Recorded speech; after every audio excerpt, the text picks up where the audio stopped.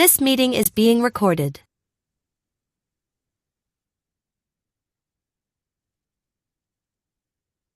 Matt, Tim, can you hear me? I'm good. It's almost Friday. How are you? There you are. Sorry. Happy Mm-mm-mm. Happy Thursday to you as well. Matt, can you hear me? Yeah, I have to mess with my Zoom a little bit. I had to reinstall it. All I good. got you now. Can you guys hear me? Yeah, I can hear you, man. All So right. I got our VPs on the line, except for Javier, he can't make it, but you guys called the meeting. Thank you. I appreciate you doing that and communicating about getting on this call. I'll let you guys go first because you called the meeting and then go from there. Does that sound Well, let's good? be clear. You reached out to us on LinkedIn and asked us if you would like to sit down and talk. After a discussion with the guys, we thought, you know, the way we were let go, number one, I had no interest in really talking to anybody here ever again. But in speaking with the guys on the team, essentially we wanted to take the call because there's still people there that we care about. Um, and we still want them and the company to be successful, whether or not we're there or not. Appreciate that.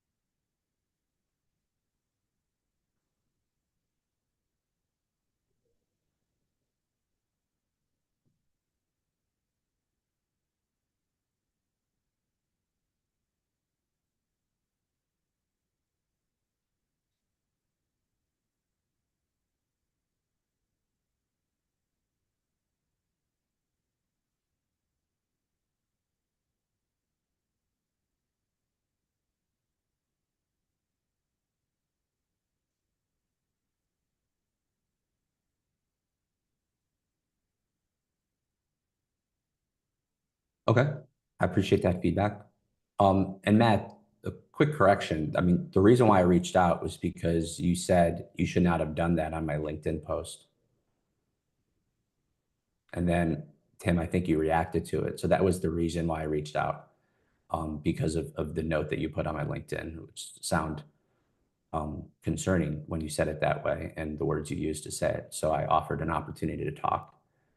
Also, I was told that you hung up on Nicole and Aaron in the process of our communication with you about all of the things we were going to tell you, to your point of not communicating. Is that Yeah. true? Well, I mean, when you get told that, essentially that there's no home for you here and that you're being terminated immediately, like what else is there to say? Like I had nothing to say to anybody on that call. It was a little disconcerting to me that one, nobody reached out to me and had a conversation with me about anything that was going wrong or that there was anything amiss. And then two, you didn't even bother to show up to the call as the CEO and the person who hired me. Right. So firstly, I don't get involved in multiple things that it has to do with terminations or hiring as much as I used to. Um, Secondly, you were on the phone with the COO and the VP of campaigns, your direct report, and hung up on them. You have and were placed in multiple conversations over the last several months of your employment with us. There was a lot of mishap and a lot of lack of communication to our clients. Matt, I like you personally. Like, I really do. Like, I consider you a friend, whether you, I'm assuming you don't, based on the way you said, there's a lot of people there that you like and care about. It sounded like you're excluding me, but it hurts because I do like you a lot as a person. Tim, I don't know you very well, but everything that I've communicated with very minimally, I'm nothing against you personally either. So this is not a personal thing, guys. And it's a business thing. There's a lack of communication, Matt, that happened at multiple times. in regards to our clients and you. Now that we've taken over the clients, it's even more exposed than it was when you were working with them. And that's okay. Like, I can write you a letter of recommendation and edify you and promote you as an SDR, but I think I want to apologize to you. I think we elevated you too quickly to get into that role, frankly, based on the way we saw it happen, after you were promoted. I actually had, hold on. Well, yeah, there was Can I multiple just things that finish went wrong. one quick point? No, And I do want to hear you out. My goal was for you to be removed from the client stuff because of all of the things that were happening that were missing dramatically, and put you back into an SDR role. When we offered that opportunity internally to the team, every single one of them unanimously said they do not want to work with you in that capacity. So this was not a Gabe decision or a Nicole decision, unfortunately. It was a team decision, and it was my intention to have you stay based on the relationship you and I fostered over the time you were here. But it turned out that that was not what the team wanted. And I know that's hard to hear. I'd have never taken an SDR position here with the way you guys treat SDRs. Not a chance in the world. Okay. What when you say the way we treat SDRs? I mean, they're underpaid, they're micromanaged, they're scapegoats for way too many things that really aren't their fault. Data's terrible. Sorry, Tim, I didn't mean to interrupt you, but go ahead. Okay, so hold on a second, Tim. Let's break this up. Underpaid. Explain that to me. Well, SDR median, I mean, essentially it feels like you're still back in like 2017 with the way that we pay SDRs. The commission structure is quite frankly terrible. I was the only one who ever mentioned anything when you guys did that back in October, was when we essentially neutered the entire commission structure and made it almost unattainable for the vast majority of our campaigns. One of the major issues I took with that particularly was you had very quality SDRs on campaigns that were struggling to get like their 5, 6, 7, 8 meetings a month. And then we raised the goal to 30 pretty much across the board, with the caveat that warm leads were going to make up for it. I had a real issue with that, doing that to the lowest paid individuals on the team. When you do it in October and the next commission check that's going to be hit is essentially the last commission check before Christmas. So you're essentially not just hurting your SDRs, you're hurting people's families and their children, which I brought up and was subsequently ignored, like most of my feedback. I don't know of any of your feedback that was ever ignored. Any feedback that I've ever received. I can absolutely tell you. Like, no, hold on. Let's talk about the commissions for a second. What were you making, and what were the SDR's income at Science? My salary at Science was $60,000. You weren't on salary. You were an hourly wage or employee. No, I was. Were you not? No. What are you talking about? Which position? As an SDR at Science, what would be the income there? You recall? $19 an hour. Okay. However, it was probably like 60-40 hourly and commission. Okay. I don't think here at Alley-Oop, it comes anywhere close to 60-40. I would say for the majority of the SDRs, it's 100% your hourly and you get 0 commission. Okay. So if you look at our competitors, right, across the board, we are actually higher than most of our competitors in regards to our income. When you look at commissions, we've been paying more in commissions in the last 4 months than we ever have in the history of our company, and specifically in the first 7, 8 months of the year. So when it says we're not paying commissions, we're paying more in commissions than we ever have with the new commission structure. Warm leads is literally someone that says they want to follow up. There's no agency in the world that qualifies that against commission. And we also remove, are you okay? Matt? Am I okay? Yeah, I'm fine. Yeah. Well, you look like you were on the phone, so I just want to know if there's everything. Yeah, I got a text message. Okay. I just muted my phone. Okay. So the commissions in regards to meetings went from completed meetings to set meetings. So it also lifted the amount of revenue that was being paid out to the reps in a dramatic way. So mathematically, your statement is completely incorrect. I'm sorry you feel that way about the comp plan. It's not really what I it feel. It's that your SDRs feel like that. They feel undercompensated. They feel underappreciated. They feel micromanaged, and they feel taken advantage of. So I think that's a major reason. I don't get that. I talk with 80% attrition over the course of the last few months. Let me had a really solid team for a long time. Things started changing. What's a long time? Having attrition. What's a long time? Like you've never seen here. Well, at least that I hadn't seen here.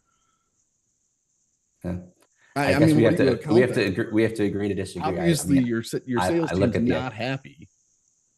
They're not happy. Well, it's not what I'm hearing.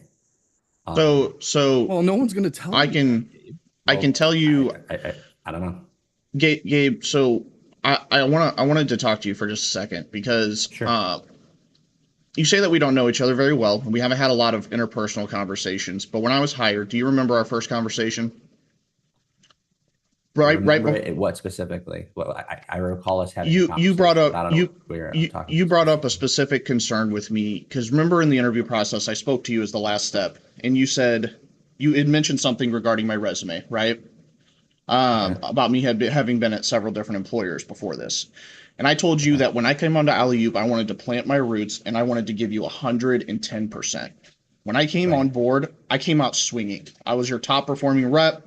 I was promoted within 90 days. And because the team believed in me in a very toxic workplace culture where you had a manager who was doing quid pro quo, HIPAA violations, exposing people's medical information, and was just treating people like crap. That can be acknowledged with Kat. Now, move forward.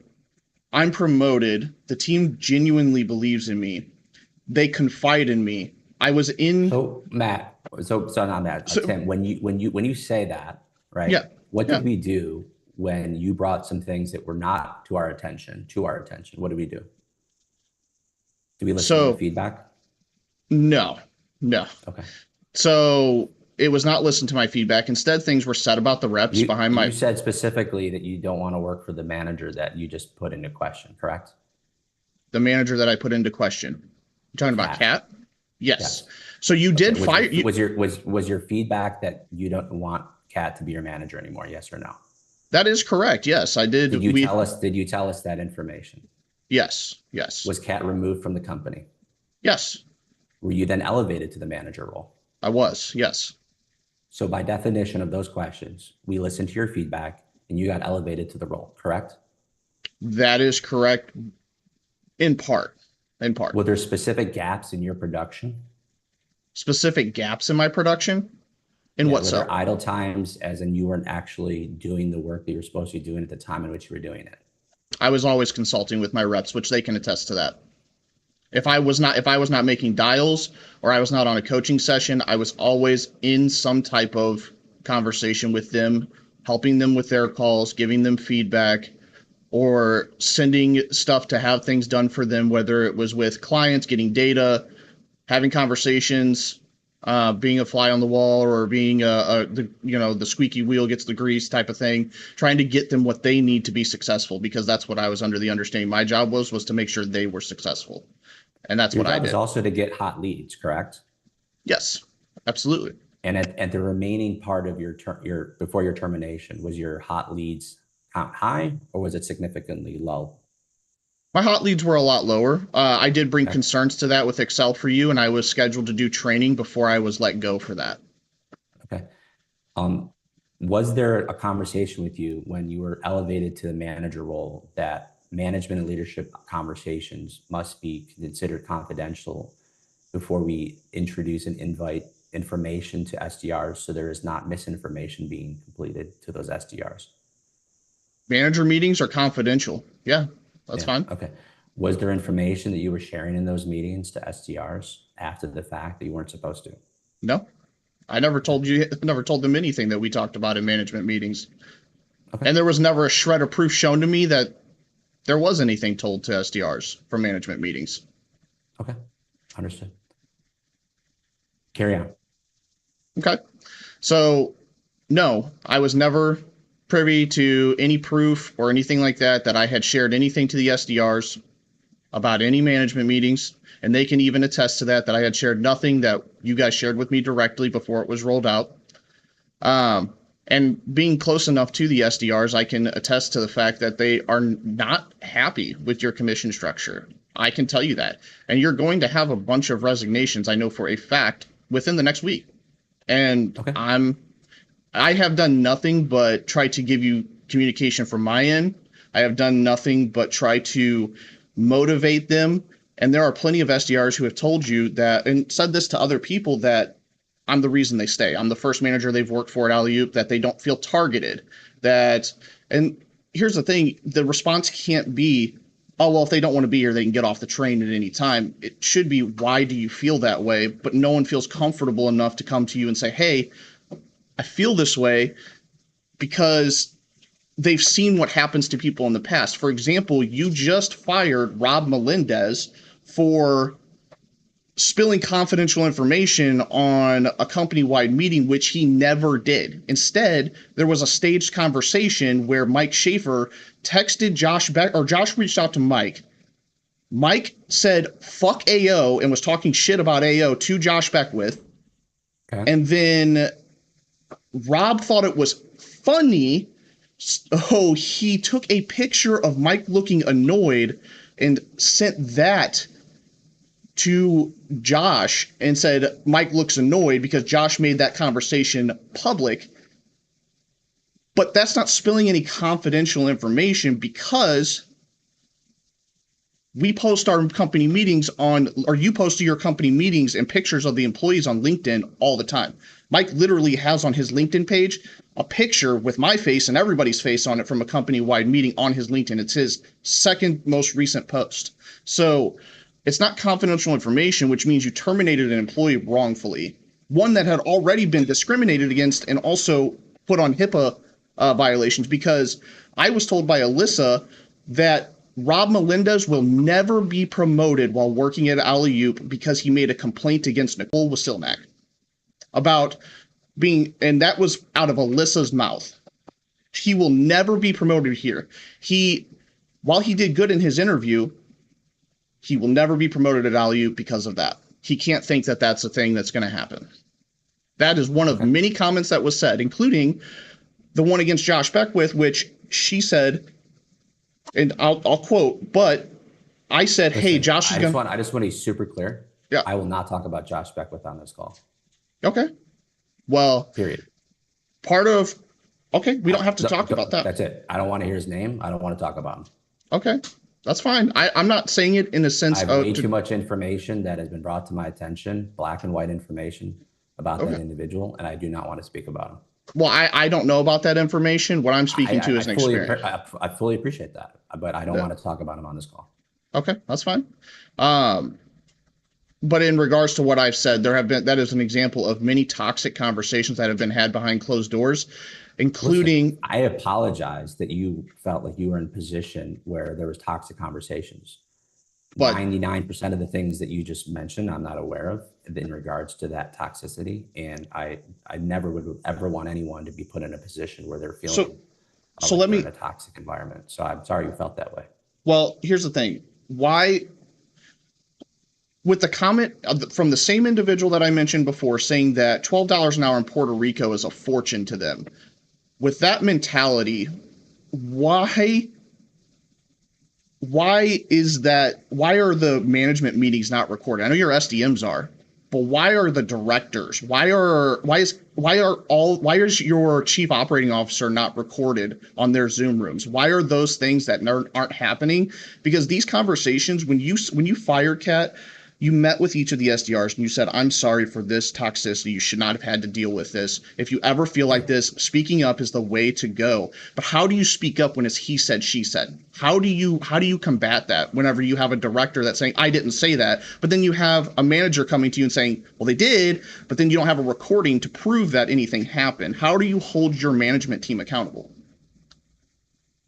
We live in an environment where everything is remote. And there's no way that every conversation that is being done one-on-one, back and forth, that is going to be able to be recorded in regards to that communication, even managing and going through all of it.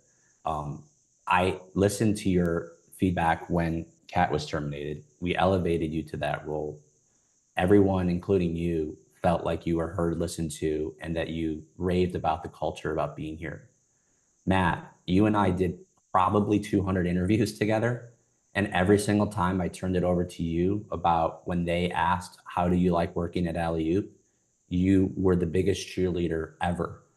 And for the culture, 100%. I loved the culture here. Yeah. Until about September. I'm being told and right then now. 180, dude. What happened in September? Did I do something in September? What? Did I change anything in September? I think it was more not you. Well, the comp plan wasn't changed in September. I wasn't changed. I didn't change. But exactly. I didn't change anything in September. Things started to deteriorate. What specifically?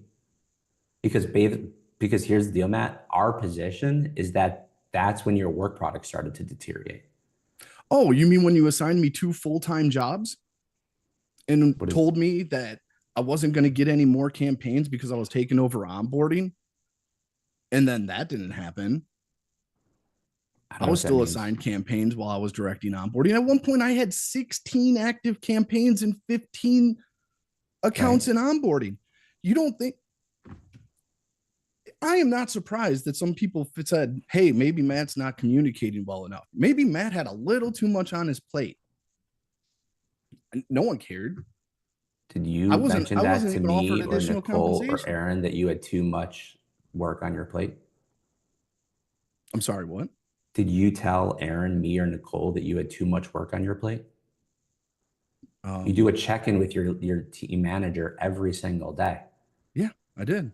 You did a check-in with me on a call before we doubled in until size September, and then we were removed from the leadership calls because it got too big, and we were literally sitting there for an hour and a half talking for everybody, and we needed to break it up because we got bigger.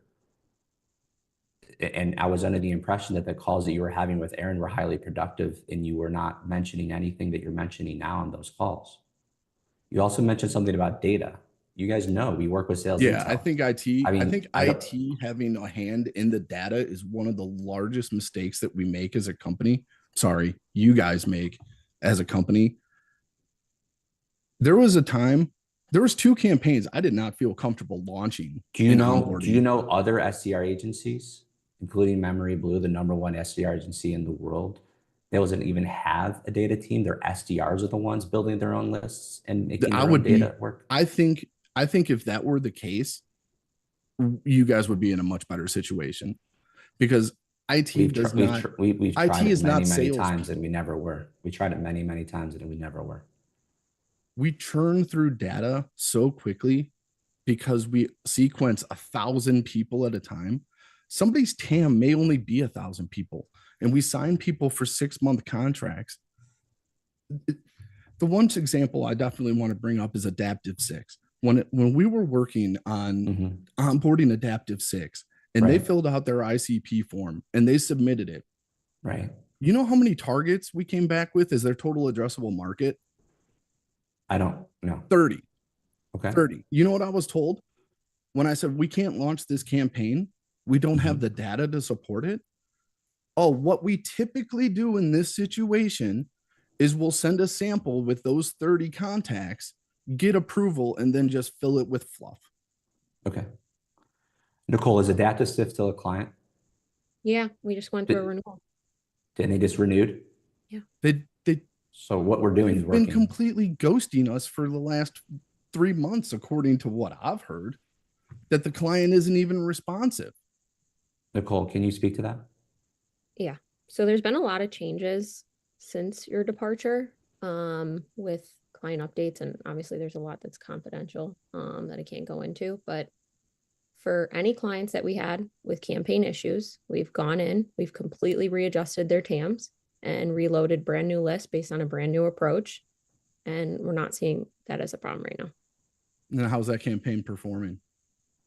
Well, they just renewed. I didn't ask that.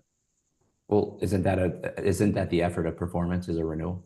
No, not necessarily. If you're on auto pay renewal and your client's ghosting you, it could just renew with no performance. They voluntarily renewed. They didn't just renew without being known that they renewed. Yeah, I'll take your word for it. Is there anything else that I have? Yeah. Well, Trilliant was the other campaign that I didn't feel comfortable. Is the premise of your statement saying that I'm lying to you? I'm sorry. You just said you'll take my word for it. I mean, we lie to the clients all the time. Why wouldn't you lie to me? Who do I lie to? I've never lied to you. Oh, I don't know. Do we offer full seat SDRs and tell our clients that they're full seat SDRs and that they're dedicated SDRs when in actual fact they are not? That's not true. A dedicated SDR is someone who works on that account without other SDRs. So you're telling me that I wasn't told to deliberately We have half seat clients? SDRs and fractional SDRs. You're telling me that I wasn't told to not disclose the other campaigns that our SDRs were working on for client calls?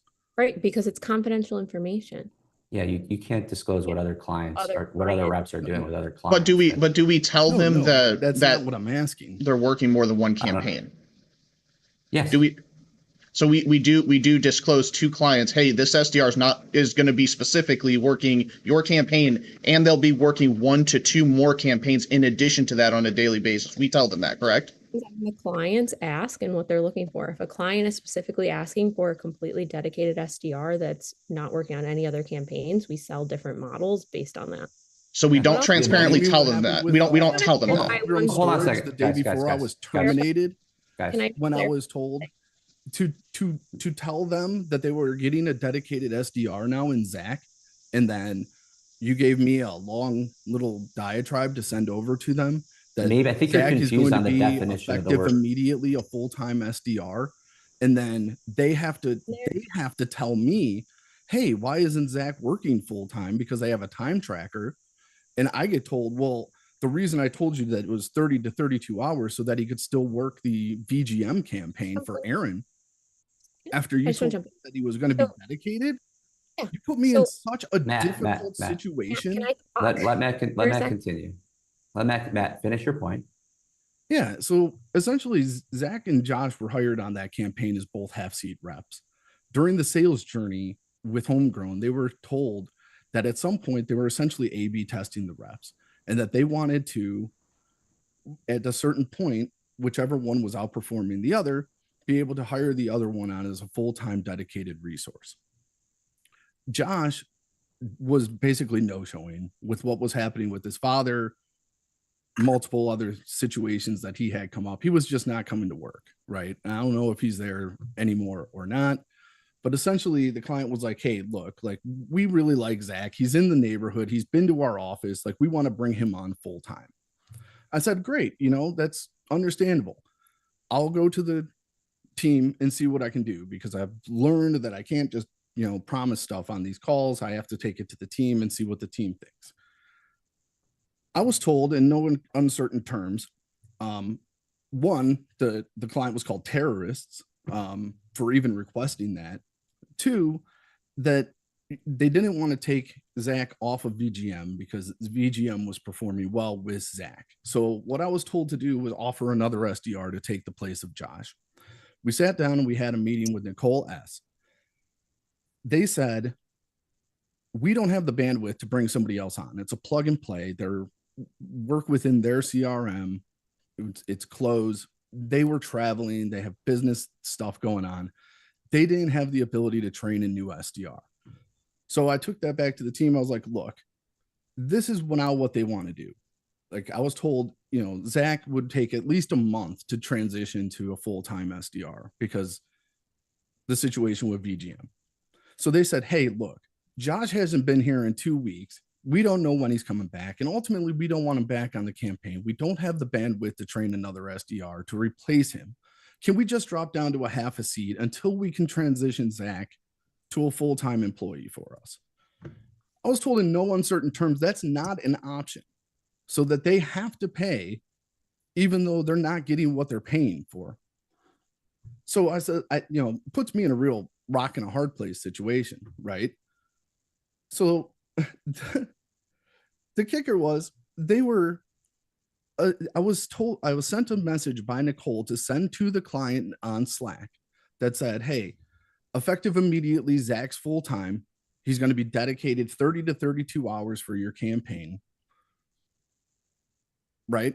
And so I sent that. The next day, they're like, hey, look, like we have time trackers. We can see he's only making like 3 hours of calls a day, if that 2-3 hours. I thought you said this was effective immediately. Come to find out, the reason I was told to send them the 30 to 32 hours was so that they could still have him work the VGM campaign. No conversation with me. So like I'm completely blindsided. And then the next day I get fired. I understand. I'm sorry that was confusing to you, Matt. It just wasn't, you didn't keep me in the loop. Like if you would just say, hey, look, this is what we need to do. This is what we're trying to accomplish. There was none of that. Yeah, Matt, that's not the reason why you were terminated. It was a culmination of things that happened over several months across multiple people in multiple instances. It wasn't a one-off scenario. And like I said, did not care because I was going to fire you guys as employees anyway, because it was really bad, dude. Okay. Well, then I think that it makes sense then. If you weren't happy here and you were looking to leave. I wanted to be happy here. Yeah. I wanted you to, the reason why, which was my decision, by the way, to keep you on as long as we did, was because I wanted that as well. And I was hoping I think and it was praying probably that you would, because Sarah quit. I think she was initially brought on as my replacement, and then Madison was then my replacement. I would imagine that if Sarah would have stuck around, I would have been out of here far sooner. No, actually, that's not true. That was for Mike. Mike was looking to leave originally, and then he stayed. He changed his mind, and Sarah was brought on to replace Mike. Mike knew about that. Sarah knew about that. Mike was looking to leave. He then changed his mind when we hired Sarah and kept everyone on. And then Sarah left because she got a job that was significantly better than she was having here. And she applied to that role months before she applied here. And it was one of those jobs that, you get months later, and it came in after the fact.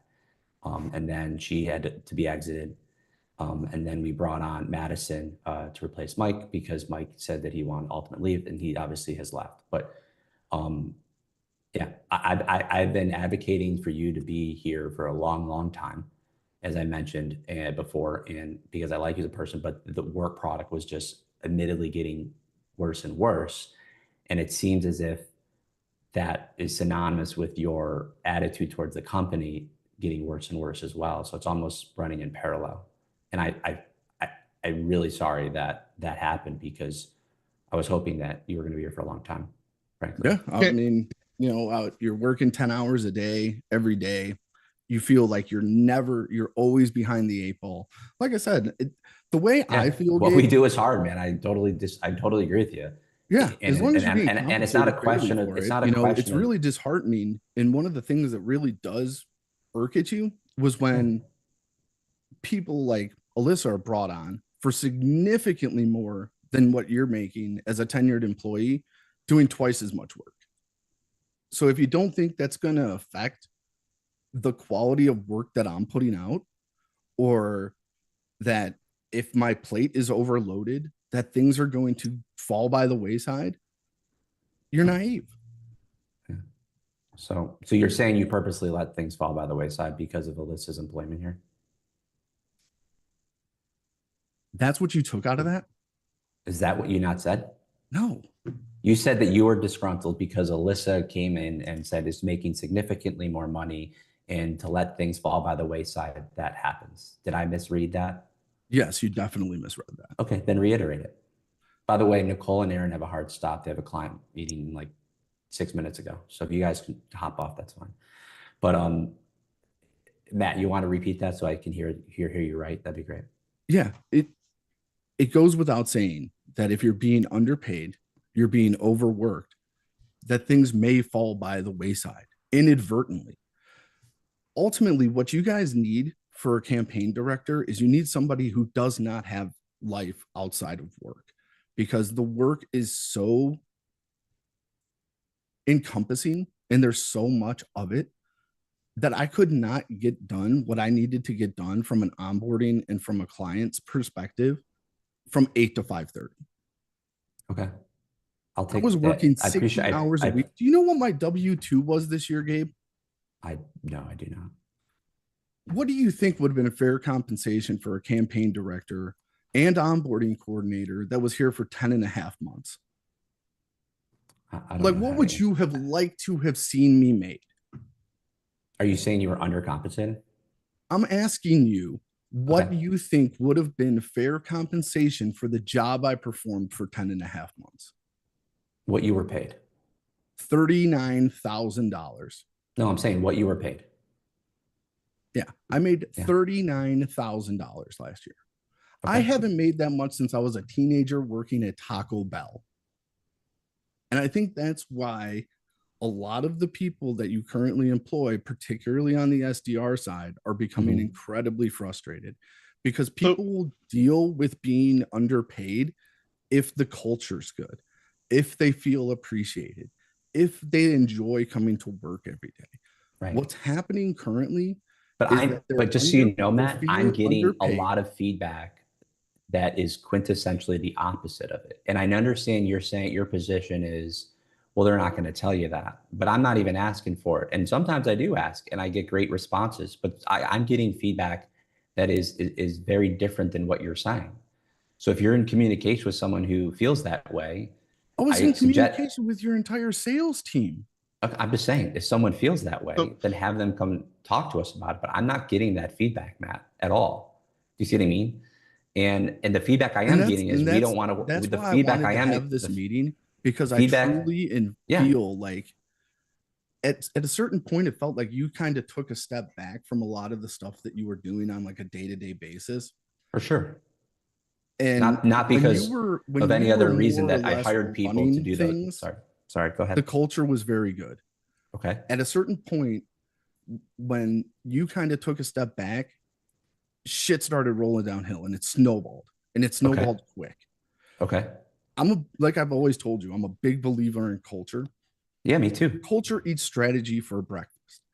If you have a good culture, you could have somewhat suspect strategy and still perform well.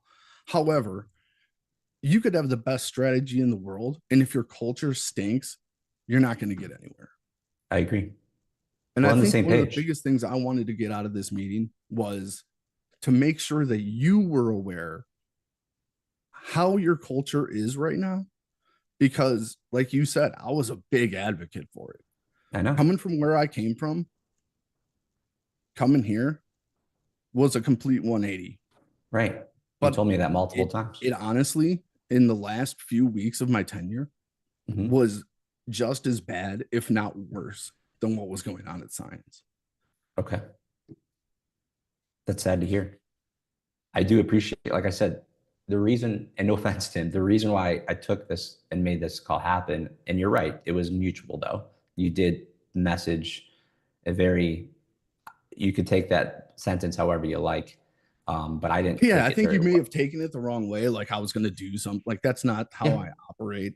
I'm not. I didn't think so, but but I didn't know you even did it. It was brought to my attention that you did. Yeah, I was just basically saying you shouldn't have fired me, dude. I worked. I was dependable. I was reliable. I came in and did the job to the best of my ability every single day. And I think you have some people in your ear that have their best interests in mind and not necessarily yours or the company's. Okay. I hear you.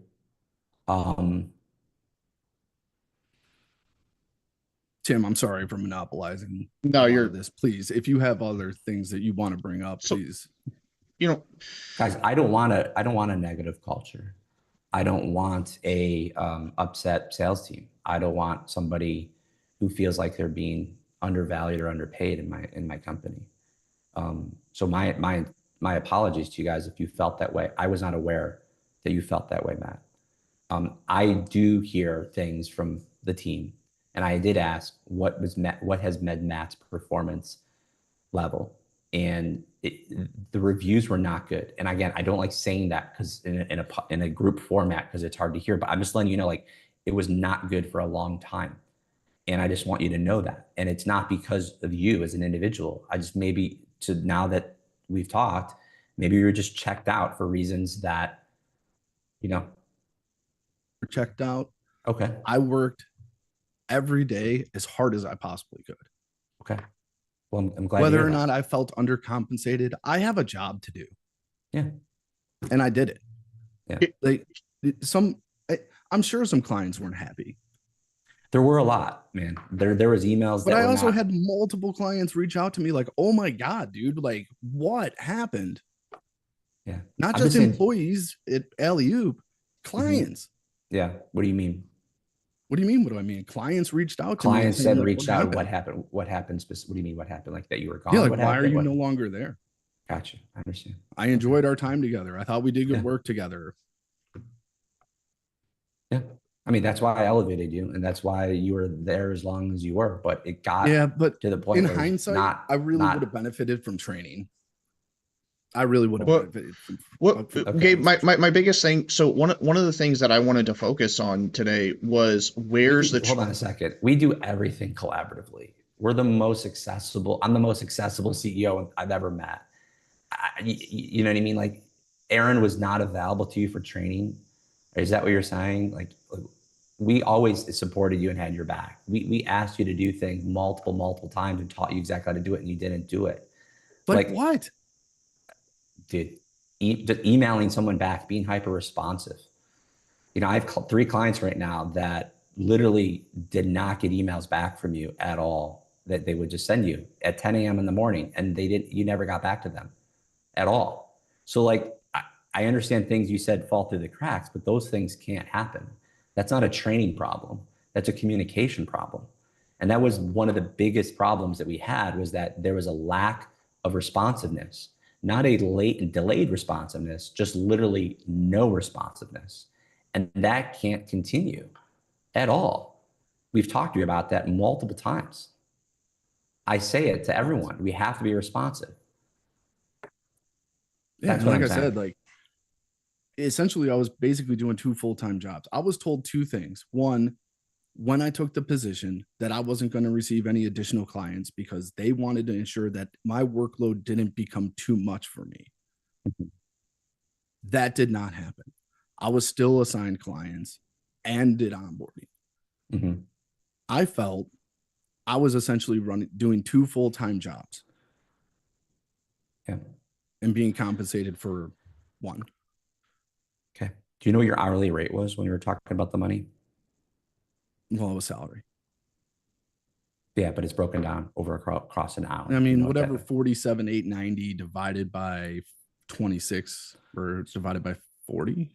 Right. But see, the thing is too, Gabe, like, I wasn't working 40 hours a week. I was working like 55, 60 hours a week. The work product doesn't show that, but you were just under $50,000 a year plus commission opportunities, correct? Yeah. Well, okay. From onboarding was basically the only time I ever saw commission. Okay. And it's not because commission is not attainable, or is that your position? Well, the only way you can commission, unless things have changed in the last few weeks, was on renewals. So once a client signed, you didn't have an opportunity to commission for 6 months off of a client because the renewal process didn't come up for 6 months. That was the main commission. There has been increases, and I believe one of them was when you were here, but I may be mistaken.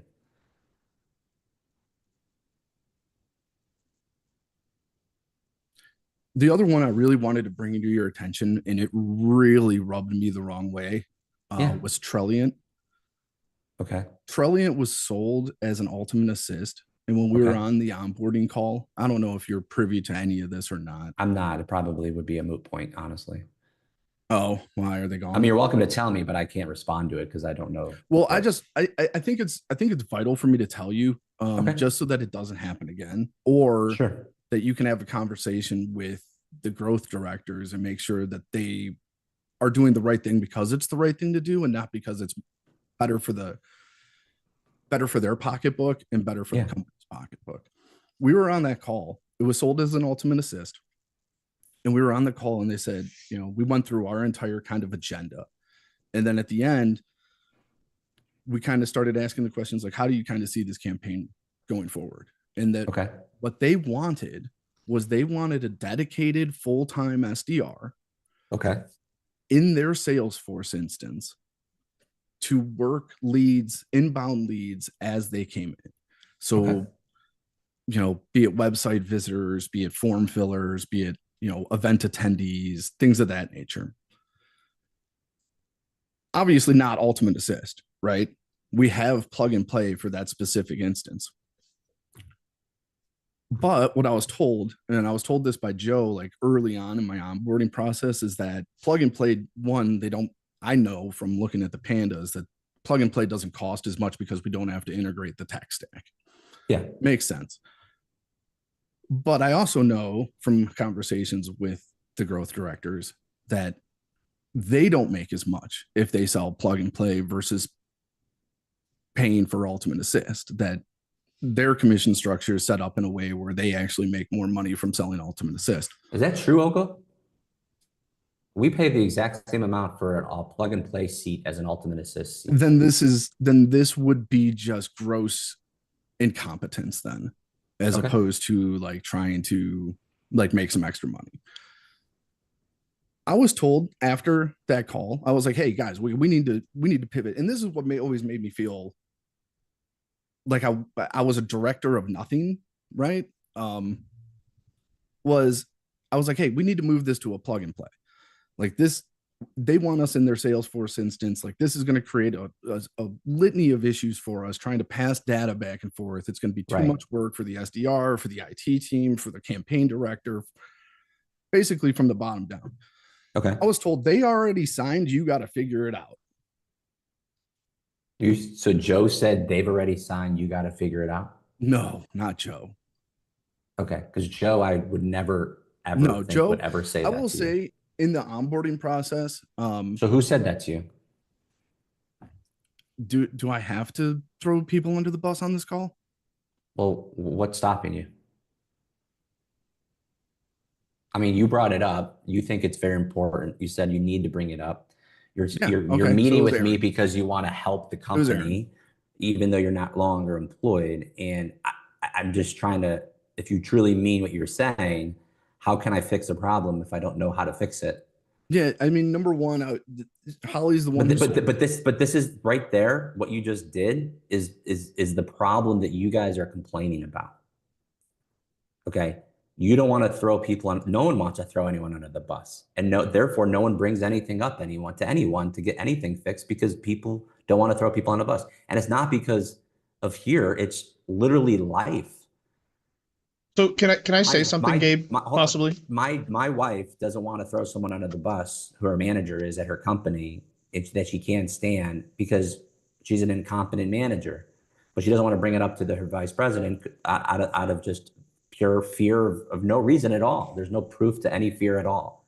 But people just don't bring things up because they don't want to bring another. Matt, you're not working here, and you won't even tell me who the person is that did that to you. Think about that for a second, psychologically. I just told you guys. I did, though. I did. Once you pressed, I told you. I appreciate that, but it was Aaron. I can't go and ask 80 people what we can do differently to help you be happy, and then hear their response and then just not believe it without pressing 5 times. I just can't do that. We've increased our compensation plan several times since I came back here in the last 3.5 years by a ton. We were only exclusively working in Puerto Rico. We brought the company into multiple areas and throughout the United States. We've increased our base salary from $12 an hour, which is what I was making when I first started here as an SDR, to now significantly more than that. We've grown and doubled the size of the company, and we are trying to attract as many great people as we possibly could. 2 of them are in this room that I'm looking at. But you guys definitely weren't doing the work product that you were supposed to and they were paid to do towards the end of your employment. That's a fact. And I like you both personally as a human being. Like and okay, that's our opinion. The reality is, though, is that I want someone to be here and to be happy. I want someone to grow here and foster. I want someone to be successful. We've promoted multiple people from where they started. We brought in a lot of people from the outside, from competitors, yourself included, Matt, to learn from you, to learn and understand what you guys have learned at other companies to grow this company. We've had people leave us and get hired by our clients. We've had people leave us and go out and become VPs and global sales directors of other organizations. And then we've had people leave us and literally harass and stalk our employees. Beckwith just messaged Donna for the 3rd time in the last 2 days, someone he doesn't know. So the reality is like, this is life. We're in the people business. And I care for both of you individually. But at the end of the day, you both seem very upset about working here over the last 3-4 months, weeks that you were here. Hold on. I haven't had a chance to speak. Every time I've tried, I get interrupted by you. Yeah. So by me? Yeah, yes, by you. I have not been interrupted by Matt. Matt's actually the only person that's apologized and said, "Hey, don't mean to monopolize." Here, as far as being disgruntled, Gabe, I did everything I could to foster positive culture, both with me and with my reps. Okay. You said that $12 isn't the minimum anymore, but there were reps making $12 an hour still on your team, and everybody makes different hourly wages at Alley-Oop doing the same job function, right? Correct. And it is attested to that's the way in multiple companies. Well, so it is attested to geographic location, experience level, etc. But then you have somebody like Ari Como who is making $18 an hour, and then you have Rich who's making $20. Rich has no sales experience, but Ari was an account executive that you've personally worked with, right? So someone who has experience in the field is making $2 less an hour. On top of that, you have an SDM who's making $20 an hour, who was making $18 before, gets a $2 pay bump, and then told to not only work 2 campaigns, but then also manage a team and culture and everything else.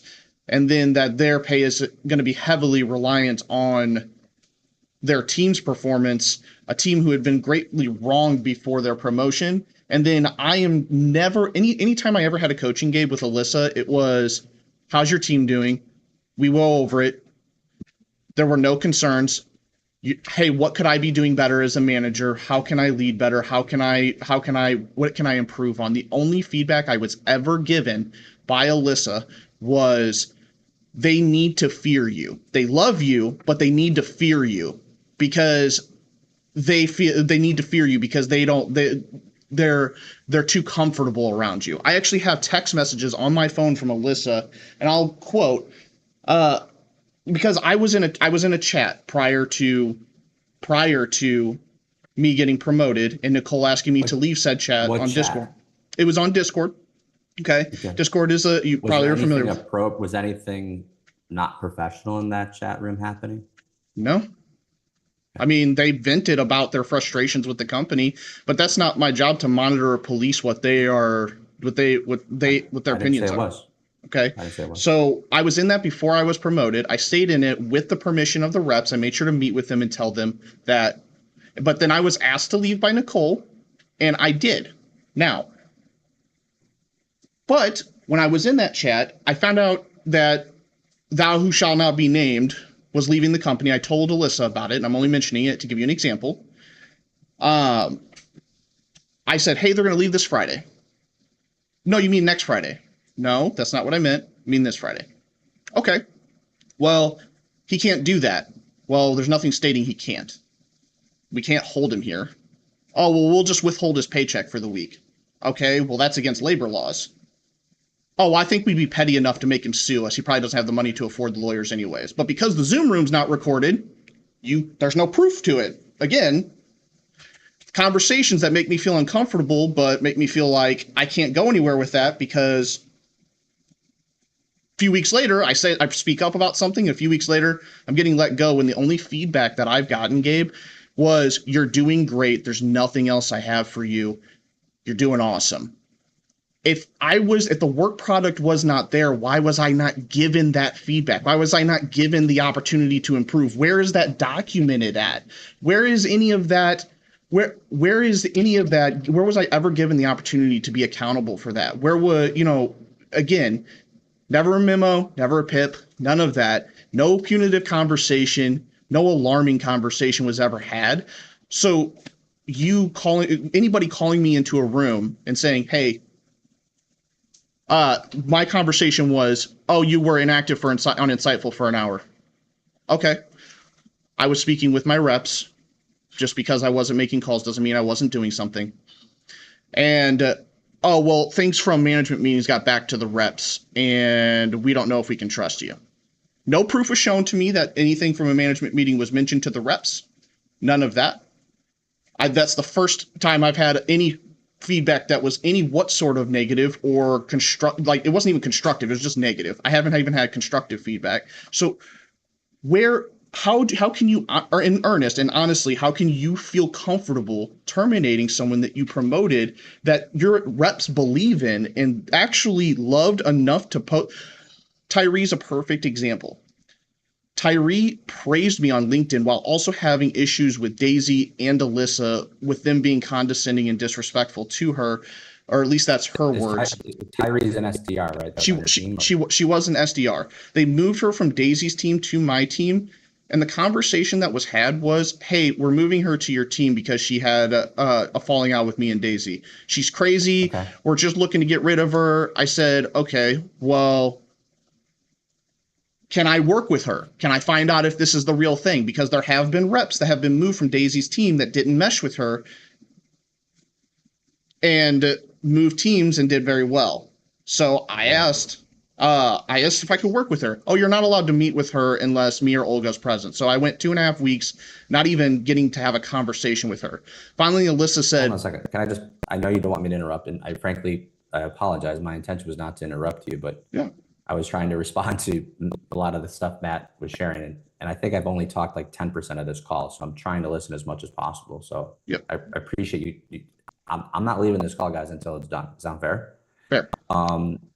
We're well over time. I pushed 2 other meetings, so I'm not trying to interrupt you or not listen to you, Tim. All right. Secondly, with someone who said to you, we can't meet with someone without Olga. Olga's obviously here.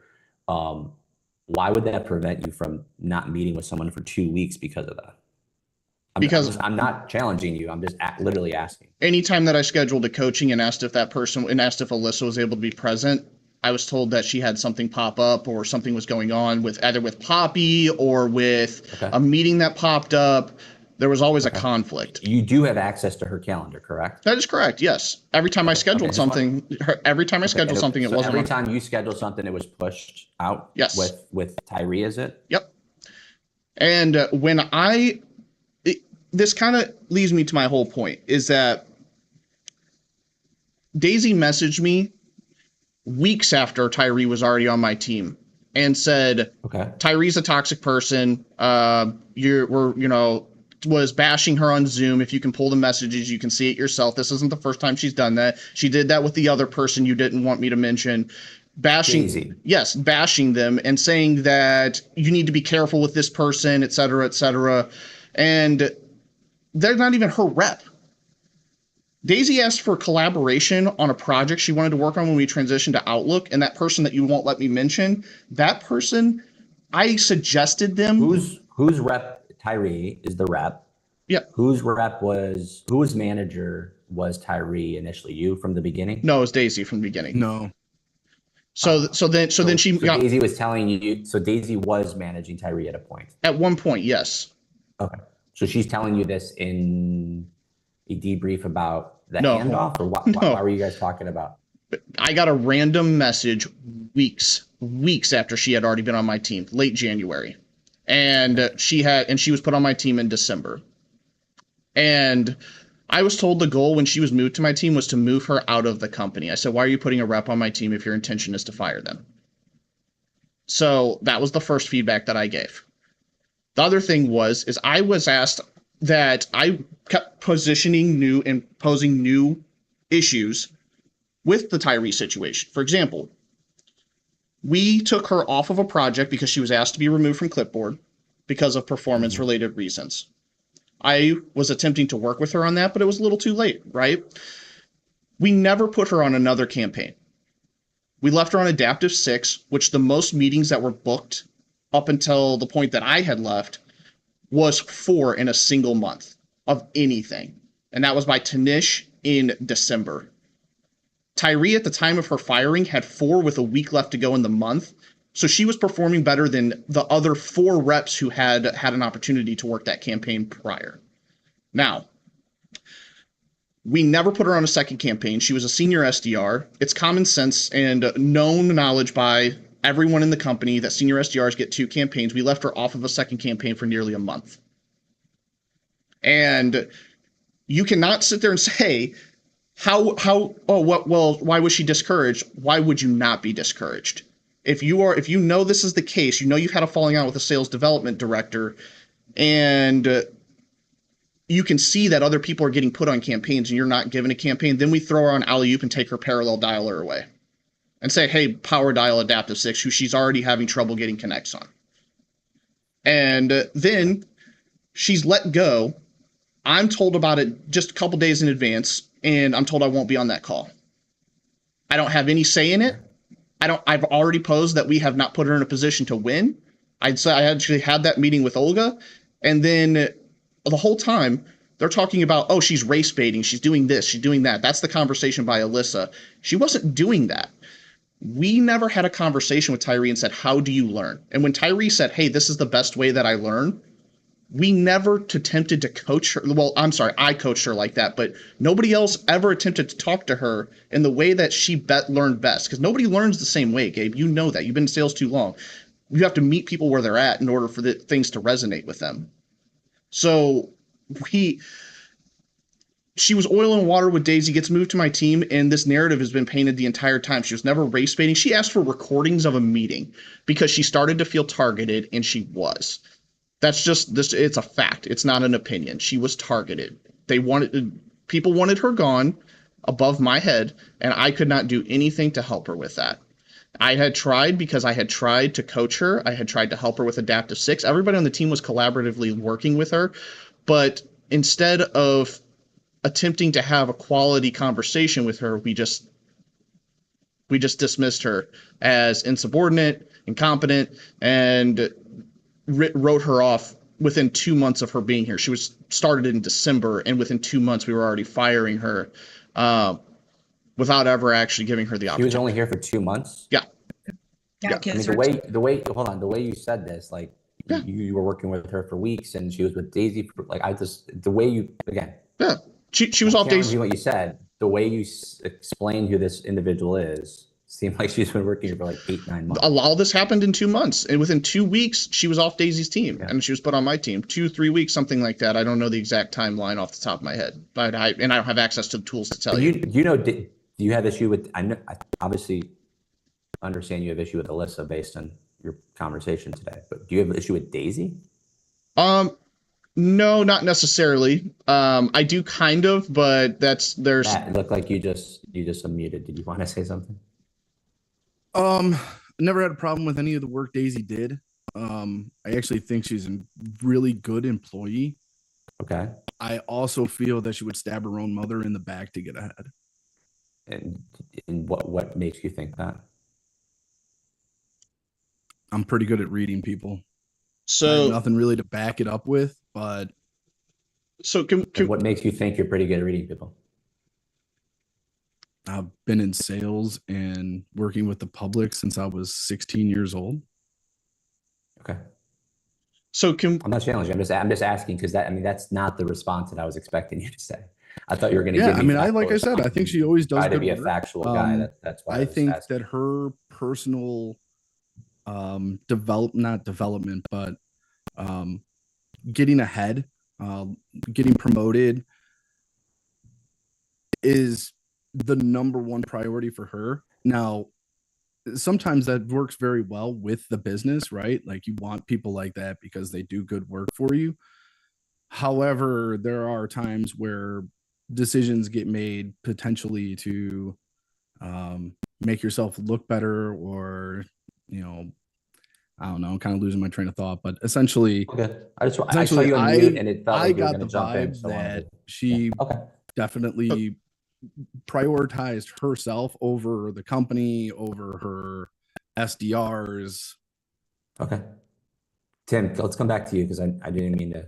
No, you're fine. I appreciate switch that. gears here. I just wanted Matt to get some peace on that as well. But yeah, I mean, this is the first time you guys bring up Daisy. So I don't look at Daisy, I guess, the same way you guys have just expressed to me.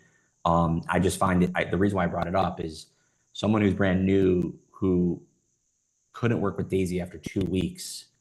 It just sounds weird to me because, well, it's not the first time had a time. report like that. So it's not the first time. I mentioned that the other person, and I know you're dismissing them because of your recent black and white information that you received, but this person has been privy to some conversations. For example, when Alyssa, he asked to be called back in because he was going to recommend Tyree be put on ARB, right? And I'm only mentioning this because this also ties into Tyree. And I kind of wanted to wrap that up, and then I'll talk about the Daisy thing. So when he was pulled back in, he recommended Tyree due to her retail experience and knowing that Tyree didn't have a second campaign. The words that were said were, Tyree will never be put on a campaign that we care about. That was to 2 people. That doesn't have to be recorded to be proven. That was to 2 people, and one of them was a rep at the time. And that's baffling. Why would you say something like that? And then they backtracked after being called out on it. They gave a personal cell phone call to this individual and said, hey, we're just joking around the calls, et cetera, trying to de-escalate that. But you shouldn't have to call anybody to de-escalate anything if what you said was above board, right? You shouldn't have to do that. If what you said was above board, that's not. And so she backtracked and said, no, what I said was, she could never be on a campaign that I'm on. But that doesn't make sense either because she's on every campaign. Alyssa manages every campaign other than Alley-oop. That's right. So that doesn't make sense either. You walked back your comments because you knew what you said was fucked up. And I'm sorry for the language, but it was messed up. It was messed up.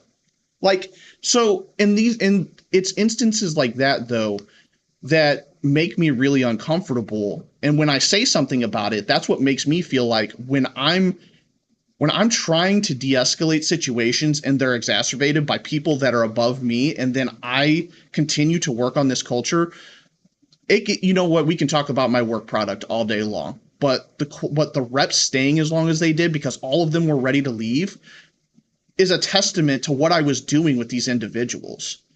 And the fact that you're hemorrhaging so many people from that same team, people that you thought were loyal to the company, is also a testament to the work product that I was doing while I was there. Like I said, you will get more resignations as early as tomorrow. And that is because they do not feel comfortable or safe with the people that you have on your team currently. And that is, everybody below you is not exempt from that conversation. So that is the reason that I agreed to meet with you. Was I was hoping, because I don't know for a fact, Gabe, we haven't had enough conversation, but I'm hopeful that you know that there has to be something wrong. Where is the proof? Where is the documentation of why I was let go? There has to be a process. If my work product was so bad, where's it documented? Where's the conversation that I supposedly should have had? Because you have to agree that someone needs to be given the opportunity to improve before you can say that they're so bad. I didn't violate a policy, was never coached, was never given a memo, was never had a conversation with. So where is that? Where is that opportunity to even improve or retain my job? And if you're saying that I gave confidential information, where's the proof of that? Where is that? Where was I talked to about that at all? I was asked about it. I denied it. Other than that, there's never been anything shown to me that shows that I was doing anything I wasn't supposed to be doing. Got it.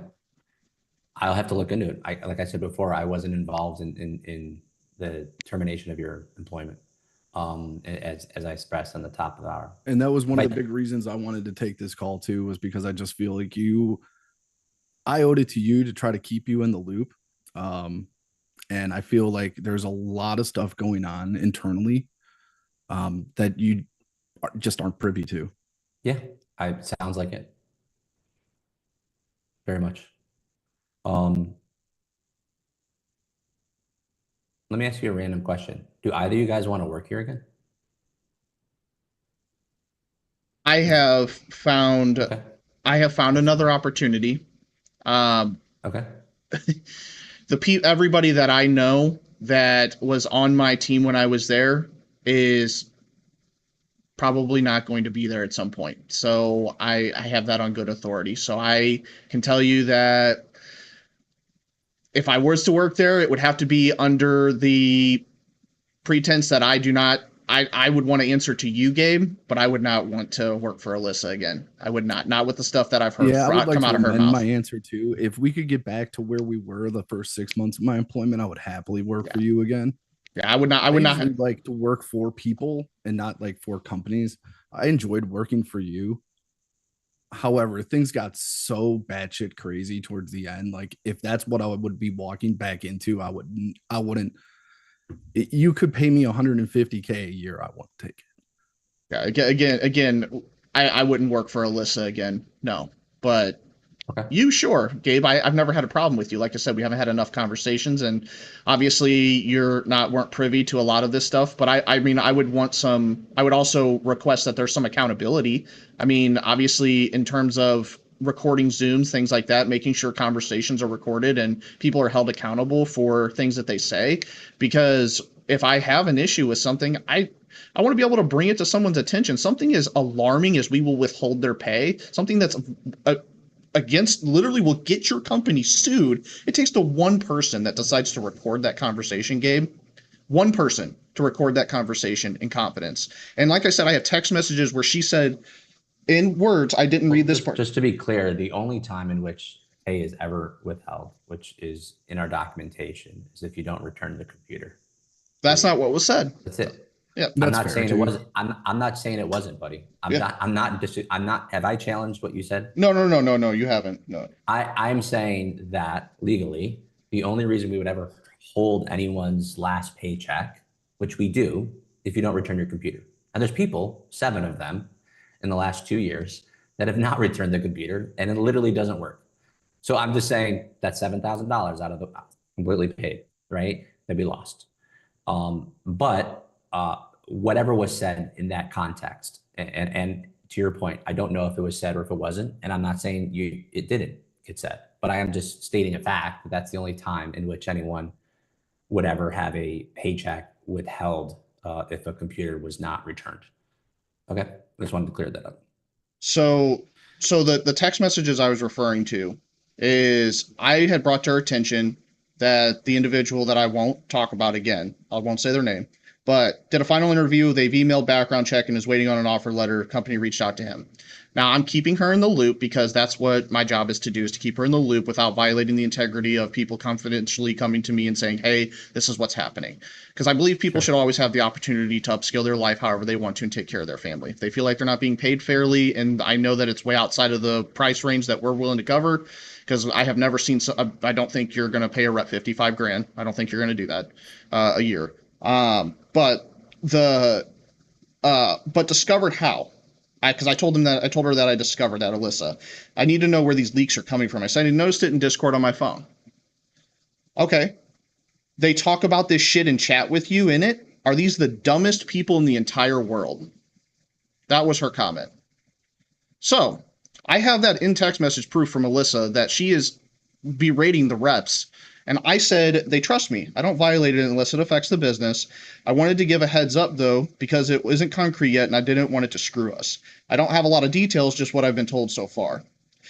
And it's good that they trust you, but they can't think it's okay to talk about this stuff in front of you. Why would you not want them to be able to talk about them pursuing other employment in front of me? Because at the end of the day, wouldn't that be something that you want us to know about so we can either talk to them about why they're doing that or what's going on, if there's any way we can match that? Like, wouldn't you want to root for people to be successful, or at least know about that from a campaign standpoint? And I want them to be scared of you. Exact words. why would you want the reps to fear me? Why do you want them to be scared of me? Don't you want them to respect me? Do you want me to be a tyrant? I thought that's what we just got rid of. Right. You know what I mean? That was my perspective on that. And that's in text. That's proof. I have text messages from her cell phone number. I'm not, you don't have to keep reiterating that. I appreciate, I'm not calling you a liar, man. No, I know, but I'm trying to back up what I'm saying because I know that the stuff I appreciate it. The stuff on Zoom calls, because it's not recorded, is hearsay, right? I mean, we can't prove anything because it's on a Zoom call that wasn't recorded. But at the end of the day, I want to give you the things that I can prove, which is that is an example of the way that the reps are talked about. And then you can imagine that mentality is probably transferred to how they act with the reps. Okay. I understand. Could you send that to me? Yeah. Okay, cool. Thank you. What else do you guys want to cover?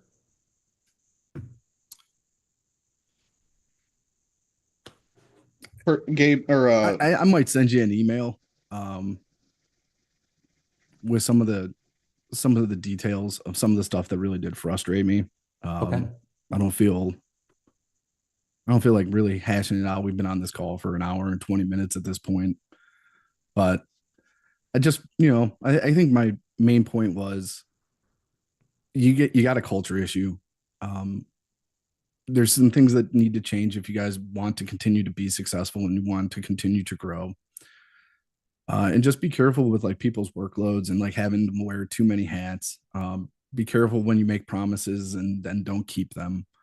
And just make sure that there isn't favoritism going on. Like one of the biggest things that I felt was as a campaign director, that probably wasn't everyone's favorite in positions that I kind of needed them to be kind of on my side. I felt like I got the short end of the SDR stick a lot. I was told, well, no, I had campaigns where SDRs were just removed and new SDRs assigned without a word to me. Obviously led to a lot of frustration on my end, right? Sure. One of the final onboarding call I was on, for instance, I forget who was talking, but Alyssa had interrupted and was like, hey, I don't mean to interrupt, but when we launch a campaign, do you mind letting us know when it's launched just to keep us in the loop? And Aramis chimed in and he was like, we do. Like in the onboarding channel, we always post like tech is set up, SDR has been notified, like we're ready to launch, right? Yeah. And I was feeling a certain way already that week. I probably I felt the hammer drop and I kind of felt like I was in the crosshairs for a few months. And I was being kept there basically for business necessity more than anything else. So I felt like a little I felt inclined. I was like, hey, like the same goes for you guys, right? Like if you're going to assign a rep on my account, like, do you think you could just at least let me know? Because one of the situations I ran into at the end of my tenure was the carriage report was all fucked up. Sorry again for language. You can swear. It's fine. And it got me in trouble on one of the calls, right? And it wasn't even supposed to be that kind of call. So like, anyway, I was trying to figure out like why the report was so off. And as I was like, going through Orem, going through the report, trying to get the numbers correct, like I found that Brittany Roca was on the campaign because I saw in the Orem list, like, carriage, BR, called only. I'm like, BR, like, who is this person? So like I go to headcount and I'm like, oh my God, like Brittany Roca has a carriage seat. Never got told. Right. And then it wasn't in the report, threw off the numbers. That whole situation became a complete nightmare. But anyway, like I said to her, I was like, hey, the same goes for you. Like, you got to keep us in the loop too. Like, you can't just assign reps or move reps around without telling the campaign directors. Right. So if you could keep me in the loop, like, I would really appreciate it. I shit you not, 2 hours later, I get a message from Alyssa saying, hey, you need to train Nicole S on hunter strategies. Right. Because Milo was ripped off the campaign and reassigned to another campaign, and Nicole is taking over. And I'm like, I've already had Mila meet with the client multiple times. They're happy with her performance so far. Like that's what I meant when I said, like, I was a campaign director of nothing. Like, essentially, I couldn't do anything no matter how much I begged for it. Like, you can't build your own data. You can't generate your own reports. You don't write your own scripts. Like, it was basically like I was just holding client calls. And like, I begged from like the time I was promoted to the time I was terminated for access to sales intel. And like, eventually we were pacified, like, oh yeah, we're going to get you guys seats, right? We not necessarily credits, but at least we'll give you a seat so you can go in there and you can see like, okay, like what can I build out? Like, what can I do to try to like build a campaign for these people? Because a lot of times, like particularly on onboarding, these ICP forms, like they don't fill them out great. And the IT team, and this is one of the points I made earlier, was like having the IT team build the data that the SDRs are calling from just never really made sense to me. Like, you should either have like the in onboarding or even in the sales journey, the campaign or the growth director should get in with the client. They should look together to build out, who their target audience is, and then launch with that. And then once the campaign launches, the campaign director then has access to sales intel. They can do data refreshes, new pulls. But like, when we're just asking IT to do it, like IT doesn't have the same investment in the client's success that the campaign director does, that the SDR does. And they don't have the understanding. They're not on the calls. So like, we're trying to put in tickets that like, you're trying to convey something in a ticket form, and then the data gets all screwed up. And I think that would be a huge uplift. Like, if either in onboarding or even in the sales journey, that the growth director built a data set that we were going to launch with. And then once the campaign's live, that the campaign director took over the data. It just never really made sense to me why we have. So can I add to that before you respond to it, Gabe, please? I want to give you a little bit of an example. So Strata, right? Yep. When Jose Escobar was on that, we asked for a very long time to change his data to marketing titles. I gave a lot of evidence as to why we needed marketing titles, including their mission statement on the front page of their website stating that they target marketing. And it was pretty obvious. It was Glassdoor in front of your face. I provided data that all of his bookings were from marketing directors. The most traction that they've gotten on meetings was from marketing individuals. Strata themselves told Daisy, hey, we want to be targeting marketing titles. Why are we not doing that? Yeah. This was brought to IT's attention over a couple months, several times. And nothing happened. We were told, oh, we got to have the client do this. We got to do this. We got to do that. It was always an excuse in passing the buck. Every time I would kick it up the ladder, it was always a reason why we weren't getting it done. And then lo and behold, once we gave Jose some marketing titles, he started booking them again. And that was towards the end of his tenure, but he did start booking them again.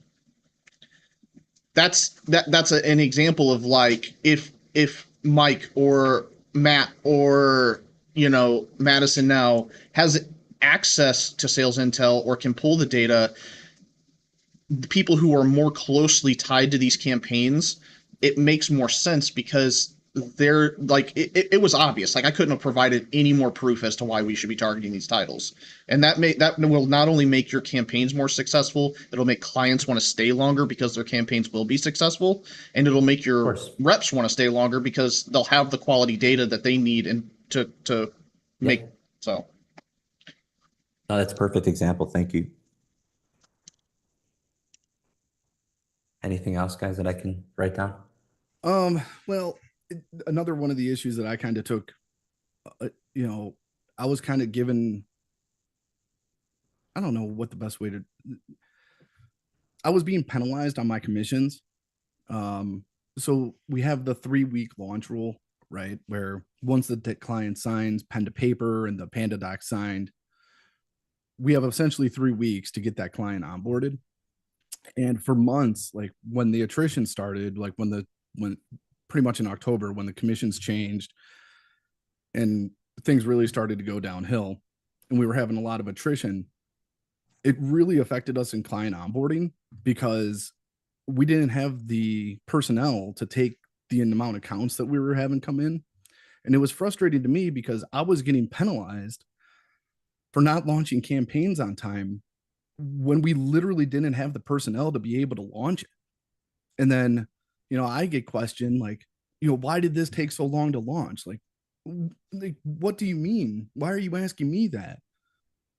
You should know we were waiting for the rep to start so that we could launch the campaign. And then I get my commission and it's wrong. I don't think one of my commission checks was right the entire time I was there. Like every single time it was like, hey, you guys missed this, you missed that. And I just felt like, a lot of times like I was held to a standard. And I never tried to make the impression that I was beyond reproach or that I was a perfect employee or that nothing was ever going to get missed. I understand. But like I just felt like other people were held to a different standard. Like I was being held to a higher standard than some other people within the company. I heard you say this. Give me one second, guys. No, you're I need good. to make sure my batteries are running out of my earpads here. All right, keep it going. But yeah, one of the things that really upset me last couple days that I was employed was I was on a call with Heiko. I actually think this was the day I was terminated. I was on a call with Heiko, and Alyssa and I were on a training call with Zach Butler and a few weeks earlier. And like we both kind of came to the conclusion that like he wasn't growing at the same. He wasn't grasping it right. He was on the campaign since the beginning of the campaign, which launched in July. And we just didn't feel like he was growing with the campaign and not doing what he was supposed to be doing. And the client had requested back in December, might have even been November, for an A/B test. And I was like, yeah, we can probably execute on that, but I have to be very careful on these client calls about what I agree to be able to do because there was so much going on and so there were so many multiple moving parts. So I said, hey, like we can absolutely make that happen. Like give me a little bit of time, right? And I had to keep pushing it off because we just didn't have the personnel to be able to make it happen. Eventually it got to the point where they just requested a new rep, right? So I'm like, hey, typically this is something I would DM, but I was feeling a certain way. So I put it in like the main channel so everybody could see. And I was like, hey, look, like just got off the call with Heiko. They want to switch reps. I know that we had a discussion previously that we ultimately wanted to replace Zach anyway. When do you think we could make this happen? And Alyssa responded like, hey, with the way that our headcount is currently, I don't know how feasible this is. I'm like, well, it's a client request at this point. Like, it's not like I'm requesting it. Like they're requesting it. And we were met with like, something, there's a guy starting next week. We could execute on this Wednesday. And I was upset because I was like, look, like these people just resigned. They've put up with a lot of crap because there's a lot of crap going on. And then we're going to reassign the account to somebody who's going to be on their third day. And like, I didn't feel comfortable with that. Right. And like literally an hour later, I got fired. So like, it's hard to not think, in my opinion, that like this was personal because I always felt like I never got Dalton on a campaign. I never got Bryce on a campaign. Like if there was a good SDR on my campaign, they just got switched off.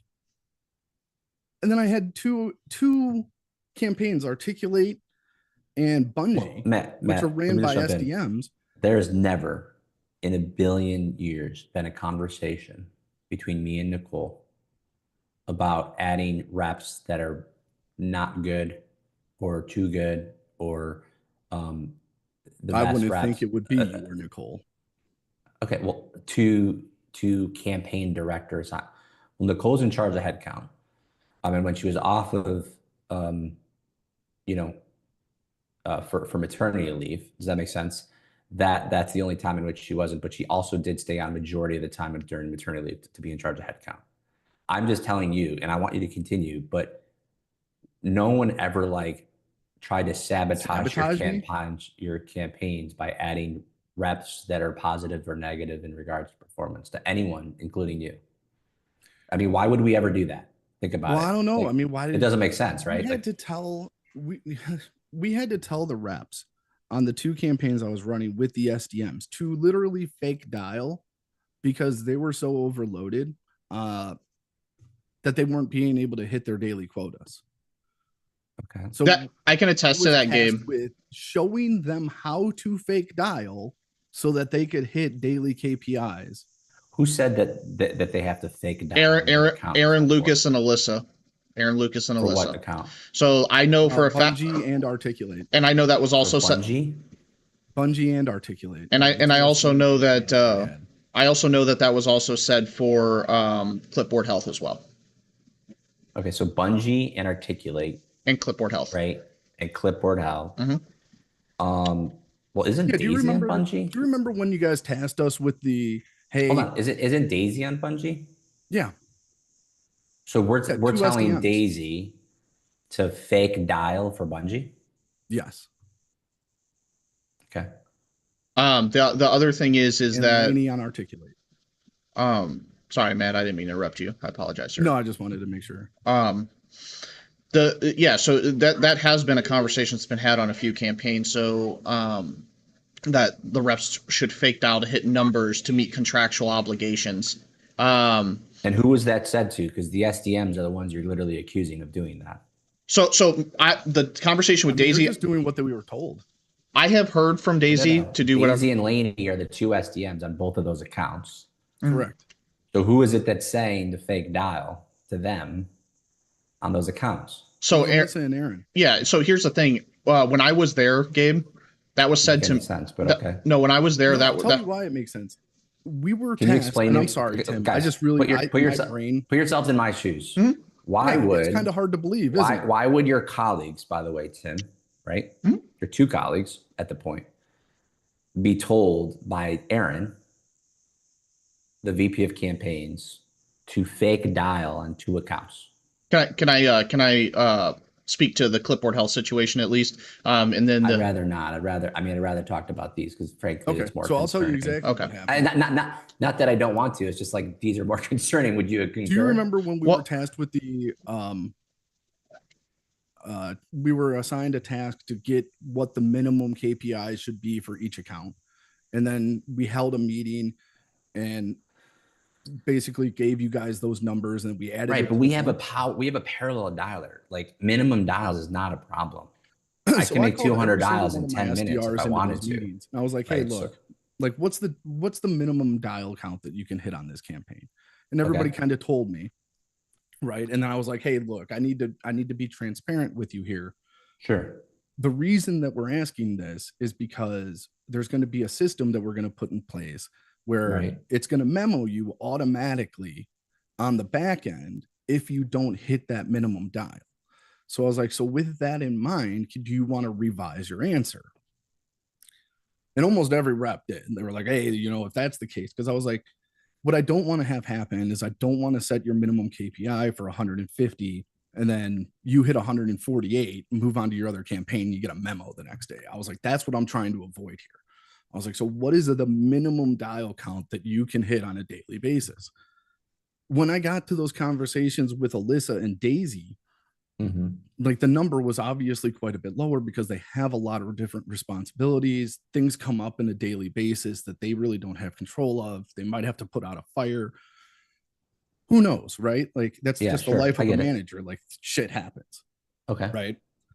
So when I had those conversations with them, like the number they came back to me with was lower than all the other calls. So like when we get into that call where we're like going over the numbers for all the campaigns, those were the only 2 that I got pushback on, saying, hey, like that number is just not high enough. Like we need to be able to have a higher number. And I'm like, well, I did exactly what you guys tasked me with. I had personal conversations with these people, and like that's what they can say. That's what they're saying is like the minimum dial that they will hit consistently on a day-to-day basis. Right. I was like, one of them was like 75, one of them was like 100. And like I had to raise them. And I'm like, guys, I don't know if they're going to be able to do that, right? So what we were told to do was to fake dial in order to make sure that they could hit those numbers on a daily basis. And that if they didn't know how to fake dial, I was tasked with showing them how to. You guys know my feeling on fake dialing, right? I would assume it's the same as mine, is that it's which is what fucking acceptable. Right. I mean, it's literally stealing from the company and our clients. Which is why it's so baffling that it was allowed, and that why it was being instructed. And here's the thing, that was told to the reps on like the camp on clipboard. The reason I mentioned that is because it was told to the reps to fake dial on that. And you can't do that and then walk it back whenever you're called out for it, which is what Aaron did whenever he was asked about it directly. Was, I never said that. And that seems like a trend, is like anytime someone's called out for something, it's like, oh, well, I didn't say that. Just take accountability. Like, you said something because you were worried about contractual obligations because it's a difficult client. Take accountability for your crap. Like, it just turns into a he said, she said. And here's the thing, there's reps though on clipboard to because I'm big on proof, right, Gabe? I said the text messages, I reiterated those several times. You can ask any rep that's been on Clipboard Health since my tenure there if they were instructed to do that at one point in time. They will say yes. That includes Moscato. Yep. That includes Amber and Tosi. Comfortable enough. Well, they probably, maybe not to you because they're afraid. But at the end of the day, the big thing is they're afraid to talk to me. Am I not approachable, guys? Like, why are people afraid to talk to me? 100% you are approachable. It's just the title like scares people, right? I get that, but that's why I'm overly approachable. Like, I'm overly approachable because of the title. Does that make sense? Yes. Like, I was an SDR here, so I am approachable, but I attempt to be overly approachable because of the title. So what else more can I do to be approachable with the title? I can't give up the title, right? And what else can I do? Like, I would just, if you're gonna ask him honestly, and you're asking my opinion on how I would approach it, I'd just be like, hey, look, like, this is not on you. I just want to know. And then nothing is going to happen to you. Like, I will put it in writing for you if you want me to, that no matter what your answer is, that there's not going to be a negative consequence for you. Gabe, the reason he says that, ever told this, and then they might feel comfortable answering you honestly. Well, I appreciate that, and I try it, and that's actually my big approach, is that, like, listen, this is a safe space. You can tell me anything. No one's getting fired off of it unless what you're about to tell me deserves being terminated. Like, so it's like, you know what I mean? But like, there's usually when someone is wanting to talk to me about something they're scared to talk to me about, it's because a reaction like that actually should happen. Do you see what I'm saying? So it's like, it's challenging. And I'm just being, highly vulnerable here by telling you that, like, someone doesn't want to say something to me because of my title, because they don't want someone to get fired. But usually the thing they want to tell me actually deserves someone to get fired. So the catch-22. Here's the thing, and I'll give you some very honest feedback. You can take it, you can leave it, you can do whatever you want to with it. I appreciate that. That's my intention for this to be a productive call, is to hear you guys out. Look, this is an example of things that scare the shit out of reps, because they do talk even after they're not working here, right? Then this scares people, right? The Rob Melendez situation. I mean, you don't have to speak to it, but I'm going to mention it because I know what happened. Okay. One person reaches out to Mike. Mike talks shit about the company. I have screenshots of like long text messages. Mike screenshotted his conversation with Alyssa, going back and forth with her, and sent it to this person. And said, XYZ, I can read them to you, or I can send them to you, whatever you want. But at the end of the day, the only thing Rob ever did was screenshot someone's face looking annoyed. That's it. That's not a confidentiality breach. Rob was a loyal employee, been there for 2 years. He did really well in campaigns. He listened to feedback. He gave feedback consistently. He was probably one of your most consistent individuals and did literally nothing wrong. But instead of looking further into that or asking him honest questions, he didn't know what to even do. And he was just let go. He said he was under investigative leave, then sent a separation letter on Monday. And I didn't know all that. I talked to people, Gabe. I talked to people. Congratulations. So you talked to Rob about this scenario? Yeah, I have talked to him. Okay. So, I mean, again, just a lot of information for someone to know. Again, well, just so you know, you also probably should talk to your IT team. They don't ever lock anybody out of anything when you terminate people. I had access to Trello for 3 weeks after I was terminated, as well as access to pretty much my email and everything else. So, but I didn't have access to Zoom. That was the only thing that actually locked me out of. But you should probably talk to them about that. But again, beyond that. That was a little cheeky of a conversation, Tim. We're trying to be productive, not sarcastic. You're right. I'm sorry. So explain to me, you were not, again, this is about, you guys intended to want to do right by the company and the people you care about that are still here. That's what you said. Yeah. So with the Rob, I'm here listening to everything you're doing intently, writing notes and taking notes as much as I possibly can without being distracted from interrupting. So the reality is this: you were accessible to all of our technology and all of our tools post termination. I didn't utilize it, but yeah, I went to go delete the tools and I had the access to it. I wanted to see where I was coached, but what does that mean, where I was coached? I wanted to see where I was coached. So I went and I screenshotted my employee card. Got it. Okay, cool. But I wanted to see where I was coached. But at the end of the day, but continue on about Rob. Sorry, go ahead. Rob was wrongfully terminated. Like, we can't dance around that conversation. There was speculation based off of whatever information you guys have, but it was speculatory at best to fire him, and he was a dedicated employee. Did he have his frustrations? Sure. But everybody at the company does. They just don't feel like it's going to fall on deaf ears, because they feel like the people that they would actually tell their frustrations to are the same people who'd be as quick to fire them for venting or telling them what's wrong. That's why I was privy to more information than most of your management team was, because they're like, we feel comfortable. We think you actually care about us. They don't feel that way about other people. And that's what that has to change, because I've had significant amount of conversations with people who have come to me from every position in the company, venting, giving feedback. Frustrated. Yeah, with me. Well, I mean, I can't control anyone else that's as much as you can. But that's my point. That's what I'm saying. Yeah. And I listen and we do everything we can to course correct. That's good that you do that. That has to be something that's done. I'm doing it right now. Well, that has to be something that's done at every level, right? Right.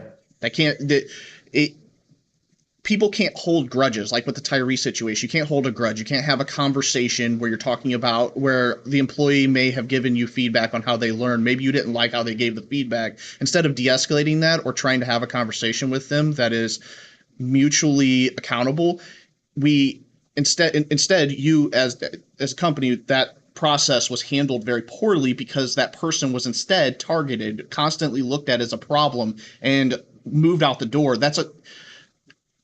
2 months, we haven't even given. I honestly never met the person, so I don't know the details of anything you just mentioned. So I listened and I took a lot of notes on it, but I understand what you're saying. And again, there's other instances where people have felt targeted. There are people that have been there for a very long time that have told me, "Hey Tim, being on your team was the first time I haven't felt targeted here," and I appreciated that. I brought that to other people's attention and told them that, and instead, like I said, I had a very surprising conversation randomly on a Thursday. I think it was a Thursday, without any coaching as to why it was happening beforehand. Not a single thing. So, again, I can assure you that nobody is targeted by me in any way, shape, or form. And the word targeted is just an interesting word, because it's the exact opposite of how I feel any company should operate. So concerning to hear you say that. I mean, holding a personal grudge against somebody because you don't like the way they gave you feedback is insane. Like, you can't, like, putting someone on my team saying that we're planning to fire them, and then telling me that I can't meet with them, and telling me that they're race baiting and making all these insinuations, which was never actually done, because I saw the Zoom recording where that conversation happened. That wasn't what happened. And instead of de-escalating that situation, which I was trying to do, and I did effectively, which is why that person praised me on LinkedIn as a leader, and then to turn around and me point out multiple different instances where we're not making that person have the opportunity to be successful, and then for them first to turn around and just terminate them, say they don't have a home, while we consistently put people on campaigns, is a clear and obvious message sent. So you're talking about the person who was here for 2 months? Yeah. Tyree? Yeah. Yeah, the same person that was asked to be removed from the 2 customers from her campaign. That's why we couldn't Got place. it. She Okay. was supposedly a rep from Memory Blue that was supposed to be experienced, and she was asked to be removed from Clipboard and then from Redactive 6. Got it. Okay. Thank you, Olga. So speaking of, you sound terrible. oh yeah, Yeah, she lost her voice. She feels fine, but she lost her Okay, well voice. that's good because like sounds super under the weather.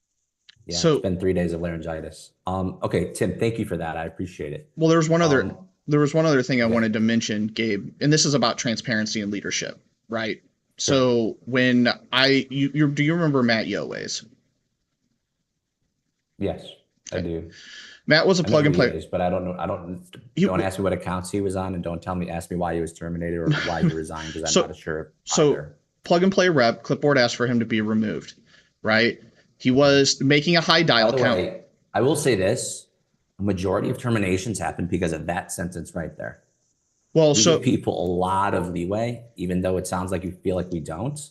But there's a lot of SDR organizations that I can easily point to that would give significantly less leeway across the board than we do. So that's my position. Now, you may disagree with that, but that's, and it's, by the way, intentional. I want people to grow and become successful. You know, I haven't said much on the call, but I say this story all the time about a guy named Al that literally came on and he should have been terminated. He would admit to this after the second week of working here.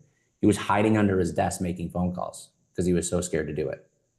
Literally, I like walked around. I said, "Where's Al?" He's like, "Oh, he's underneath his desk." Literally, that's how bad it was. 90 days in, completely horrible numbers. Okay, a year later, the #1 rep in the company and became a sales director here for 2 years. So I've seen people metamorphosis into experienced, amazing, incredible producers. And my goal always is to give people an opportunity to get to that point, hopefully as fast as humanly possible. But the #1 reason why people have been terminated over the last decade is because clients tell us that they need to be removed. And sometimes we don't have a place for them. And sometimes we do it multiple times to the point where we just literally can't do it anymore. That's fair. Generally speaking. Now, I'm not saying I'm not challenging anything you guys are saying, but I'm just saying over the last decade, that's been the theme of how we operate. Does that make sense? It does. So can I ask you a question about that? I want to explain the situation a little bit and ask you a very honest question about that. So with Matt, we met with him on Tuesday. Me and Alyssa did. She said Clipboard wants him removed. He has until Friday to turn it around. We met with Matt, had a very candid conversation. She said, "Matt, you have until Friday to turn it around or you're not going to be at the company anymore." So Matt was making the most dials on Clipboard Health, but he was booking with administrators, directors of nursing, which were the titles that they asked to be booked with.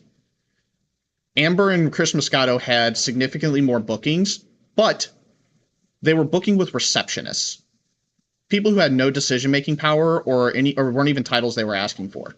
They were booking with receptionists. Matt wasn't doing that, so his bookings were significantly lower. Now, fast forward, we have that conversation with him. Not only does he book with the right titles, but he books more than Amber and Chris the rest of the week every single day. He still maintains the highest dial count, and he does everything we ask him to do, including a complete 180. Friday rolls around, we still terminate him. We made a promise to him that he would have the opportunity to turn it around. He did exactly what we asked. I looked up all his numbers.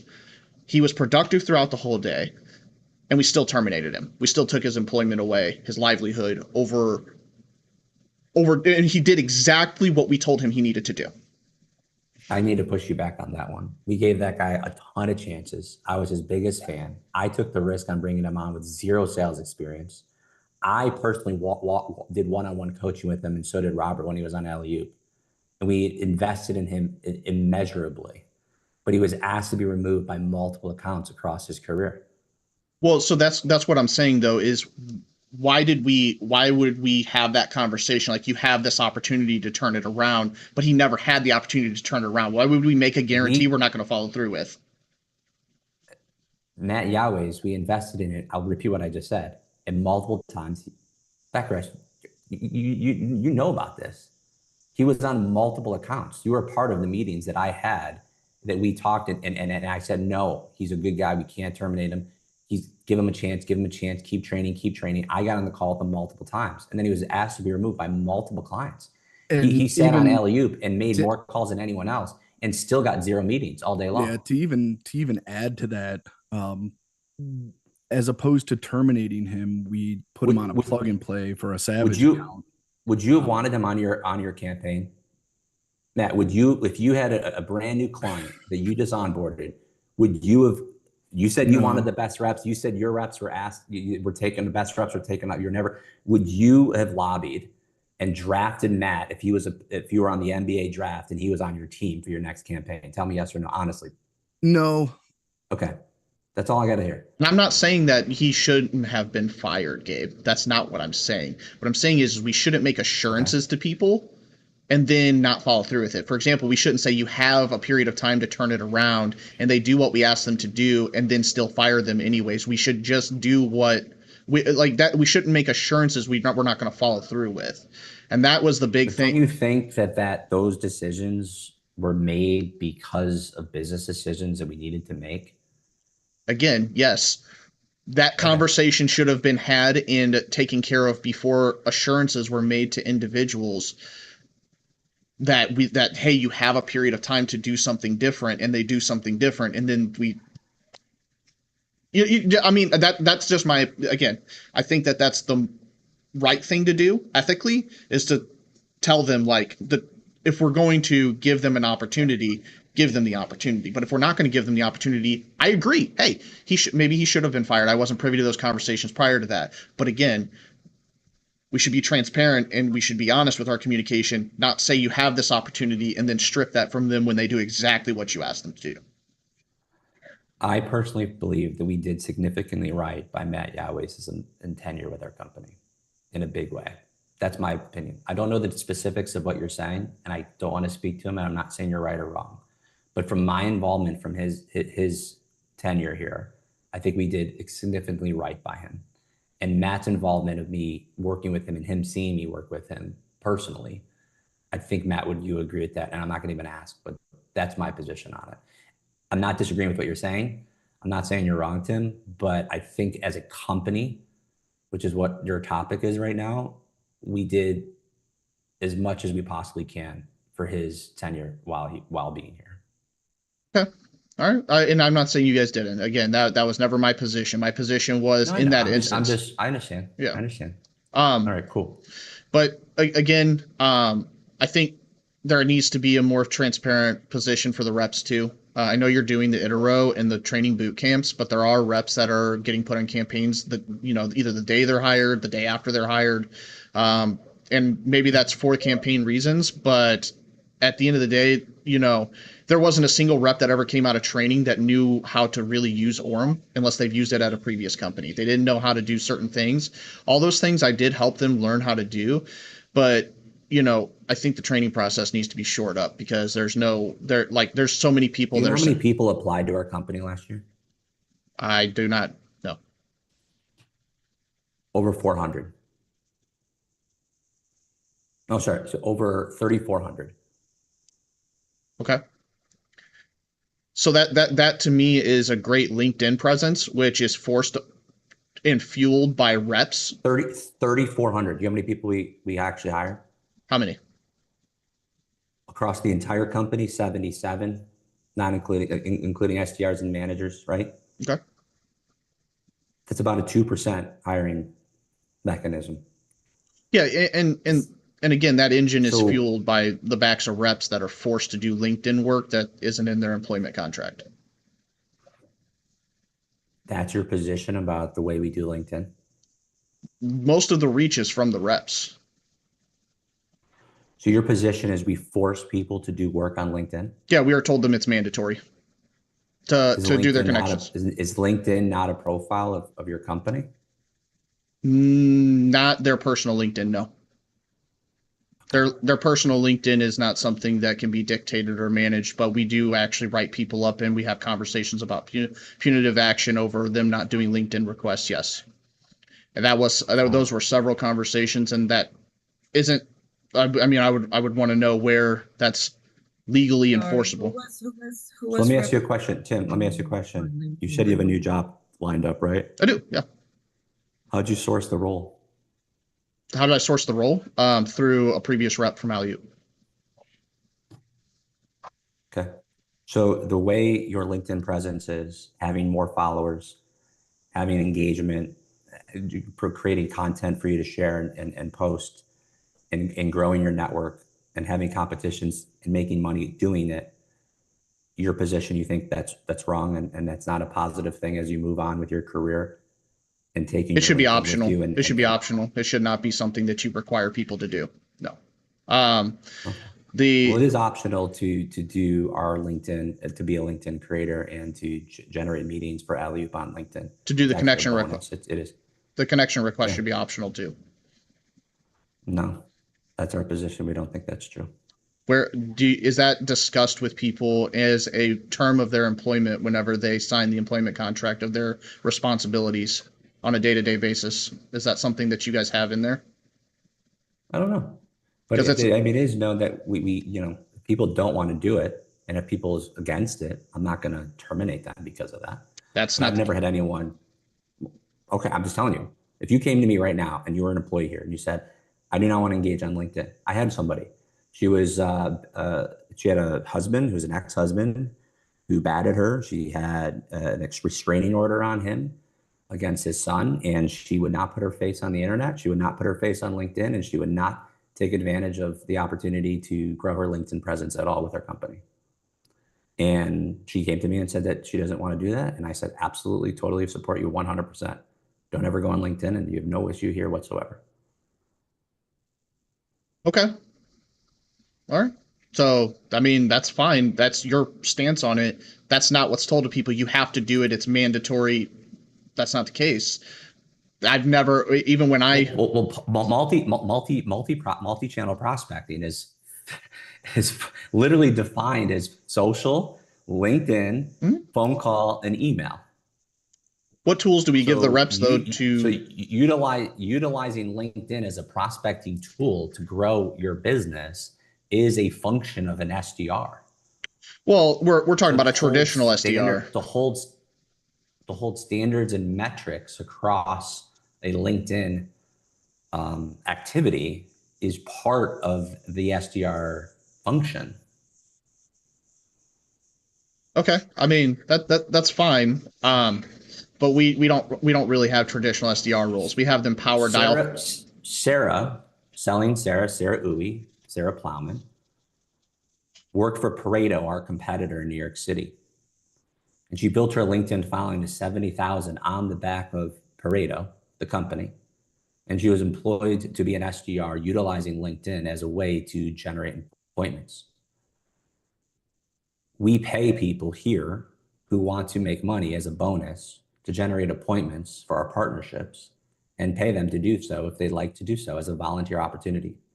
Utilizing LinkedIn as part of the SDR's responsibility. Okay, so if we may completely differ on our opinions on that, but do you encourage if someone doesn't want to partake in LinkedIn activity here, that's fine. They can come talk to me. So you said you talk to everybody.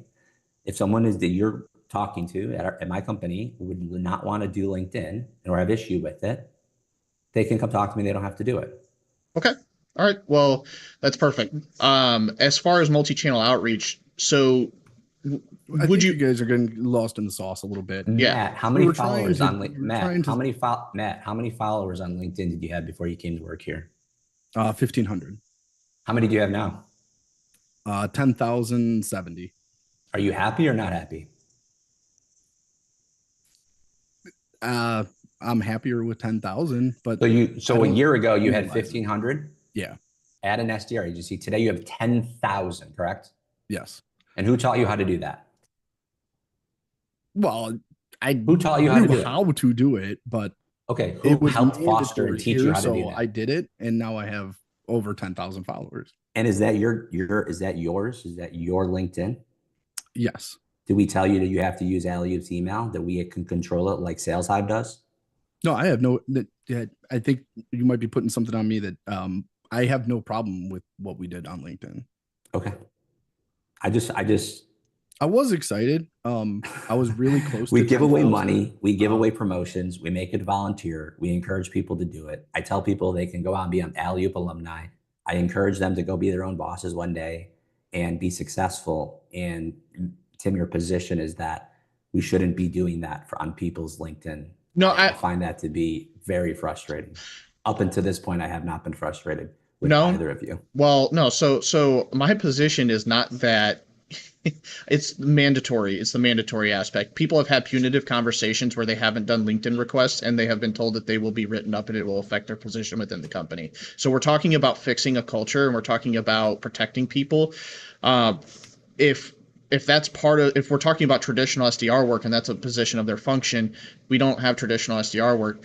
It was outbound campaigns where they are literally making dials. They're not even writing personalized email sequences, have no control over sourcing data. That's normal SDR function. So we can't preach normal SDR function on one aspect and then completely when it's beneficial to us and then strip it when it's not. So I'm again, we're talking about ways to fix culture. That was one of the complaints, was that they feel very micromanaged, controlled, and that was one of the things I wanted to bring up. So, well, when you people not showing up to work on time, playing video games while they're working, right? Yeah. Being on idle time for multiple times, and then individuals writing posts about how you should be able to work whenever you want. It's not it. You know, this is a in-office approach to a remote culture. So I always say up front when I'm interviewing people is that we have a schedule. We have a sprint schedule. You show up, you clock in, you clock out. We're all working during the same hours. And that's the environment that we live in, but you get to do it in your pajamas. And so like, that's always been the way when we were in an office, which we were for many years, and we decided to move to remote. That has always been the way we do business. It's not work whenever, it's work wherever. And there's a lot of people who take advantage of that in insane amount of ways when you see the things that we've seen. And so, yeah, I don't want to micromanage people. I actually say, I don't care about what you do. As long as you generate leads, you're good because the client's happy. Matt, you've heard me say that 1,000 times. I always say this story about, one of them was the guy I talked about, Al. Al had to make 500 calls a day on Zoom info to get 40 completed meetings. That's what the goal was. 40 completed meetings a month. His quota was 22. He got 40 a month completed. And that's the only way he made money. And he did 500 calls a day to do that on a manual dialer. Another guy had to take 50 calls to do it, 1/10. He was much better at the way he researched his strategy. We did email ourselves, so he's very good at that. You use a LinkedIn to connect and convert meetings and build networks and build relationships and generate leads. But he did 40 meetings a month. They were both 1 and 2 in the company. And I say this multiple times. Matt, I'm sure you've heard me say this story. If the clients are happy and they're generating leads, I literally don't care what the KPIs and metrics are. You shouldn't, because the clients don't either. Exactly. But the reality is that when you're brand new or newer to a role like this, you need to have a systematic approach to a formula that makes sense. And if your call count, Tim, on an account is 200 to get 2, and Matt's 100 to get 2, and mine's 50 to get 2, that's what we need to do. But not everyone knows that yet. So that it takes time for them to figure that out. And that's why we try to move the call volumes up and down, and we're strategic. And I tell the campaign directors, you guys need to be the one to tell us what the call counts need to be. And the SDR managers, you guys need to understand what your rep's capable of to figure out what that call count needs to be for that rep to make that client happy. That's the scenario. It's not us trying to micromanage anyone. It's all about just getting people to book leads in a way in which keeps that client happy. Right now, we have 108 happy active campaigns. Last year, we had 50. We're growing. We understand that. People come into the company that maybe shouldn't have. You guys were victim to that. We try to remove them as fast as possible. And we want a positive culture and we want an environment to win. But sometimes people coast. Sometimes people don't show up. Sometimes people stalk our employees. And we're in the people business. I get it.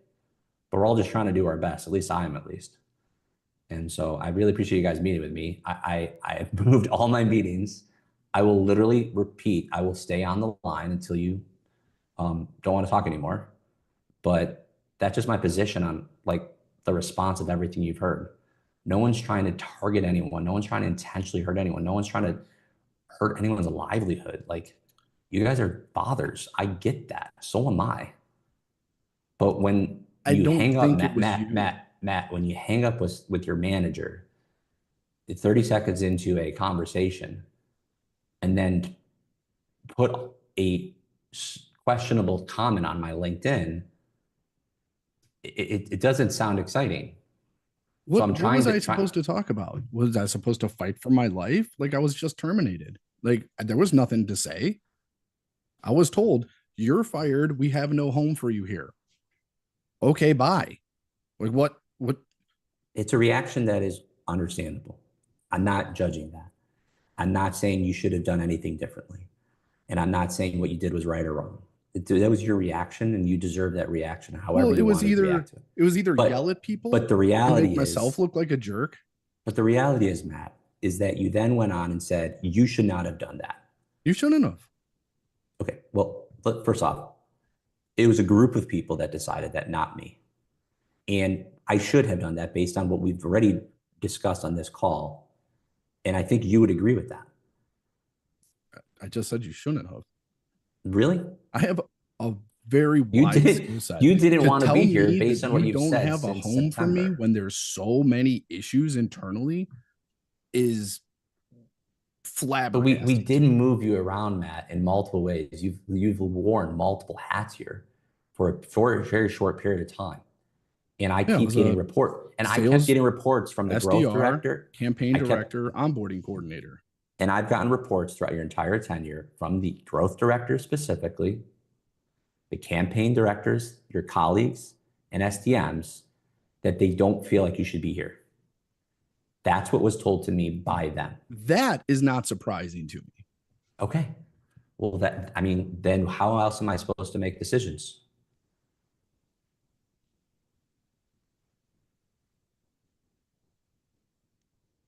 Have a conversation with me. Yeah, interactive conversation. What's going on, dude? Again, I would have told you. We've had multiple conversations. I'm highly accessible. When I took over this onboarding coordinator position, one, I did it out of the kindness of my own heart. I didn't want additional workload. I thought I already had enough work to do. I was trying to do you guys a solid because I knew Nicole was going on maternity leave, and I figured that I was chosen for that particular role because you guys knew I have a really set of skills as far as organization is concerned, and that when Nicole came back from maternity leave, that there wasn't going to be a clusterfuck of all this stuff. What was going on? We did cut your client count. We did cut your client count down to do that. No, you didn't. I was told during that call with Nicole, we're going to try to reallocate some of your accounts between Mike, Jose, and Aaron to try to make sure that your plate isn't overloaded. That did not happen. I was also told that I would not receive any new campaigns while I was in that position until Nicole came back. That also did not happen. Okay. I was told that you went from 15, 16 clients down to 10. That's through attrition, though. That wasn't through like reallocation. Well, not adding more through attrition is no different than what you're saying. Your client count went from 16 to 10. 12. Okay. Well, that's what I was told. All right. My point is that you're saying it didn't change. It was the exact same. How it got there is not relevant. The fact that the number was a lot less by a third, a little bit more, is exactly how we felt you had more time to do the new role. And at no point did you come to me, the most accessible CEO that you said you know, maybe I'm putting words in your mouth, but you agreed with it, to tell me that this is, you're completely overworked and this is way too much and I can't handle this. Yeah, it was overwhelming. I'm sorry that it was. I really am. I wasn't aware that that was the case and that's what you were feeling. I was just being told that you are not doing the work that you should be doing by everyone in the company. Funny, no one ever said anything to me. That's not true. You had multiple conversations with Aaron about it. Yeah, Aaron said one thing. He said, hey, you got to make sure that you respond to client emails. I said, dude, I do my best. There's a lot going on a day-to-day.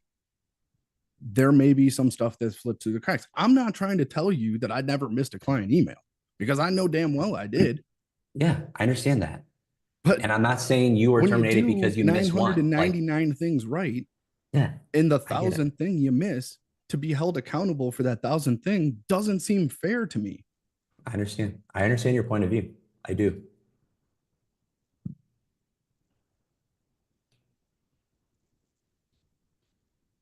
So Gabe, was what? So Matt, hold on. Tim, I'm not trying to. No, go ahead. We're dealing with two scenarios here, and I was actually really contemplating, doing this one-on-one for obvious reasons, but I also wanted to respect your request to do this together. And even though I did request it because I put you guys in a group, but I felt like I was kind of being attacked by a group. So here's the deal. What do you guys want to do moving forward? What I would like to see you guys do is really take a look at your compensation plans.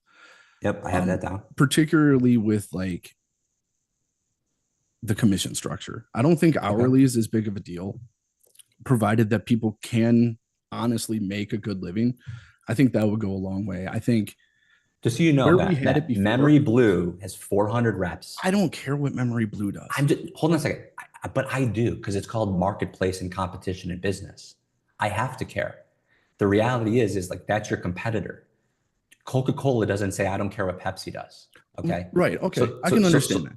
But previously we had 8 completed meetings as 100%. Eight hot meetings was 100% to goal, and it generated $800 as bonus for you at 100%. Correct? The new commission structure, if you have 11 hot meetings, you get $200. How is that fair?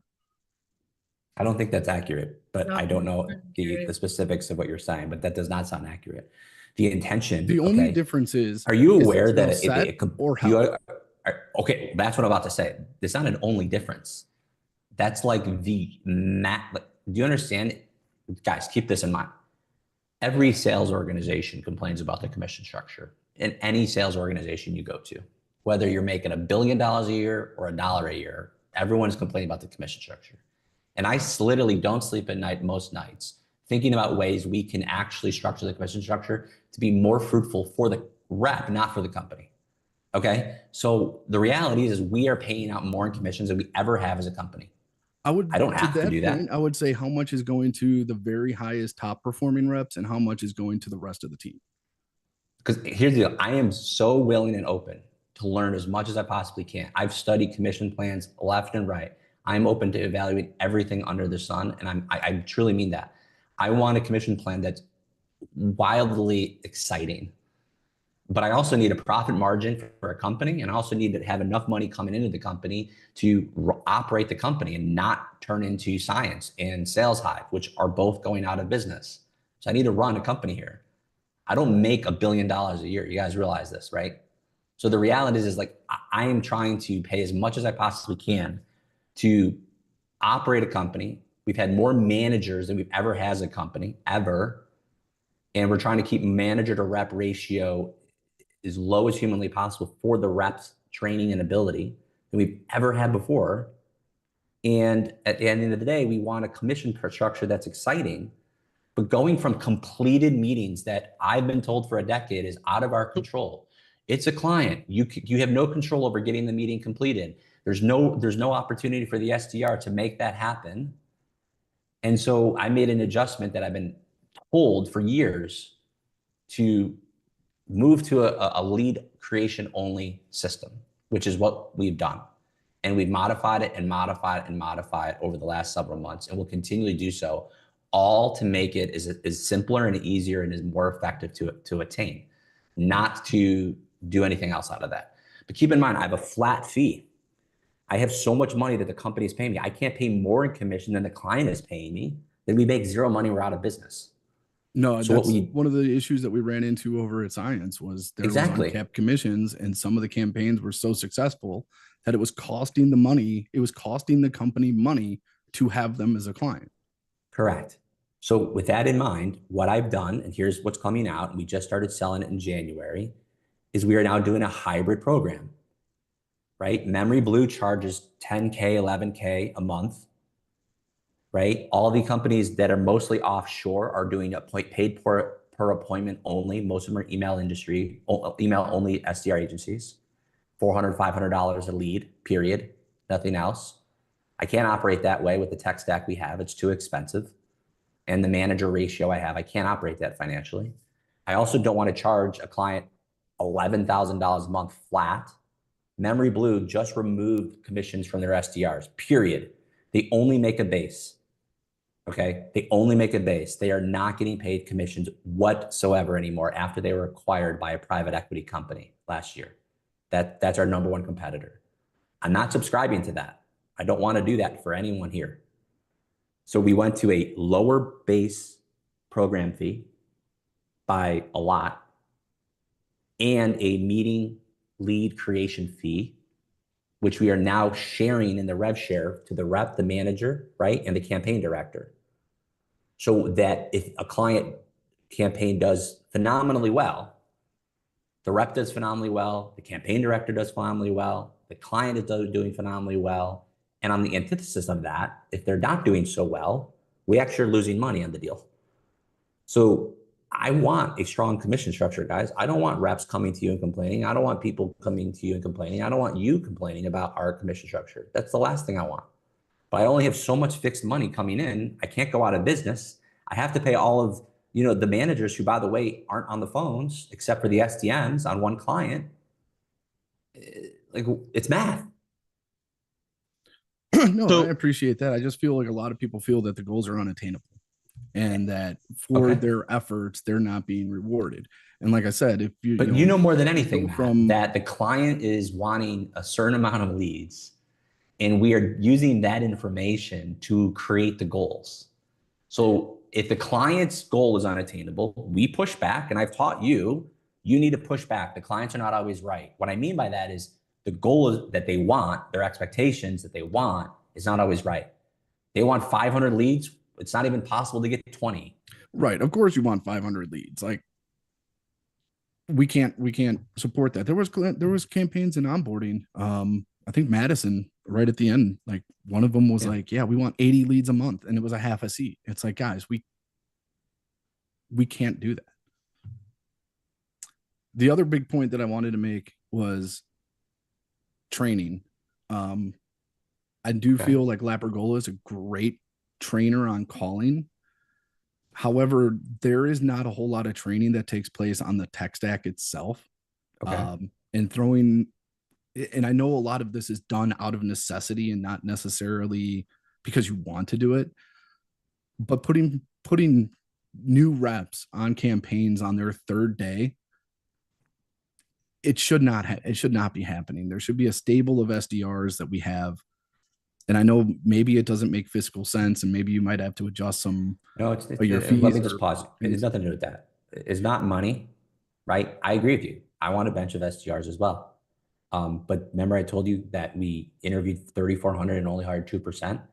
It's not because we don't want to hire them. It's because they don't, and you've done more interviews than anyone on this call with me, right?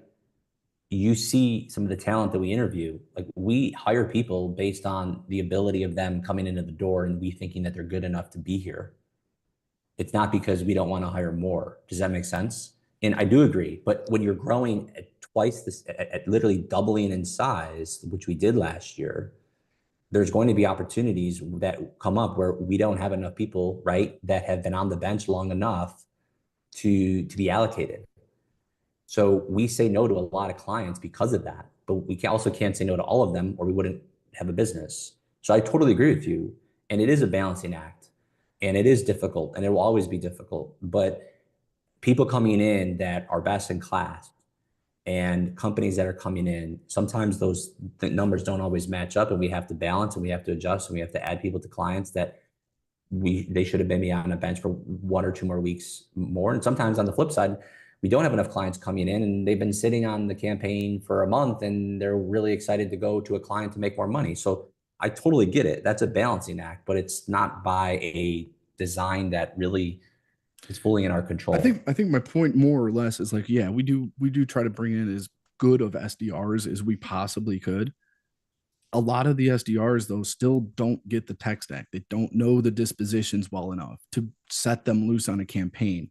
And I really think that you guys would benefit from having like a very structured onboarding process where if it's 10 business days, if it's just 5 business days, but have a structure in place where, day one is like, obviously W4s and form fills and stuff like that. Day 2 is tech stack and like have somebody go through the team, even have like videos. Were you not part of creating the first 5 days of onboarding, the schedule? Do you not remember us doing that and always tweaking it and making it better and adding more to it? I mean, we do have a 5-day onboarding process that's pretty structured and scheduled, unless I'm completely out of touch, but I was under the impression. No, I don't think I was privy to the campaign. Okay. You know what I mean? Like if that was a cut and dry rule where you had to have 5 days of onboarding, like I said earlier with the Heiko situation, we're just going to throw this guy on there, which by all accounts, Alfonso's very good, but to just throw him on a campaign on his, we don't only, I mean, first day is just W4s. Throwing people anywhere is never our intention. I know that's not what you physically mean, but like, okay, when you say, granted, Alfonso's very good. Well, the reason why Alfonso was put there is because he's very good. And therefore, maybe he doesn't need as many days as onboarding as someone who isn't. So like, there is strategic decisions that are being made when those things happen. And you're right, it's not perfect. How do we know that without having even met them yet? Like we've interviewed. Yeah. Uh-oh, we lost Matt. Tim, oh my God, your hand is up and I didn't even see it. I'm sorry. Was that from old? Is that? Interviewed them, yes. But like we haven't, no off video, maybe that'll help. All right, sounds good. Let Tim, your hand was up and I'm sorry I didn't see it. No, I was just going to speak to something Matt had mentioned, but I'll let him finish his thought and then I'll talk. Give my internet a second to get its shit together. So you asked a very specific question. What do we hope to accomplish, right? And I believe that, and I might be paraphrasing, so you can. I said, what do you guys want to do from here? Well, from here. So I would like to see, to Matt's point, compensation be figured out. It's very easy for an SDR to get online and see that the average SDR salary is $51,500. What industry? What company? What across industry wide? It's 51.5. Yeah. Now, if you look at something, I interviewed an SDR a couple of days ago, and they're making $95,000 base with a $30,000 commission. SDR, sending emails only, no phone calls, and they just got their entire sales team just got let go, and they're looking for a job here. So that may be the average. I think it's actually a little bit more, frankly, but that's relative. Right? The SDRs at ZoomInfo, their base is $50,000, a multi-billion-dollar company, and they're required to be in office in Boston, Massachusetts, which is Boston, Massachusetts. I'm not saying our compensation plan doesn't need to be looked at, but it is literally, like I said before, I think about it constantly, and we've tweaked it. Actually, I think I've gotten some complaints about how the commission structures changed so many times, and it's interesting because we're doing that to make it better, not make it worse. We're literally paying, guys, we're paying like more than double what we used to pay in commissions. Well, so I am totally fine with that because I want people to make more money. To my point though. Well, I'm sorry. To my point though, it's more about it's less about the average that they're paid, and more about fairly compensating them appropriately in a base level, because we do like Alley-oop at its core has a lot of data integrity issues, and I've kind of explained how that happens with Strata, and there's other examples that I could pull, but again, I don't have access to those tools anymore, so I can't pull those to show you. But there have been other examples where data integrity has directly affected the SDR's ability to book things. For example, Rob on ETA Transit. ETA Transit, it took over a month to get them training on CAT AVL. And that was important for them to be able to sell to be able to book meetings, because most of their data was CAT AVL. Mike kept saying, oh, it's not supposed to be, but it never got changed. So then they were consistently making dials on only 25% of their list, him and Dalton both.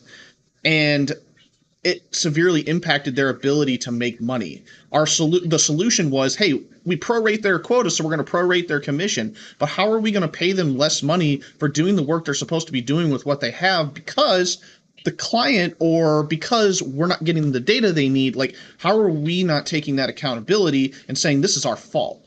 Like, this is the client's fault. Why are we going to penalize the rep and prorate their commission to $200 or $300 when they're not given the tools to succeed? And then on top of that, because the client's revenue pays the rep. Well, so on top, we don't have like this pool of money that we just draw from that pays reps outside of what the client's giving us to pay them, right? You have Glen Coco, which is one of our top competitors as well, and we lost 2 clients in the deals this month to that company. And you want to know, this is how we actually had a gentleman, I forgot his name, the guy with the cowboy hat. He worked here for like a week and then he quit.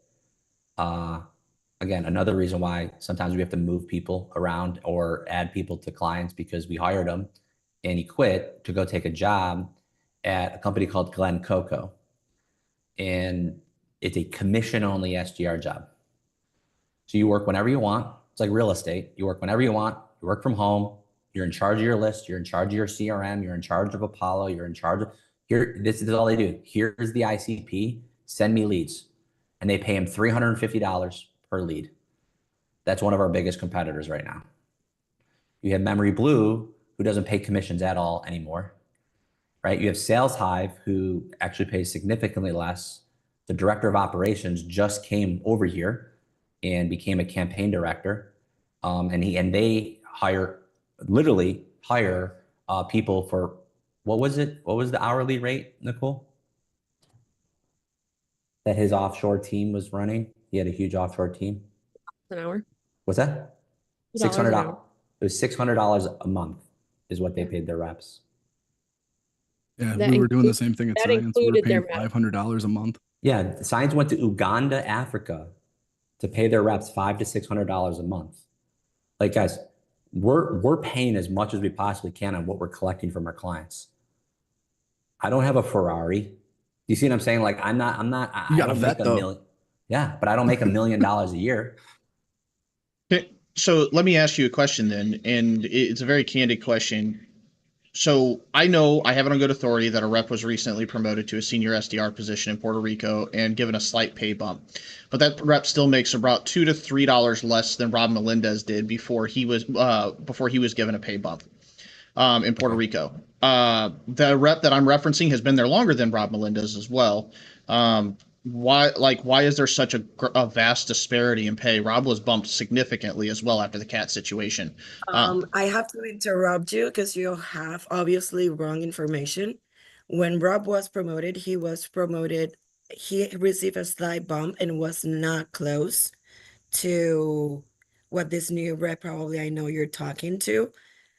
And it depends on a lot of factors. Like Robert Melendez has been a senior SDR basically for more time. So he has been getting like several bumps. I don't know, like the information you have is not accurate.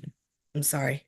Well, so what I was told is that it was a drastic pay bump. Either way, Tim, what's your point? So my question is like, there are people in the same, like, same geographic areas making vastly different amounts of money. For example, the example that I gave you with Ari and Richard, like obviously that is, and people, then first off, people make different amounts of money in every company for various reasons.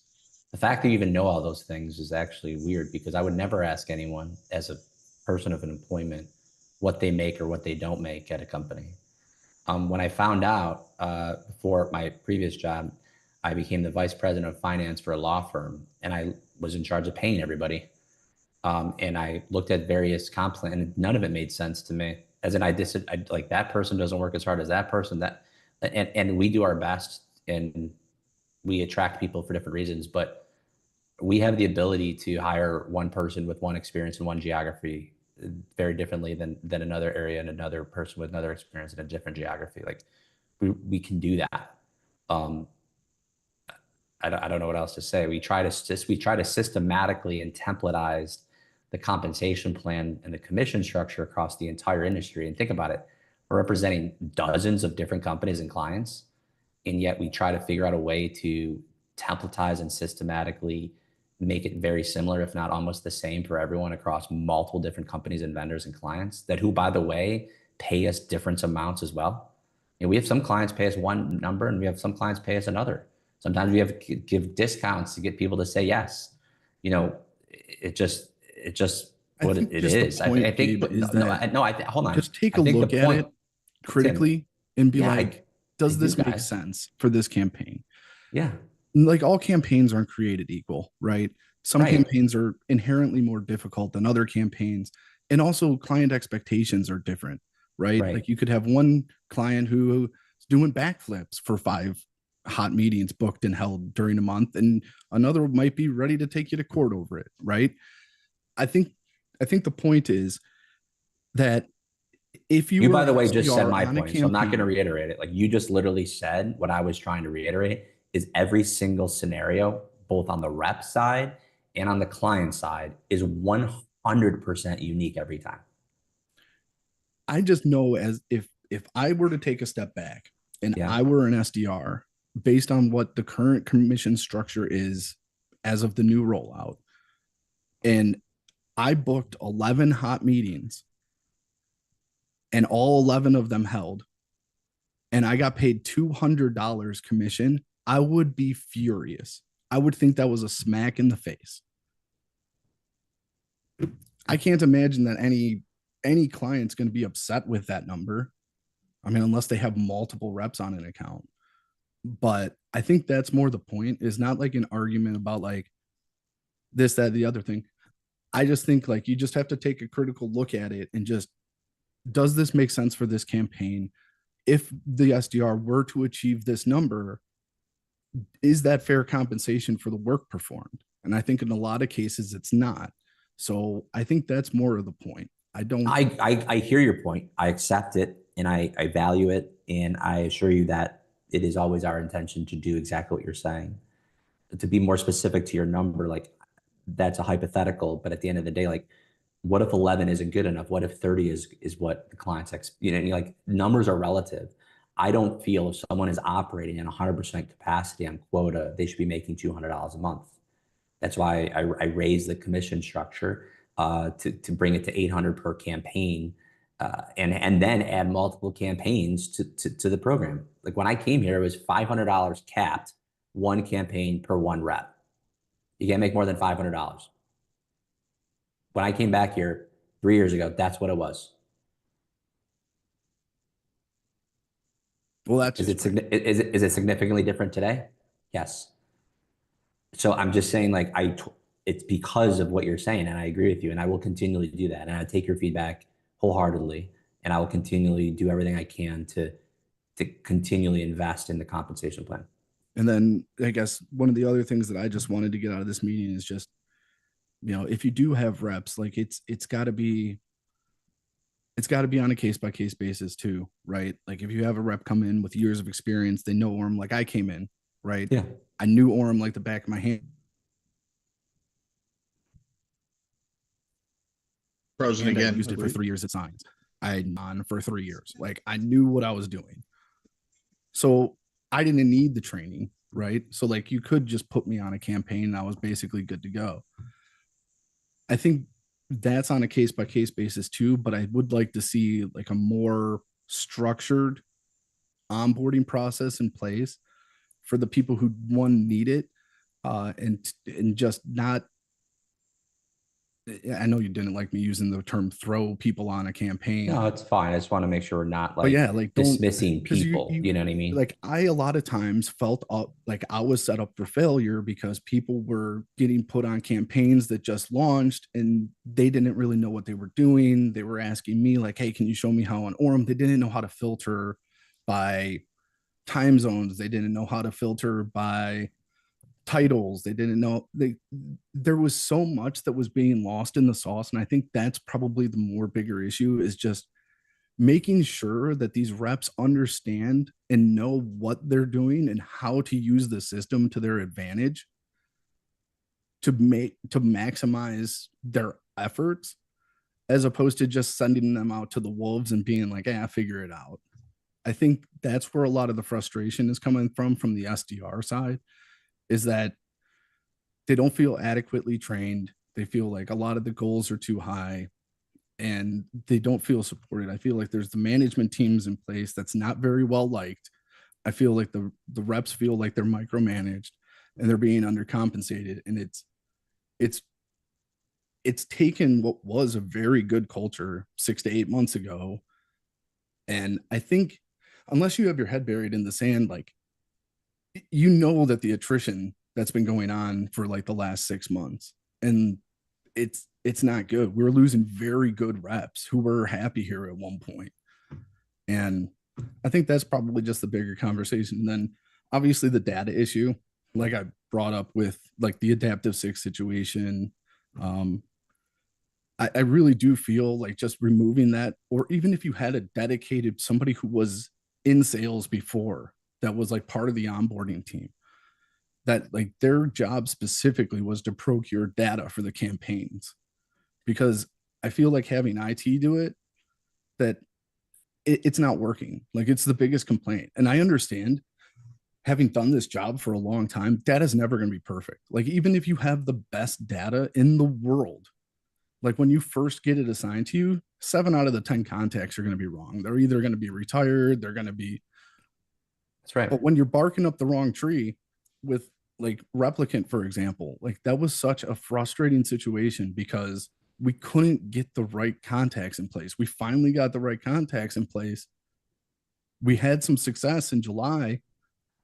And then like the new data set that came through didn't match the previous data set at all. And I think that would be a big uplift too.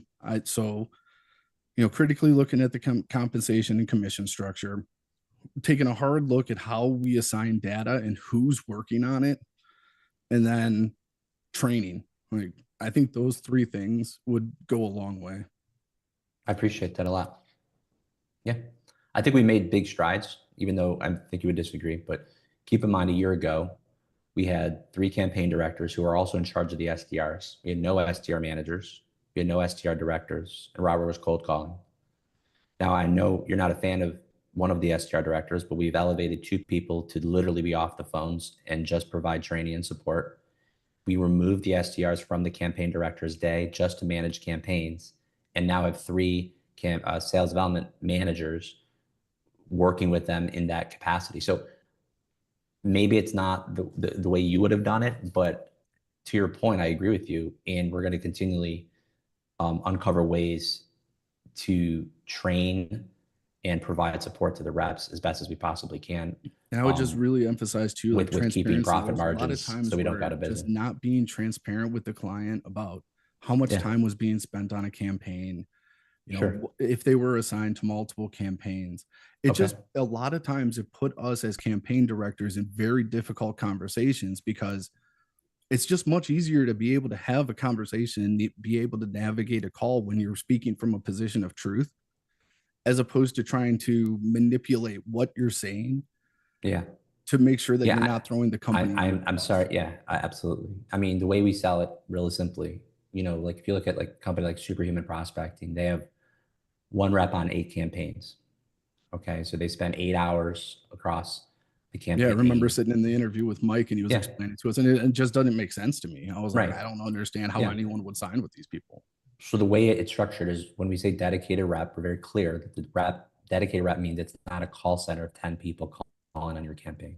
That the rep is truly the rep that's calling, unless they're not in for a period of time and they have to be backfilled temporarily. So that's our intention there. And then they're buying dials, and you know this, right? So they're getting a commitment of activity numbers. And that's the only thing we guarantee. We don't guarantee meetings or leads, which, by the way, every client demands us to do that. If I said yes to that, we would have probably 1,000 clients tomorrow. But we don't guarantee leads. We only can guarantee activity. It gets you in a lot of trouble because we did start doing that at Science, where written into the contracts was literally like, hey, you sign a 6-month contract, we guarantee you 60 meetings held in that 6 months. I've seen so many companies in our space move to that to appease the client, because that's the number one request every client asks. There's not one client I've ever talked to, a prospect I should say, that ever asked for that did not ask for that.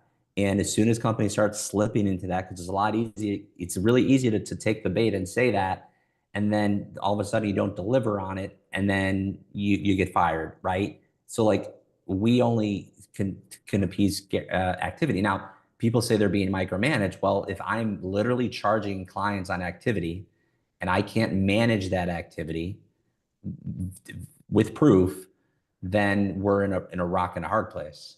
So it can't be like work whenever, right? Because that's when you get taken advantage of, especially when you're working from home. And, and on the flip side, we have to obviously, deliver on the activity numbers that we're telling our client. So, I know you get all this, Matt. So it's I totally agree with you. And I'm, like I said, all of these points will be studied, understood, and work will be done. You've given me a lot of work to do.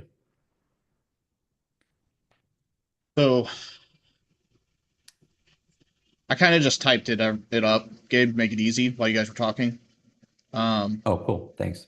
So basically, I sent them, those are the things that I'd like to see tackled and accomplished, that are pretty standard, just reviewing that everybody's being compensated fairly, record senior leadership calls, not just SDMs and reps. And reps obviously can't call anymore, just for accountability, because there are obviously conversations happening behind closed doors with contradicting information, whether it's me saying something or somebody else saying something or anything in between. There needs to be some level of accountability in place. Restructure training just to put a definitive plan in place, making sure that every rep that comes into the company has the ability to not feel lost as soon as they go into the phones. Because like I said, or like Matt said, there's a lot of reps that just don't have the tech stack knowledge that is necessary to do their job from a day-to-day basis. And I don't know what's being taught to them and what's not being taught to them whenever they came to my team. I would always just have to ask them, what do you know? Because I don't know. Dude, SDRs didn't even know how to leave a voicemail, Tim. Yeah, they didn't know how to leave a voicemail, what their callback number was. They didn't know how to change their parallel dialer. Some didn't have their parallel dial. It was only power dialing. It wasn't parallel dialing. Some of them didn't know best practices, how to overcome certain and they're we never had any training with Robert. We were just thrown to the wolves. That was feedback I've gotten directly from reps. Reallocating responsibilities for data sourcing, I think Matt has a good point there, that you'd have a higher quality of data, more meetings booked if people that were directly in tune with the sales process and the clients actually had access to be able to give data. And I'll use Strata as an example again. That's a perfect example of what could have been accomplished if we had that ability. And just be transparent. I think that the way you explained to me about certain things on this call is things that would help people understand things more thoroughly. And while you might think it could confuse them, they're still adults. They still understand things. Of course. And I feel like a lot of times we just say it's this way because it's this way, and then move on, and we expect them to be okay with that. And they're, like I said, they're critical thinking adults. They're a lot of people want to know why things are happening, not just what's happening. So I think being transparent is important too. I would like to ask for a specific request, if you don't mind, and you can do it, you cannot do it, you don't have to commit to it. My specific request is with the Robert situation. I think it was handled poorly. I don't think Robert did anything wrong. I can send you the messages that were sent to you-know-who from Mike. Mike was the only one to disclose anything from that call. A simple picture from his cell phone while he's listening to the meeting is the least egregious thing that anybody's probably done at the company. It was responsive to something he thought was just funny because Mike was having banter with Alyssa. And I don't think he should have been fired for that. So I would like you to review that, but I can send you the messages that between Mike and Alyssa. Okay, I don't know the details. I really don't. But for what I'm saying, Robert sent a picture of whom? Of Mike Schaefer's face. Just his face. Okay. There was nothing confidential exchange. No client information, no conversations, Was Robert asked about that? As far as I know, he was asked about disclosing confidential information. And he said he did not disclose any confidential information. Okay. He was told that he'd be put on investigative leave and that he would be contacted. Instead, he was sent a separation notice and not contacted. So did Robert admit to taking a picture? Or did he say that he didn't take a picture? Or when you say he never said never said he took a picture, no. But at the end of the day, he was, I mean, in his shoes, I mean, I'd be scared too if I'm called into a call with several people that are my boss. And it was just a picture. It wasn't him just him putting him on a call of any kind or listening to the company calls? No, it wasn't. Okay. Was Josh brought on to any other company calls from anyone else in the company that you're aware of? No. Okay. So now, why is Josh continuing to share mine and other people's posts on LinkedIn and speak negatively about it? Why has he created multiple LinkedIn accounts?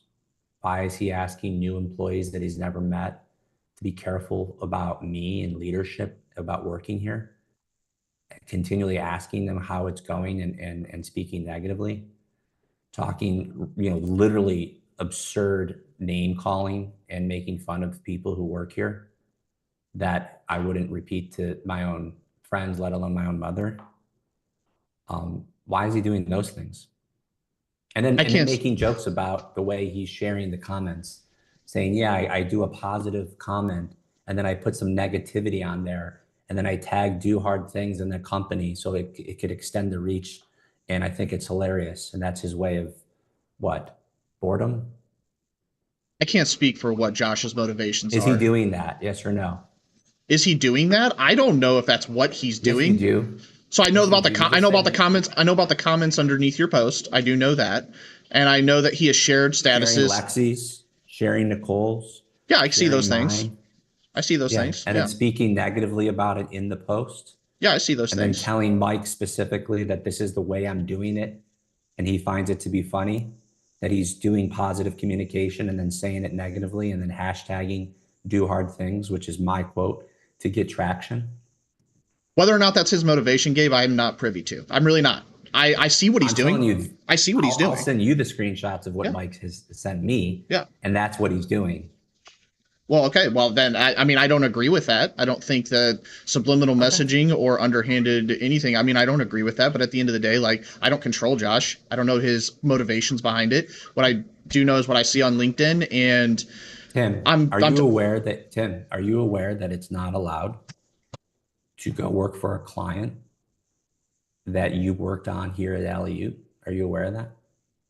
Yeah, I'm sure it has to do with an NDA, or I'm sorry, it probably is in the contract. Yeah, it's in the contract. You can't go work for a client. He attempted to go work for Orem.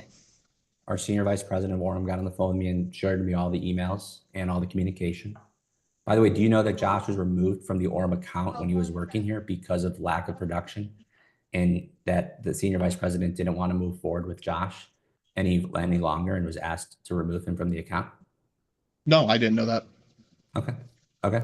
Are you aware that he also had been speaking negatively to another account who's Nicole's friend, that he brought that company into the company and talking and ridiculously destroying me and Nicole and the company at large to another client? That's the second client.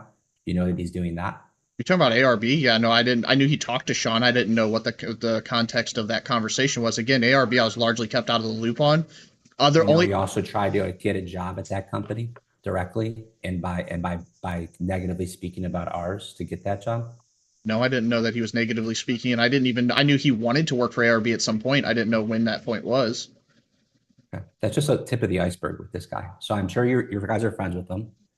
But at the end of the day, like, I've seen probably the same stuff you've seen, but from a different perspective.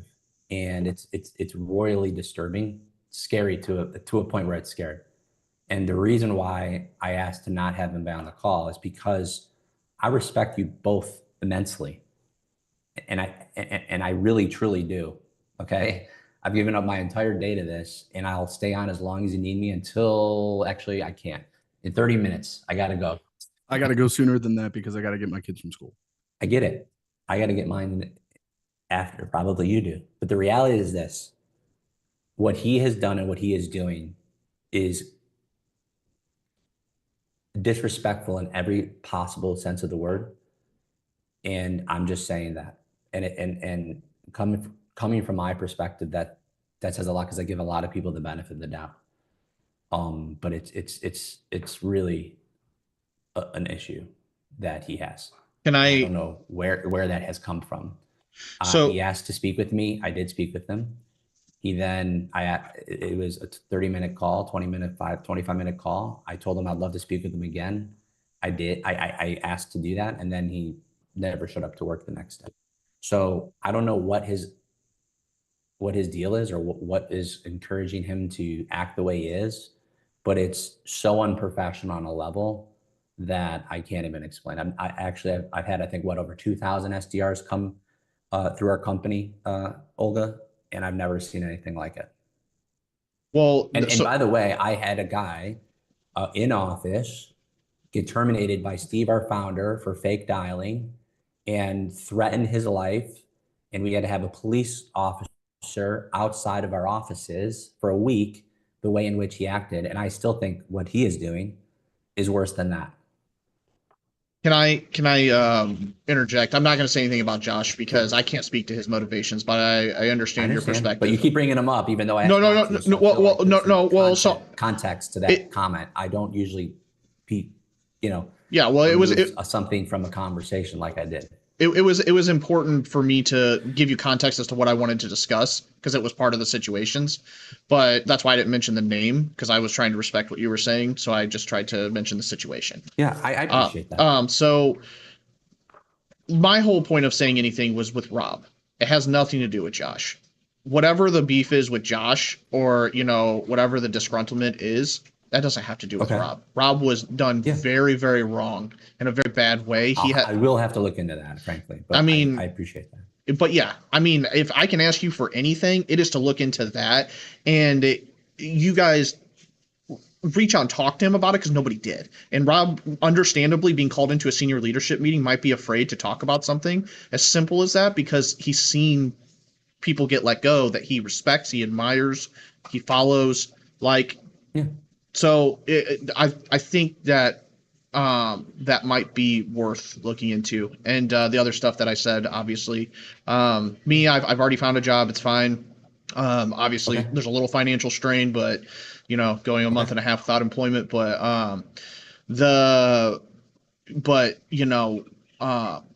I would also really like to, because you spoke to Matt about his situation, agreeable or not, about what was going on with him when he got let go, etc.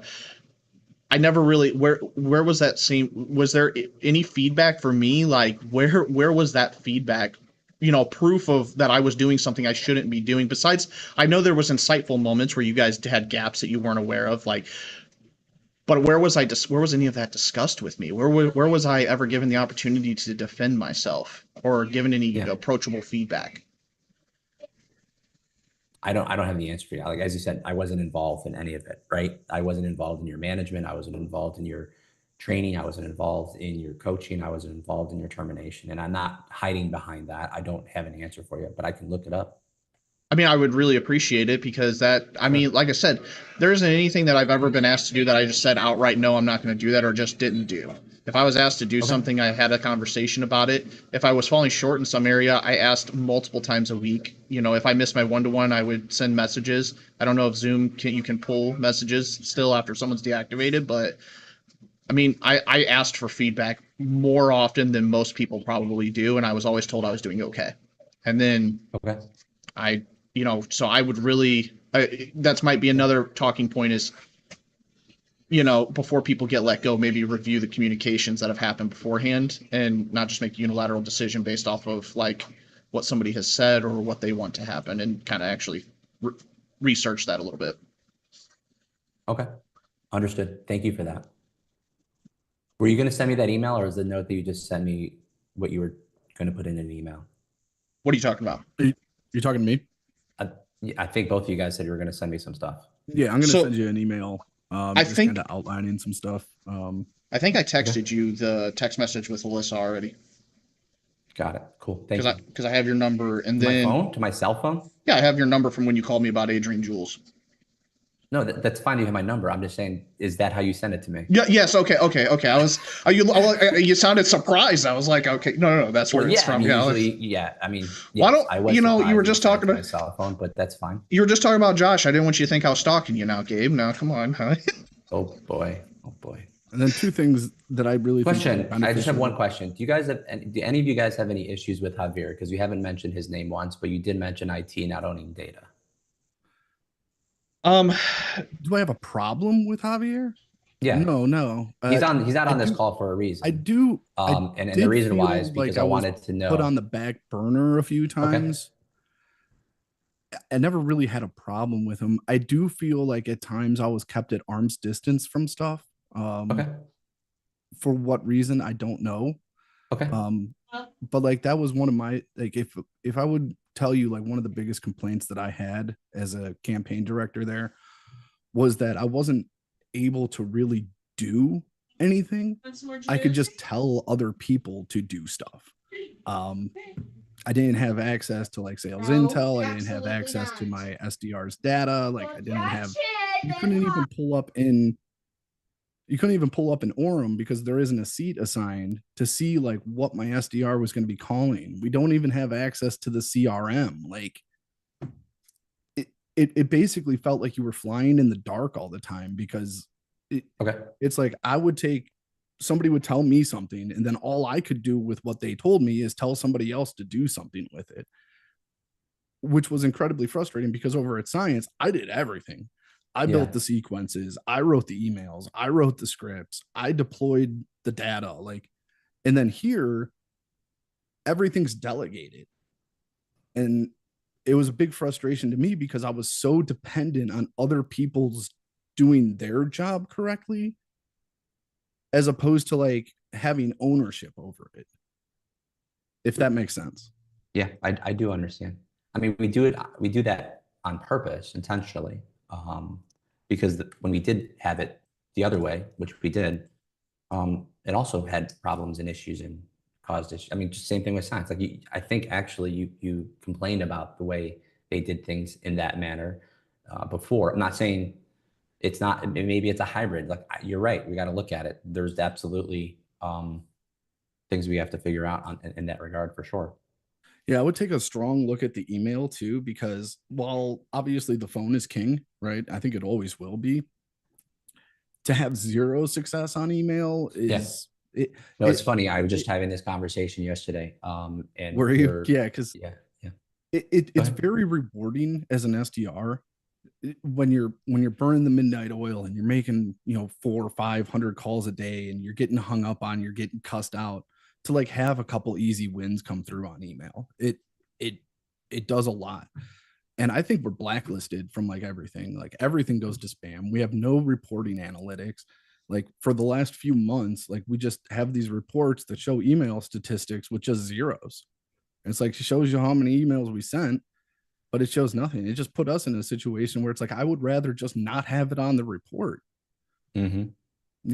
And then that makes sense. We had situations where IT just out of their own volition doesn't assign the email boxes to the SDRs, didn't tell the campaign directors, didn't tell the sales development managers. we had to find out on our own that like the mailboxes weren't even being monitored. Right. Like, yeah. So I think fixing the email channel would be a high priority for me. And then one of the other things, like, I know we like the tech stack. I don't like Orem. I didn't like Orem as an SDR. I didn't like it for a multitude of reasons. One of them being it's very hard to do follow-up. And it's very hard to see any information that's pertinent to the call prior to the call being connected. So like if you use a platform, or if you're familiar with like that platform like SalesLoft, you could see all the information. You could see all the notes from your previous calls. You could see, you know, when you were last called, when the last email was sent, conversation, notes, so on and so forth. And you could just click and choose like who was in your list, what step they were in, so on and so forth. Orem offers none of that functionality. Right. And I think having the SDRs work through an honest to goodness CRM versus just a dialer would be a huge uplift. The problem with that, and I know like it doesn't have the ability to do the number of dials that like Orem can, but the quality of those dials is exponentially higher because of the tools that are in place. So like, for instance, if I was on the phone with somebody and they said, hey, give me a call back, you know, February 28th at 3:00, I would just mark the call, like call back February 28th, 3:00. You click the little calendar thing. And then, you know, tomorrow, 3:00, it's very hard to keep all that stuff in your head as an SDR. The next day, things are happening. It could get lost in the sauce. With a platform like SalesLoft, the notification pops up on your screen at 3:00, like, hey, you're supposed to call this person. And I think some functionality like that for the SDRs would go a long way, because it's automating some of the processes that were dependent upon them to do themselves. Right. So I know you guys are always looking at tech stack, but that would be one where I would definitely see if there was some other options out there to potentially replace that and see if you can get some actual CRM functionality. Because I would imagine, and I don't know. Do you remember FrontSpin? Remember FrontSpin? Yeah, I remember FrontSpin. They just launched a parallel dialing function. Keep in mind, they do phone, email, right? All in one sequencing tool with all the things you're mentioning. And we're doing a beta test for them before they go live. Like we're actually beta testing it for them before they tell anyone. And Memory Blue and Zoom Info, by the way, are their clients. So like, heard.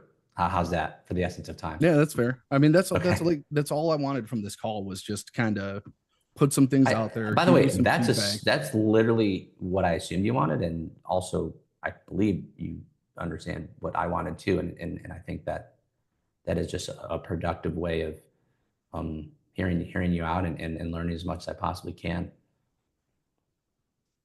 Cool. All right. It's pickup time. John or cool. Tim. God, I said Josh because I've heard his. So I just want to, Tim, you're in a good, Tim, you got a job, you're lined up, you're in a good spot now. I just want to make sure you're good. Yeah. I'm in a good spot. It'll be okay. But I just if there's something you need, if you're not, that I can do, in your next move, let me know. Okay. I appreciate it. Of course. I don't know if you want that or if it helps in any way, but if you do, let me know, reach out. You have my number, obviously. Matt, are you on the road for the next step here, or what is there anything I can do for you? Just make sure my commission is correct for tomorrow. That would be helpful. Okay. And okay. I don't know. There's anything one campaign I launched in February. It would be like $100. Like, don't worry about it. Unless they just added it to my January commission. Like that. Can you do me a favor, Matt? I don't need because you brought this up on the call. Can you just send Nicole and me an email with what you feel like you should be getting and why? So I can make sure that. Well, it would just be everything from January. So yeah, just again, if you have and then all the launches. So what I'm assuming you have that broken down, and you said before on the call that there was they're always wrong. Commissioned. They are always wrong. Usually it was just like one campaign here or something there. And then like I did take exception to like getting penalized the commission, even though it had nothing to do with me. Like the 10% deduction from it, even though like we're waiting for an SDR to start. Like, I didn't think that was fair. To be fair, saying it right now on this call is not going to allow me to know exactly the specificities of it. So just if what you I would have an say is email, look at the you're welcome headcount to send document. it. I marked everything because what I found out just a couple weeks before being terminated was that I think it's Lydia does that she uses the headcount document in the go live dates that are within that particular document to formulate everybody's pay. So what I did is I made sure that was up to date for January for the February payout, and then I highlighted everything in yellow that was launched in January to try to make it as easy for her as humanly possible.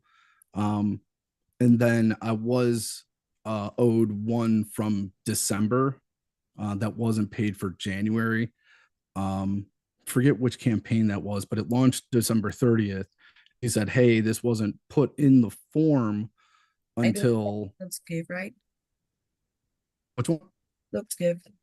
Luxgive, yeah. So it launched on 12/30. I didn't update the headcount sheet until I came back from vacation on the 6th that it had launched on the 30th. So it got lost in the sauce. It didn't get paid out. So I would just be owed, the January launches and then Luxgive from December. And then one from February 6th that launched while I was still, or February 5th that was still tenured while I was still tenured. I'll keep mine pretty brief, Gabe, because I know you guys got to go pick up your children. I was at 67% on Excel for you in my first month on the campaign, where 50% is the commission threshold. I don't know what the pro rate looks like because I don't have the commission plan in front of me, but I was hoping I could clarify that with Olga. But I don't have it in front of me. I don't think I have the document anymore. Again, and not to reiterate, I just put it in an email. I'll send it. It would be much easier if I had access to the headcount doc, but right. But to put in an email, it may go back and forth in regards to question and clarification, and we can provide all the data we need to ask questions that you may have in regards to that. But we'll get it done right, and so that's all I'm trying to do here. Does that make sense? So I'll send the email. Also, the one thing that I did think of that would probably be useful, Matt, you can say whether or not you would appreciate this or not. Maybe a letter of recommendation if you feel comfortable writing it for, and then after you talk to Rob, if you feel comfortable giving him one as well. Okay. Thank you. I appreciate that, Tim. What else, guys? That's everything that I had. Matt had to go, so that's it for me. Okay. Thank you, guys. Thank you, Tim. I appreciate it, Gabe. See you.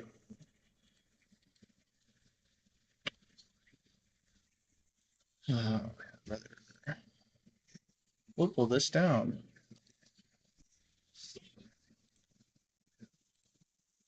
All right, you guys can come off mute. Damn! What's opinion? That was so... Honestly, I got a opinion for staying on that call from that loss.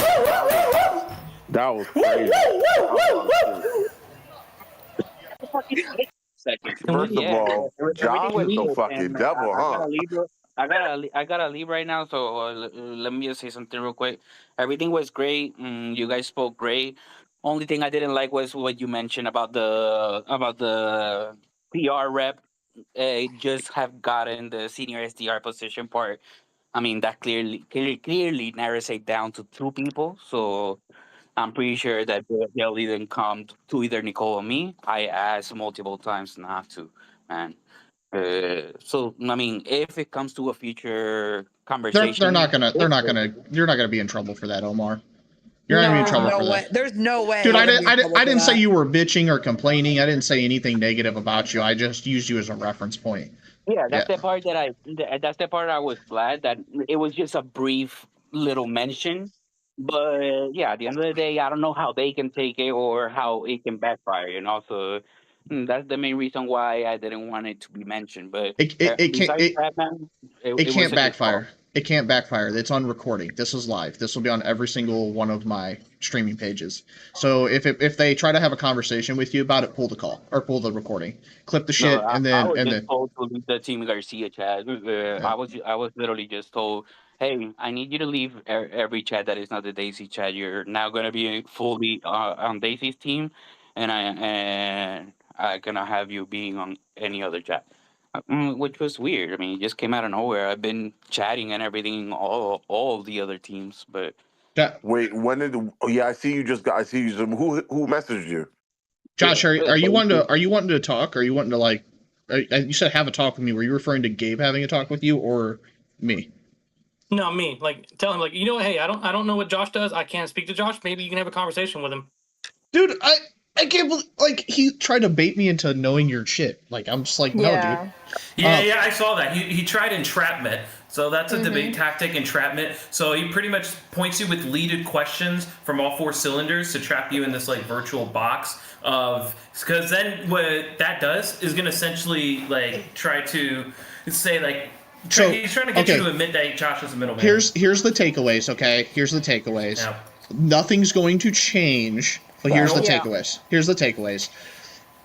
They were 100% under the impression that Josh was on the call on Rob's computer, and Mike was the one confirmed on that call that Mike was confirmed to have delivered that information to them.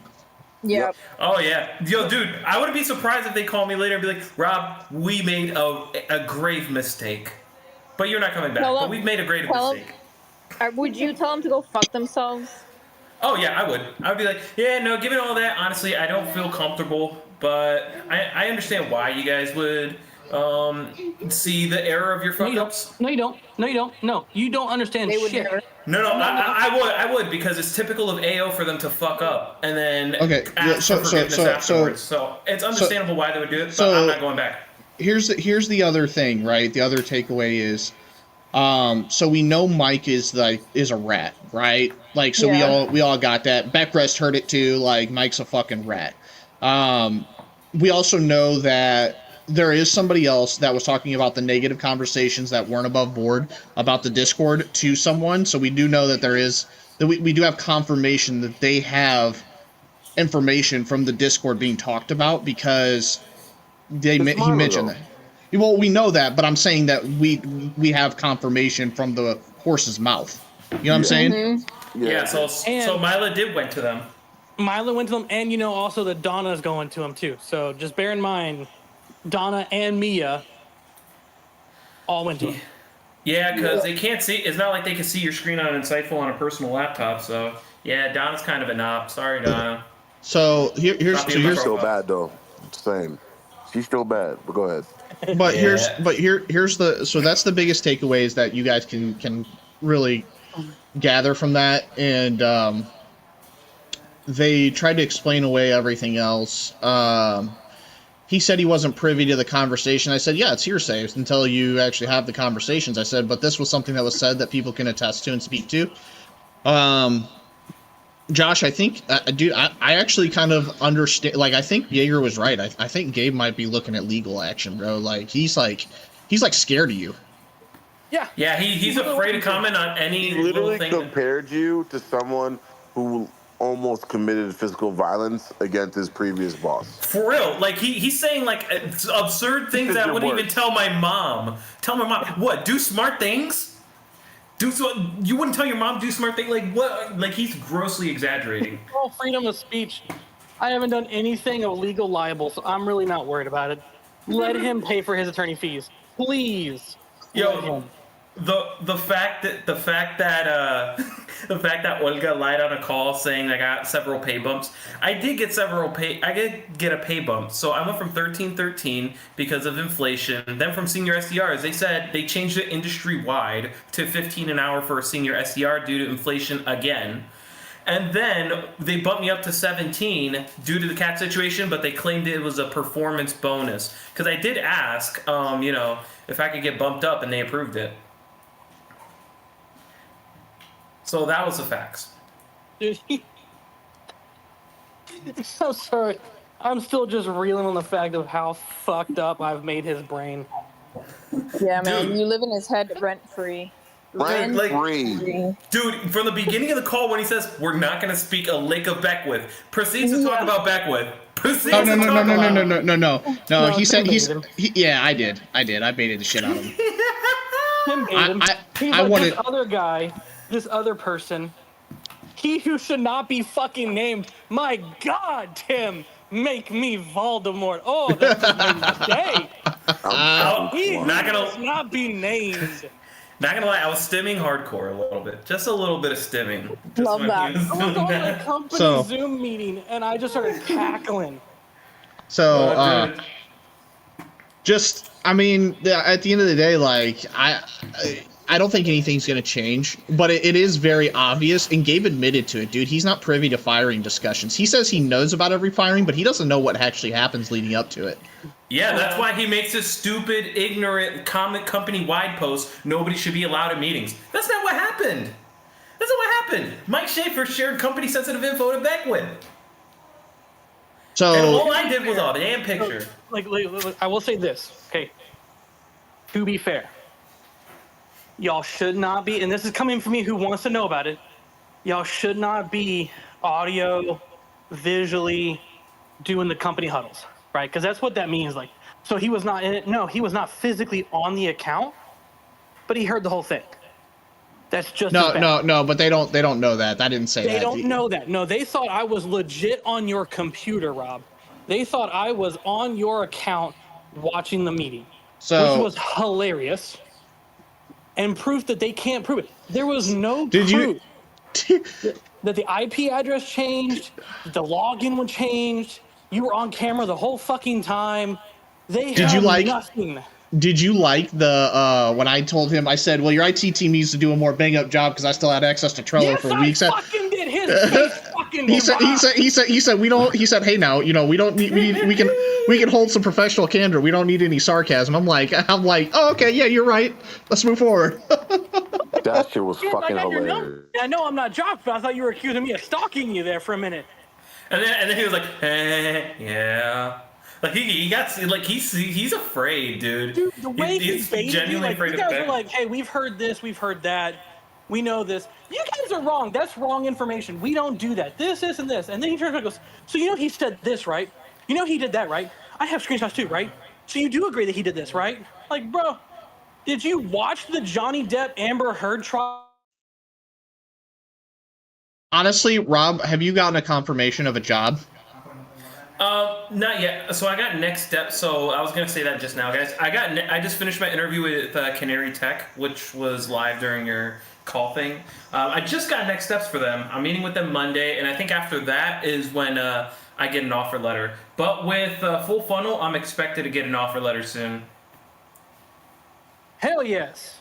Yeah, so I got two opportunities already lined up. Yeah, Canary Tech, they actually are very okay with me being in PR. Full Funnel, who are they again?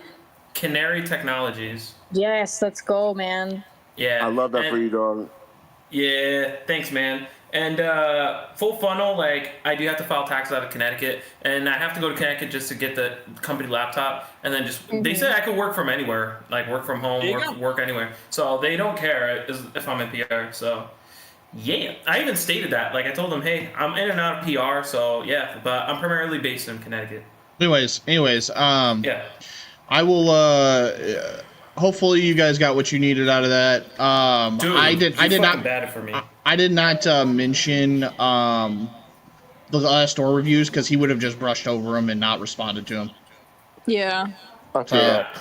Yo, shout out. Yo, I fucked with the fact that you were like, you got Ari making less than Rich, but Ari's got B2B sales experience. Yo, that's crazy. And then I fucked with that. And then Ari got account executive experience. Like, no shot to Rich. Like, he's very, very fucking skilled. Rich is fuck. Yeah, but Rich is. If we're talking about based upon experience, yes. Yeah, you gotta pay based upon experience. You have the longer AE experience. You don't know about that, and you know what? I don't even talk about that because there's so many factors you don't know. Yeah. And I think he did that purposely too, Ari, because you came from a place where he fucked up at. That's why he's like using you as like, you know what? I'm gonna teach them a lesson. I got one of their reps, and I'm gonna pay them less. Like, you know, it's probably like personally motivated. They probably did that because he did fuck up a kinetic, very, very hard. That's true. I mean, I don't think he did it from a petty reason, but he did fuck up. I will agree with that. Either way, Tim, I will respectfully say, I know you said nothing change will happen, and it probably won't, but you know what? We got so much fucking closure out of that call. Oh, yeah, we got content, dude. I was stimming for 3 hours. No, but Beckwith, the way Beckwith was going the fuck in. Yo, he was like, no, Gabe was like, no, we don't do that. Gabe, we don't do that? Are you sure about that? Like, he was like putting pressure on this man in another dimension. I know that call he's going to have with his leadership team is going to be hilarious. It's going to be hot. Alyssa's gonna get torched. I don't know if it's Alyssa. I don't know if it could be Aaron. But guys, pissed him off. Guys, check. Yeah, and especially the SDMs. Woo, the SDMs got caught fake dialing. Oh. He's in a meeting already, by the way. You guys both shitting on Daisy was hilarious. Wait, Nick. Who else is in a meeting right now? All of leadership. Even Alyssa. Daisy, Alyssa, Jose, Nicole, Aaron, even Olga. You guys might be wondering why I pushed back all of our meetings for 3.5 hours. Here's why. No, Eleni and Alyssa are not. Sorry, everybody else is. Oh, but Alyssa's getting fucking torched up. One of the main fucking people, though. Like, she's one of the main fucking reasons that this place, like, has gotten so much worse than what it was. Mm-hmm. Don't you guys remember when the first day she was here, that she was introducing herself, she was like, "Oh, I love micromanaging." Huh? Do you guys not remember that? Yeah, she like joked around. She joked around with it though. She was like, "Oh, I love micromanaging." I'm gonna let y'all talk for a minute. I'm gonna go to the bathroom. I'll be back. Yeah, no, you're good, Tim. Take your time. Oh, Take a victory lap, dude. No, but I got 6 minutes before I got to do a shadow session with Adrian, but. This is my day right now. Rob, I came in a little late, but I heard you saying something about some companies gonna let you work from wherever. Did you get an offer letter? Yeah, Brittany. So I didn't get an offer letter just yet for. Look at Beckwith working out. Look at him. Anyways, so I didn't get an offer letter just yet. I'm awaiting one from Full Funnel and Canary. They sent me to next steps Monday, and after that, I should know whether I got the position or not. It's just right now. Full Funnel. To where? Full Funnel. You talked to them? Yeah, I already have my presentation and everything because they wanted a 10-minute long presentation. They said, literally, like the recruiter was speechless. She was like, you answered every single one of my questions in this call. I'm honestly speechless. I have an interview with them tomorrow, actually. With Luke? Damn, Brittany, you good? Yeah, my son got me sick. I feel like fucking shit. Oh, I'm sorry, Britt. But do you have it with Luke? Yeah. Luke is very, very chill. Like, he'll be like, hey, well, at least with me, he was like, hey, how's it going, man? This is this is Luke. I'm gonna be doing the interview. I just, so pretty much like I don't know. I kind of like controlled that call a little bit because I told him about my experience, what I'm gonna talk about next, this, that. But you don't have to take that route. But as long as you mention that you do high volume. Yeah. And that you're working, just pretty much outline what you do at Alley-Oop. He's going to love it. He's going to be like, that's perfect. Yeah. Are they hiring multiple people? Because I don't want to, fuck up your shit that you got going on. Not that I'm a better interviewer, but you know what I mean. No. I'm not, but... No, I mean, just go in and, just be yourself. Do your best. Like, if I don't get it and you get it, I'm going to be happy knowing that you got it rather than me. Oh, I'd be sad. rather than some bum motherfucker who's coasting and fake dialing. Like, I'd rather have you have it, if anything. So, yeah, we don't facilitate coasting and fake dialing in here, bitch asses. We don't tolerate that shit. See, my perfect question is, if you don't tolerate coasting and fake dialing, have you ever stopped to ask yourself why people are doing it? What is the multiple reasons of why people are doing it? What's a general consensus behind that? And you'll come to realize that 90% of that reason. Hey, I just wanted to say hi to Pick over on YouTube. Matt, thanks for stopping by over on Twitch. I'm not done yet, guys, but I am just want to acknowledge you. Matt, you gonna hop on Apex? Josh, thanks for the comments. Spot, thank you for the comments over on Rumble. Feel free to drop a follow, man. If you guys don't have an account on Rumble, really easy to set up. Would help me immensely if you followed over there. What's up, GVP? He's over on Kick. Right now we're live on Kick, Twitch, Rumble, and YouTube. If you're not following one of those platforms, please do. Jess still be here. Hey, what's up, Jess? I missed your comment. I apologize. Now you see what the fuck I'm talking about with that place. I tried to join 3 separate times. Yo, and he didn't let you in. Oh my god! So like I literally left and came back in the lobby. So you get that notification saying so and so is in the lobby waiting. Yeah. So do you guys feel vindicated? Do you feel like you got the closure you needed? Hell yeah, and more. Especially with all that. Even if they don't message me back, I know their stance now, because he openly said okay, even though he's not gonna follow through on that.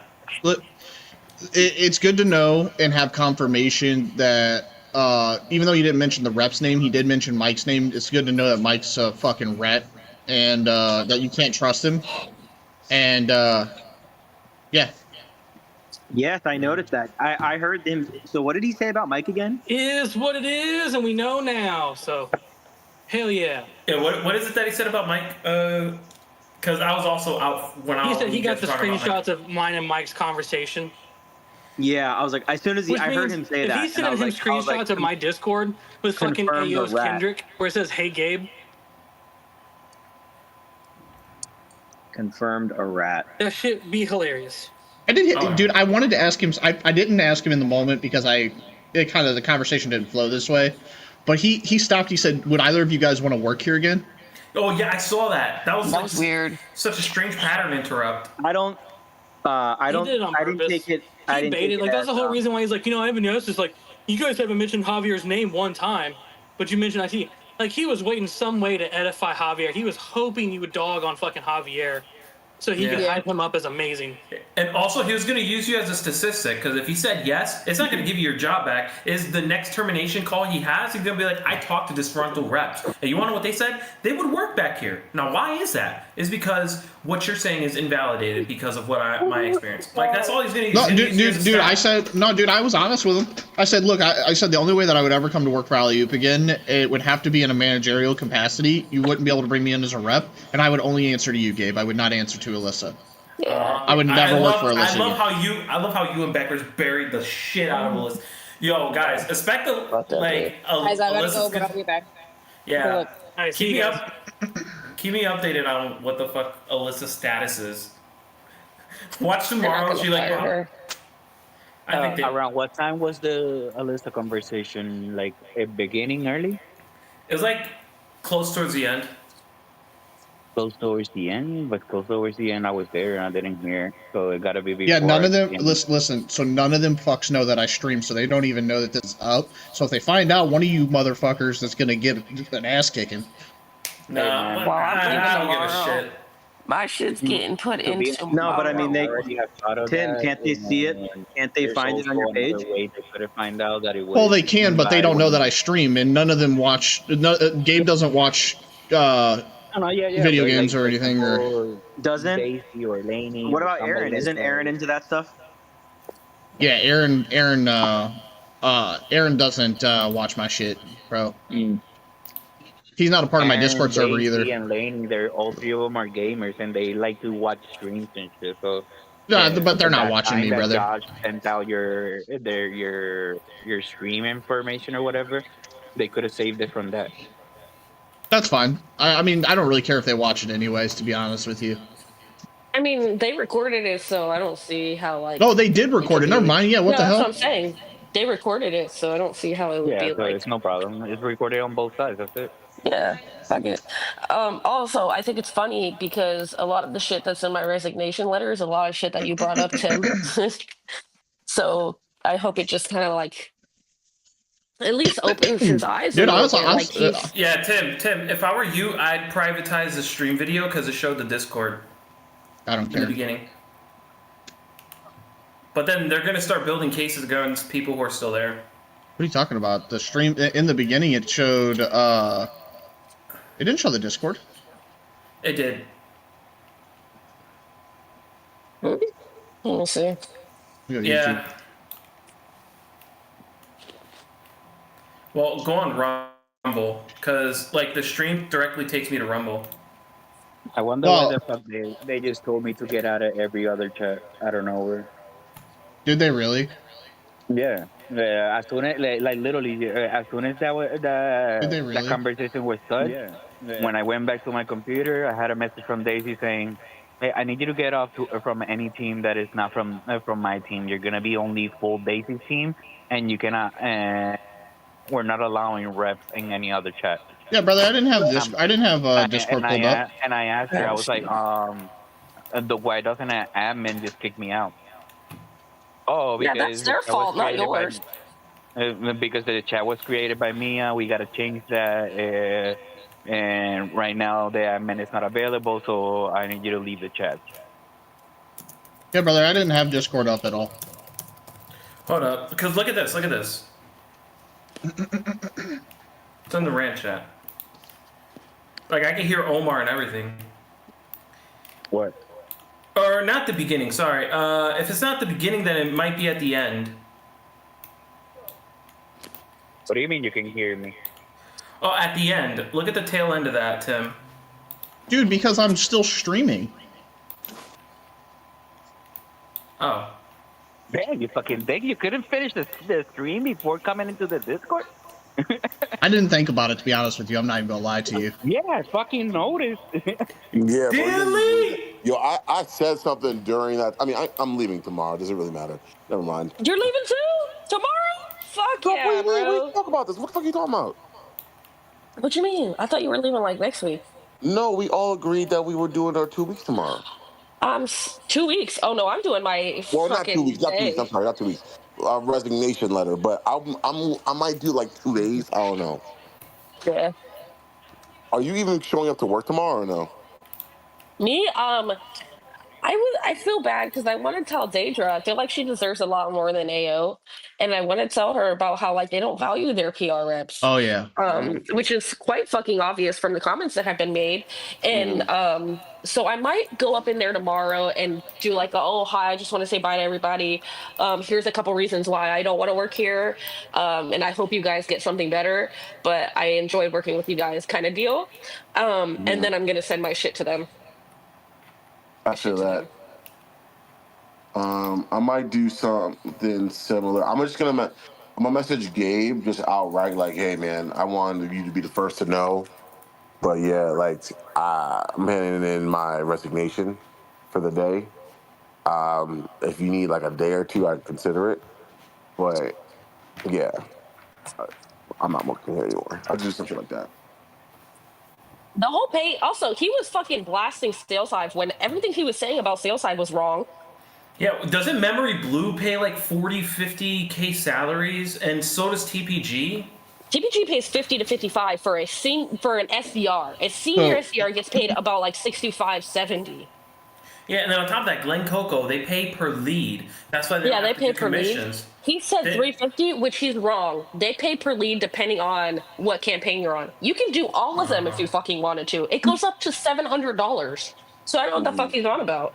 So here's what I'm going to tell you guys, right?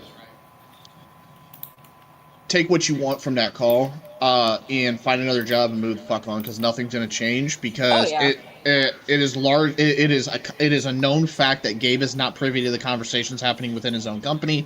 It is a known fact that they obviously have conversations behind closed doors they would never have to your face. It's very obvious that they find cunning and deceptive ways to find things out rather than having conversations and treating people like adults. They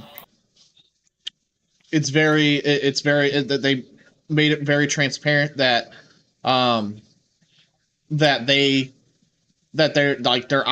hourly pay stuff is not something that Gabe is even privy to. Like, apparently, like, that call was largely pointless, but the things that you can take away from it are Gabe doesn't know shit, which means that everybody has free reign to do whatever they want to, as long as they can justify it in their own heads.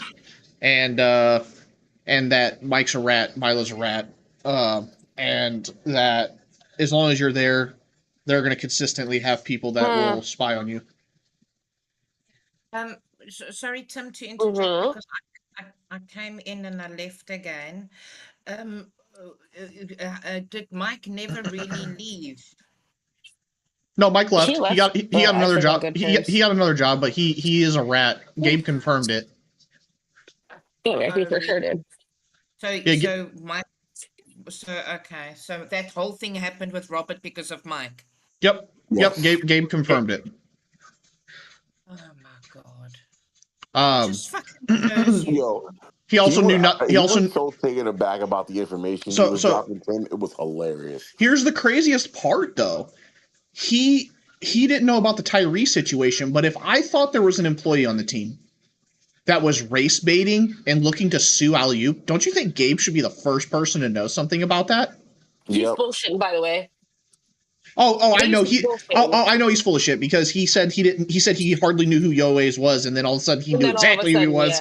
Yeah. As soon as I started to defend him, he's like, "Well, no, hold on." Not even that. When I fucking brought Tyree up in the meeting I had with them, that I was trying to tell him why I'm unhappy, and obviously that went fucking nowhere. So he's a goddamn liar. I talked about her, and he didn't act like he didn't know who the fuck she was.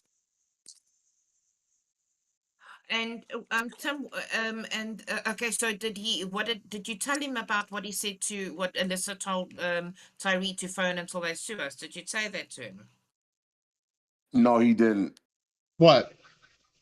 The her breaking the telephone laws or whatever. No, I didn't mention that. No. I forgot about it. So what was your key takeaway? Sorry, I had to get through my dial. So basically, like you just discussed, like I jumped on for a second. I thought, oh my god, let me get out of here. I'm so fucking retarded with equipment. I don't want, like, I just left because I said to Nicole. But anyway, like, so what's your takeaway, Tim? So my takeaway from that is we have confirmation that they had a rep on the inside that was telling them about what was in the Discord. And that, who was that? They didn't confirm the name, but they did. But he all but confirmed that because he was saying, and there was nothing unprofessional said in that Discord. He had a very specific line of questioning, like he already knew what was being said, and that unprofessional things were being said.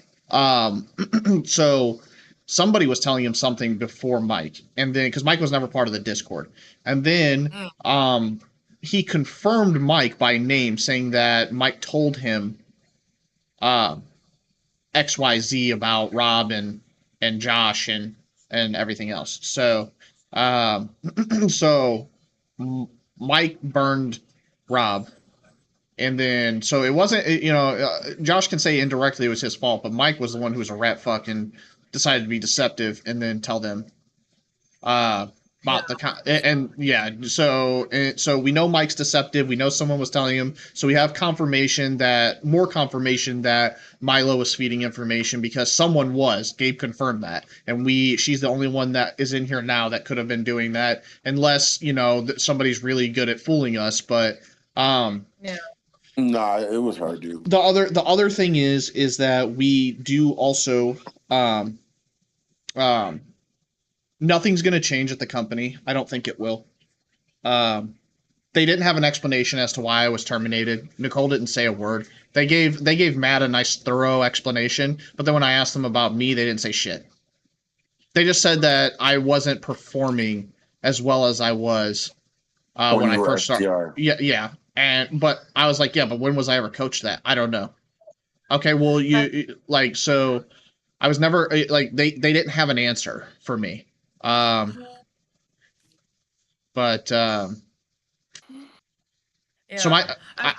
I think that obviously with Myla having told them what gets discussed, well, whoever, I'm assuming it's her, discussed on our sales floor, and that you were too buddy with your SDRs. They wanted to get rid of you for that. And obviously everyone taking the piss out of Alley with Alley Poop and all the shit that goes down in this channel. They obviously just wanted to they didn't want you. I think Yo, when you said the resignations, bro, I was like, damn, why you tell him that? Because it was already set in stone. I know, hey, but Tim, are you still live, Tim? Yeah. Okay. Well, after this live, like privatize the shit out of this, because I don't want leadership finding this out. Listen, darling. Did you talk about resignations? Tell me about that. I did. Did you? Can you edit a stream like how? Where does it cut off?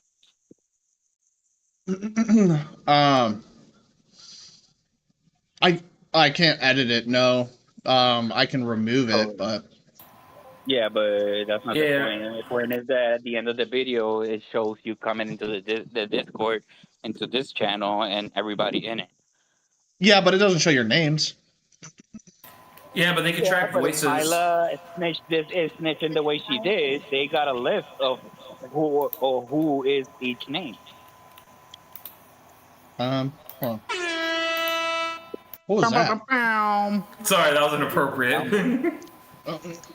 Man, that did not go as well as I was hoping it for. Yeah, Matt, you spoke your fucking shit, dude. I was sitting there like, woo! Like I was holding the edge of my seat, dude. You handled that phenomenally. Darling, how did your interview go? How did your interview go? I love it. I crushed both interviews. They were both great companies. Like, I love them. Hopefully I'm going to hear back. Yeah, so one was Full Funnel. The other one was Canary Tech. I love both of them. They were both great people. And also, like, I did really well on the presentation. I also did well on the cold call with them. Like, it sounded very normal. He asked me for feedback on it, too. And, it was great. It was great. I loved it. Oh, wonderful. I'll just go in, Omar, and I'll unpublish it, so that way it's not widely available. I don't have to delete it, but it'll be unpublished. I just wanted to tell you guys, I had such fucking awesome news, but then I kept on coming into the room at the wrong time. The Israelis have currently got 4 jobs. Wow. Damn. So Matt, do you know? I feel like largely that nothing's really going to come from that. I do have that was what I was afraid of too. I'm afraid that we were just pacified very largely. I did take some things away that Gabe is largely unaware of what happens inside of his own company. Well, that's what I tried to tell you guys before. Like, he took a step back a few months ago, and that's when shit really started to go downhill. And I think I said to him at one point, like, I was like, I think there's some people in your ear that don't have the company or your best interests in mind. And what I really wanted to get out of this call was, and he interrupted us so many times, which I knew was going to happen, but like, it was so incredibly frustrating because it makes me lose my train of thought. Like, my brain moves a lot faster than my mouth does. So it was, I know it was a tactic he was deploying, but he got onto a call right after we got off, by the way. Anyways, I think that so he confirmed on that call what I told you, that Mike told him everything that got Rob fired. So what a snake. Isn't that some shit? Sometimes it's even the ones in your own garden. Right? So he literally really doesn't like Josh, does he? Dude, he purposefully reached out to Josh to talk shit on AO, to bait him. Like, what? Yeah, what gain does he have from that? Especially since he got another job. Like, what the fuck is, like, how fucking weird do you have to be? Oh. Fucking motherfuckers. Yeah, he's definitely I don't think anything will come of it, but you guys got some closure. That's the important thing. I hope that he does right by Rob and reaches out to him. And if Rob doesn't end up getting these positions, hopefully offers him his job back. Even if you don't take it, Rob, you have the option to have employment until you find something else. So. Yeah, I get it. And I really appreciate that you guys like. I was borderline about to cry because I was like, yo, this man is speaking so much truth for me. Nah, but for real though, I don't even know how I would go about it because like if they would fire me like that off of some fabrication, just imagine if I tell the truth to them. You know what I mean? Like, what the hell is this, Rob? You said yes, you're our idol, Beckrest. What? That was 2 minutes into the call. Oh, I forgot why. Honestly, like I was just commenting in the moment, in the spur of the moment.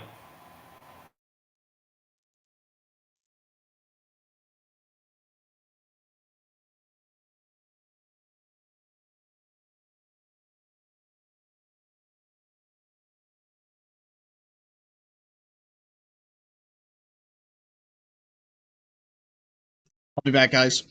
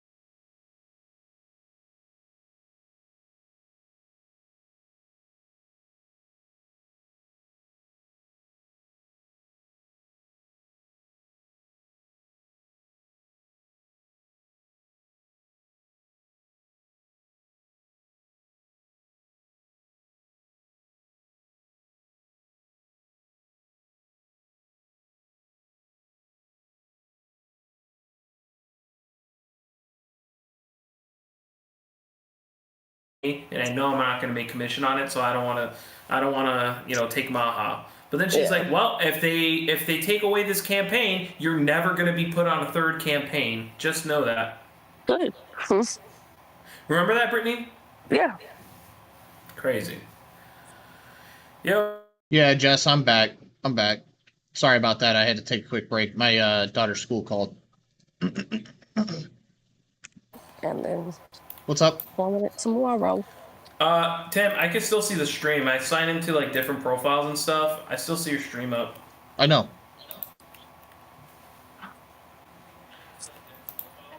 Oh, I hear myself. Yeah. Oops. No, but what I was trying to tell you is that, like, say if like an Alley-oop employee comes on to one of these streams, they could see everything. They could like go backwards. Yeah, but why does it matter? Because I said some shit about other about other employers that I'm applying to, and I don't want anyone to try to sabotage it. No one's gonna sabotage it. I mean, I don't know. I just want to be careful. And also, like, people were also speaking in here that are trying to actively stay out of the situation. How about Omar? Yeah. Omar's not gonna get in trouble, bro. Nobody knows that I'm streaming it. None of them are gonna do a deep dive and research me. All of that was to pacify us. That was not to get dirt on anybody. That was to pacify us. That was to make us get the feel goods and get us off the call. Yeah, well, even then, if you can, man, like, after the stream's done, like, try to take that part down, just so, like, nobody tries, because I wouldn't put it past Alley-oop, because Gabe literally sent Javier to do all this deep shit research. What did you make, Tim? What did you make of at the end where he was like, there's a reason I didn't put Javier on this call. Who has an issue with him? Like, I thought that was really bizarre. I think that was like a formality because Beckwith was going to be on there. Yeah, he didn't put Javier on the call because Beckwith was going to be on there originally, and then he said he didn't want Beckwith on there. I think he also wanted to know what issue we had with Javier. And to be honest with you, I don't care about Javier. I think the man is the biggest buffoon to have 6 degrees. Like, I honestly do. Like, he understands little about the sales process, what's necessary to be successful in a sales process, and he doesn't deliver on half the shit he said he's going to deliver on in a timely manner. I honestly think I don't have a problem with him as a human being, but he shouldn't be in charge of data. He should be in charge of the tools and resources that we use, but he should not be in charge of how we source data, what data we source, the ICP, none of that. None of that should be under him. So, personal opinion. I don't think anything's going to come of that. I really do think that you're reading too much into it, Rob. I mean, I can unpublish the VOD. That's fine. But I think you're reading way too much into it. I don't think they're going to my streaming pages researching what's going on. I know, but all I'm saying is I wouldn't put it past them. So it's just you got, be careful and mindful of everyone's safety type shit. Because I know Omar, he's pretty fucking pissed. But, like, and also it comes from a place of, like, he's scared. Because he's, like, out of anybody here, like, the man has seen a lot, man. So, I feel for him. So that's why I say, like, out of anonymity for the other reps that are currently still there. Because we know what happened last time with me. So, is everybody putting in 2 weeks' notice outside of Brittany? Where it's like everybody just like, I'm out. Like, fuck you. No. Ari and Rich, I'm out. Ari and Rich are gone tomorrow. Mandy already put her 2 weeks in, and the only people staying are Omar and Nicole, bro. And they're not targeting. Nicole deserves so much better, dude. Well, they're not gonna target them. I mean, I know Omar said he got a message, but like, they're just. I can, like I said, I'll unpublish the VOD. It's not a problem, but it's just. I think you guys are reading too much into it. They're not. I mean, they can't legally do anything. I never meant like. I guess on this I did, but. But I never showed the messages in Discord on screen. What are they gonna do? Fire them for being part of Discord? So I don't know. I thought it was so funny when he was like, "Was there anything inappropriate that was said within the Discord? You should have seen your face, dude." Yeah, I was there anything inappropriate? You were like, no. I was like, yeah, that was believable, Tim. I mean, I was honest with them. I said they vent about the company, but I mean, what employee doesn't have the right? I said that's their personal channel. It's not my job to police what they do outside of work. So, no, Gabe, there's totally not pictures of you holding or Nicole holding your baby. Well, that was confirmation for me though that he knew that there was things being said, which means that somebody did tell him in management about the Discord and like actually like gave them things that they could see. And then the confirmation about Mike was hilarious because like I just don't understand what he gained from that. Like he went on to a company where he's making so much more money. Why, if you had another job at another company making a ton more money, would you give a rat's ass enough to be their little puppet? You're gonna be there for one more week. What does it matter? And I knew how frustrated he was too, because I had one-on-one conversations with him where he was just like, I'm at my wit's end. So like that was really surprising to me that he did that at the end of his tenure like that. I have no idea what his motivation for something like that would have been. Question. I wanted to ask, what do you guys think his thoughts were on him saying, would you guys be willing or would want to come back? What do you think his motives were on that? I honestly think it's if you're asking like personally, like I think it was a way to try to get out of paying unemployment. By having you come back? That's why I revised my answer. I was like, well, you know, if it was like it was 6 months ago, I'd come back. No, so like flat out no was like, he could probably clip that and be like, yeah, see, this is why we're not paying him unemployment. We offered him his job back, and he said no. No, it's a PR thing. I don't think Gabe is reading that much into it. I don't think he gives shit about unemployment. I think it's a PR thing. I think he's going to use it as a play like, okay, well, these people are disgruntled, so if they say anything negatively, well, we have a clip of them saying that they would come back and work for us. So why would they come back and work for us if it was so bad? You know what I mean? Because like he's all about public image. He didn't like Matt was like, I was fine with the LinkedIn thing, but like he tried to dance around. Well, nobody's gonna be fired for this. That's why I keep trying to tell people. Like, I know Rob wants me to privatize this, but that is literal proof. That stream is literal proof that you cannot be punished for not doing LinkedIn. And I would say edit it. Just you can't. You cannot. I'm trying to tell you, you can't just go in and edit the video and publish it. Like I'd have to download the video, I'd have to edit it, and then I have to upload it as a whole new video, which I wouldn't be able to do to Twitch or Kick.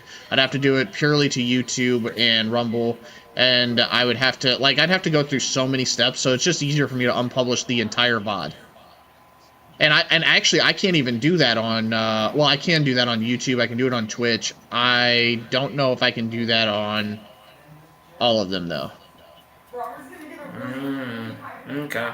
I mean, I think I can do it on. I don't know if I can do it on Kick. I think I can do it. I didn't know you had so little interaction with Gabe, Tim. Dude, my interview, shortly after my promotion, and then the pass by conversations while they were asking questions during management meetings. Like, you know, and when Cat got fired, that's it. Yeah. When the whole team talked to him. So He said, how am I supposed to know things if you don't come forward about them? Well, where's the proof? It's a he said, she said. None of management's meetings are recorded, and they make sure to bring you on their Zoom meetings. Alyssa, I've called Alyssa on Zoom, and she literally declined my call, then called me back. She said, oh, yeah, this meeting's not recorded. I was like, what? I was like, what do we, like, I just don't, I don't understand where he thinks that, like, that no one is going to feel comfortable getting into a he said, she said battle with a sales development director as an SDR. When it's, oh, yeah, this was said. Oh, did you say that? Nope, I didn't. And there's no proof to show otherwise. So, and I told him, I made sure to tell him, like, it was speculative, like, it was all, like, it's he said, she said, it's hearsay at this point because I can't prove it. But at the end of the day, these things were said. And you can decide to believe me, you can decide not to. But if you don't address it, you're going to have more people leave the company.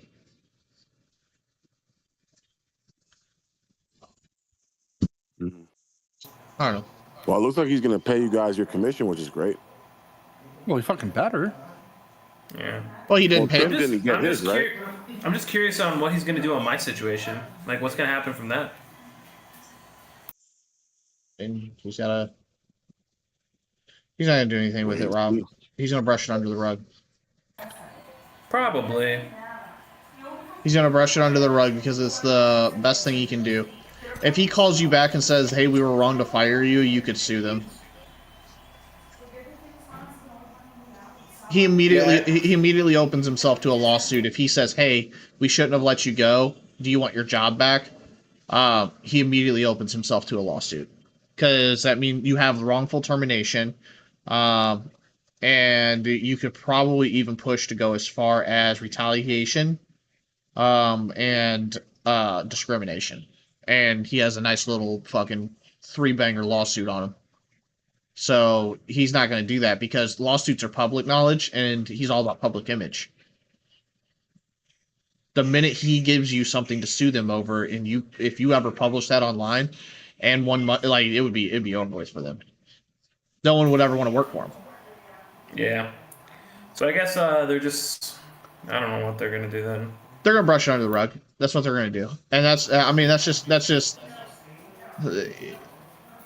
the best that's the best decision they can make as from like a company standpoint. Now they can make the ethical decision and actually make that phone call and be decent human beings and take accountability, but I don't think they can afford to. I mean, I don't know. They're about to get some resignations tomorrow, so they might. Dude, that's gonna hit them like a truck, man. But that's the point. They can't afford to because they're churning people out the door.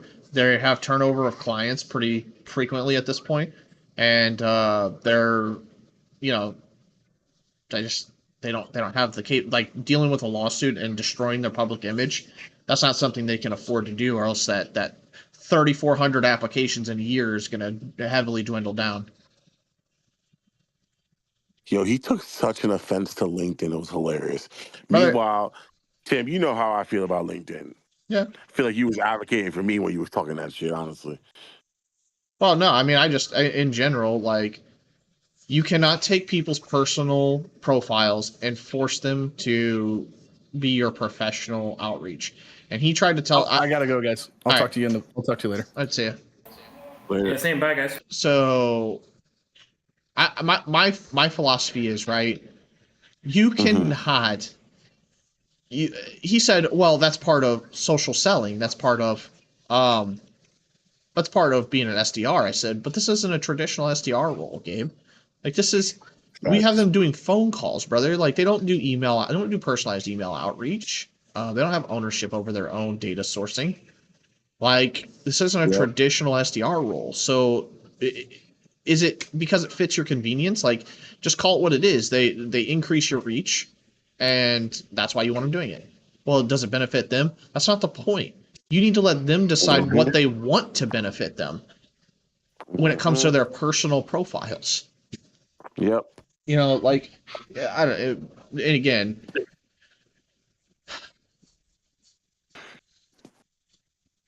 I guess Robin and others that are still at the company want me to remove the VOD, so I'm gonna have to do that after I get off of here. So, I mean, I think you. I don't care.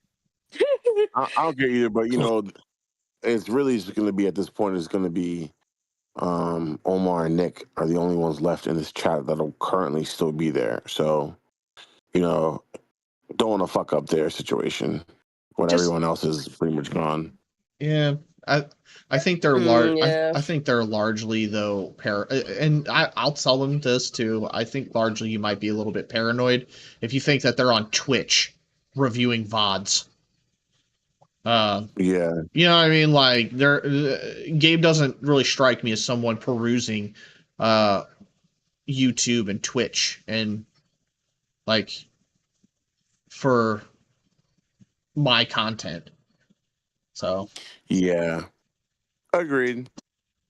I think that place has jaded us to the point that like you feel like you have to always think ahead. Yeah, well, like you have to be paranoid cautious, like almost like a paranoid level of cautious, and right. It's sad that it's like that, but like I just think that's crazy. If they really did retaliate against people for just being a part, I'm not gonna hold you. I wouldn't be surprised though. Oh yeah. Just saying, if I'm being honest. Like, I just wouldn't be. So I mean, I get their hesitation. I do. They're still gonna be here after this week, so yeah. You did good shit though. You feel like you got the closure you needed? Dude, I didn't need any closure. I already knew nothing was going to change. I didn't even honestly, other than when I hop into this Discord, I have zero thoughts about AO, bro. Like I just think about my job coming up, my family, like playing video games. When did you start that, by the way? The 10th. But like 10th, me too. But my point is like I don't even think about this place. The only time I do is when I hop in here and everybody's still complaining about it. That's it. That's fair. Like so, at the end of the day, like I already had the closure I needed. I mean, you're gonna have companies like AO, they're a dime a dozen, toxic work cultures, inability to take accountability. Like that's all just that's is it right? No, but is it out there? Oh yeah, in abundance. So like they're just another like I have no qualms with why I was like they said, oh you weren't performing to the expectation, but when was I coached? When was I given an opportunity to improve? Like you heard me asking that, like when Gabe didn't have an answer for that. Nicole never chimed in. Olga never chimed in. Like I was never given a memo. I was never given a pip. I never had a coaching conversation. Show me the documentation. They don't have an answer for it because they know that I didn't. So yeah, they full of shit. Anyways, the point is that I had the closure I needed before this. This call was mostly just for entertainment purposes and because I felt like other people needed closure, Rob included. I think that people needed to feel. I think people deserve to feel vindicated in how they felt about other people, like Mike and Mila. Fuck her. Sorry, you know how I feel. No, I know, but my point is like, I think some people needed to feel vindicated in their like because there was always this speculation, the conversation kept happening back and forth. I think people just needed to feel vindicated and validated that how they felt was correct, and I think that accomplished all that. I mean, Josh has verbal confirmation that Gabe is actually like afraid of him, like on a stalker level, and like true. So I mean, I know Josh's ego was fucking screaming. But Josh also knows that it was the conspiracy against him was deeper than AO though. It looks like Orem was reaching out to AO about Josh and senior sales VP, was reaching out, sending Gabe screenshots of emails. Like, you know what I mean? Like clearly Orem was being rats to him too, and so was that's what I'm saying. You gotta let Orem go because it seems like they're just shitty, honestly. And ARB apparently also. Well, I don't expect ARB. I expect just because that was Nicole's relationship, so there's that loyalty there. You know, Josh was overreaching on that one. Yeah, well, here's the thing though. Regardless, like, you know what I mean? There was I think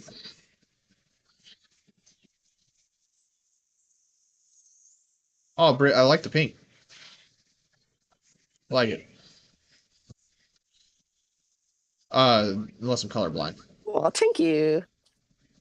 But anyways, the point is like, you know, I think what needed to be accomplished got accomplished. I told them what they need to fix, which is transparency, reviewing the compensation, recording their senior management staff's meetings to ensure there's accountability.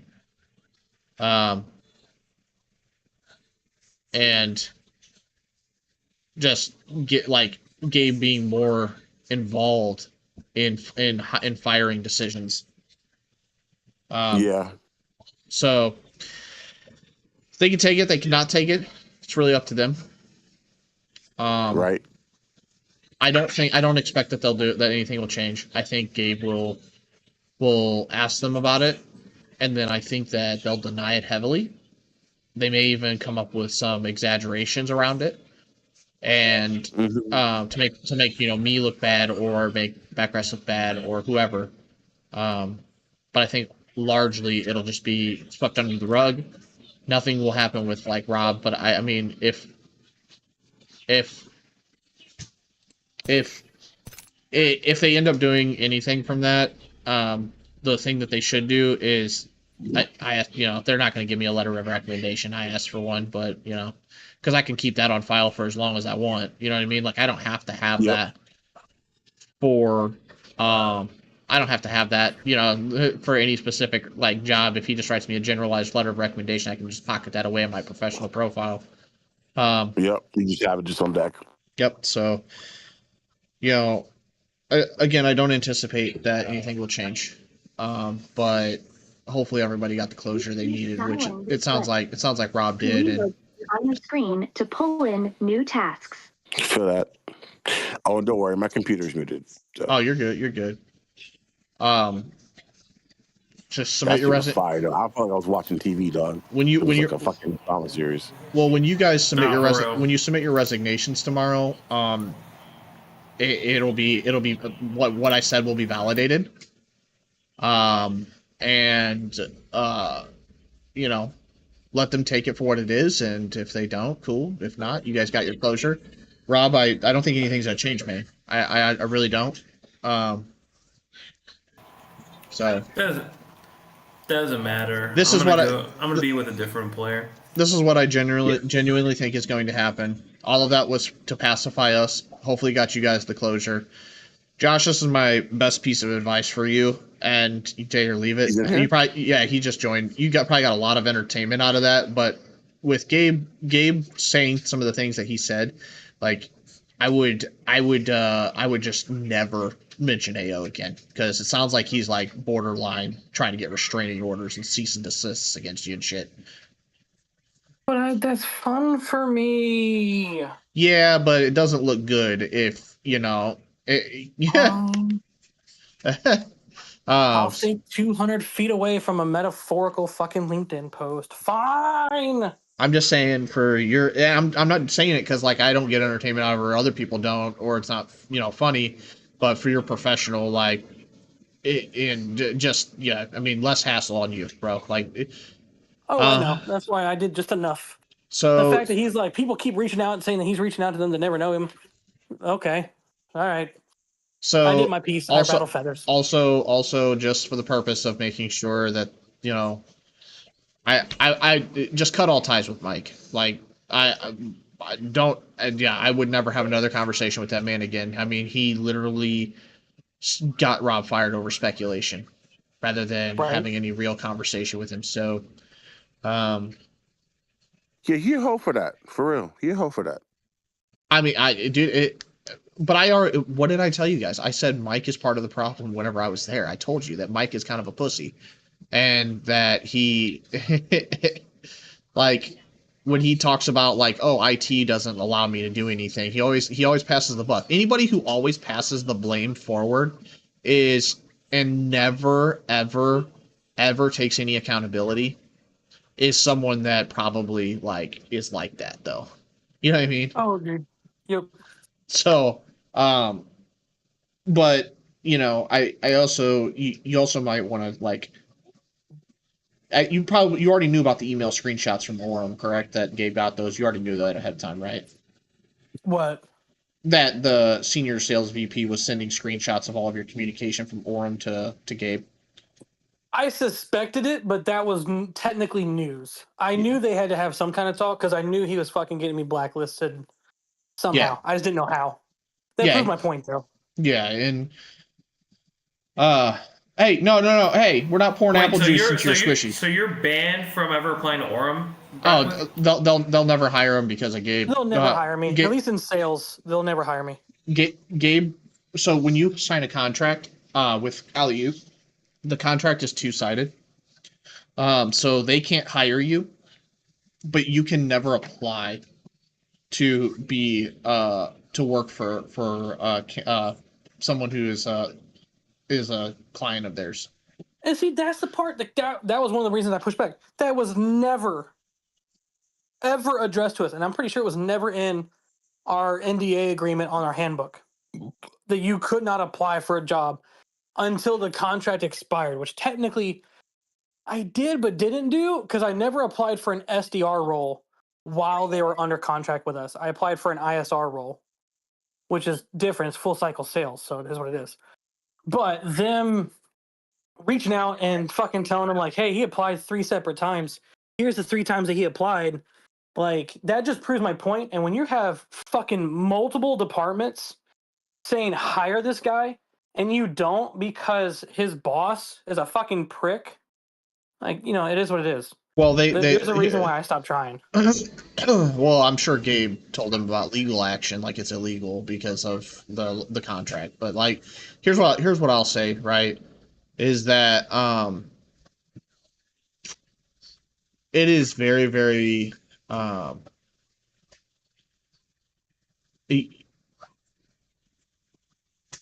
would take everything that they say with a grain of salt. This is like my biggest takeaway is Josh, you need to lay the fuck off. They're clearly at a point to where like it's more hassle for you and your family, right? Like a cease and desist or restraining order, those are probably the least of your concerns. Say Gabe actually decides to say that you did that, you know, even if he doesn't win a lawsuit against you, he will still tie you up in legal fees. And absolutely, you know what I'm saying? Like it's not a good look, right? You don't want to do that. So I will let you know. I hear you.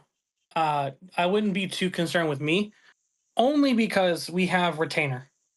So if they try to, it's nothing additional out of my pocket than what our insurance already pays, which is why I was never worried about it in the first place.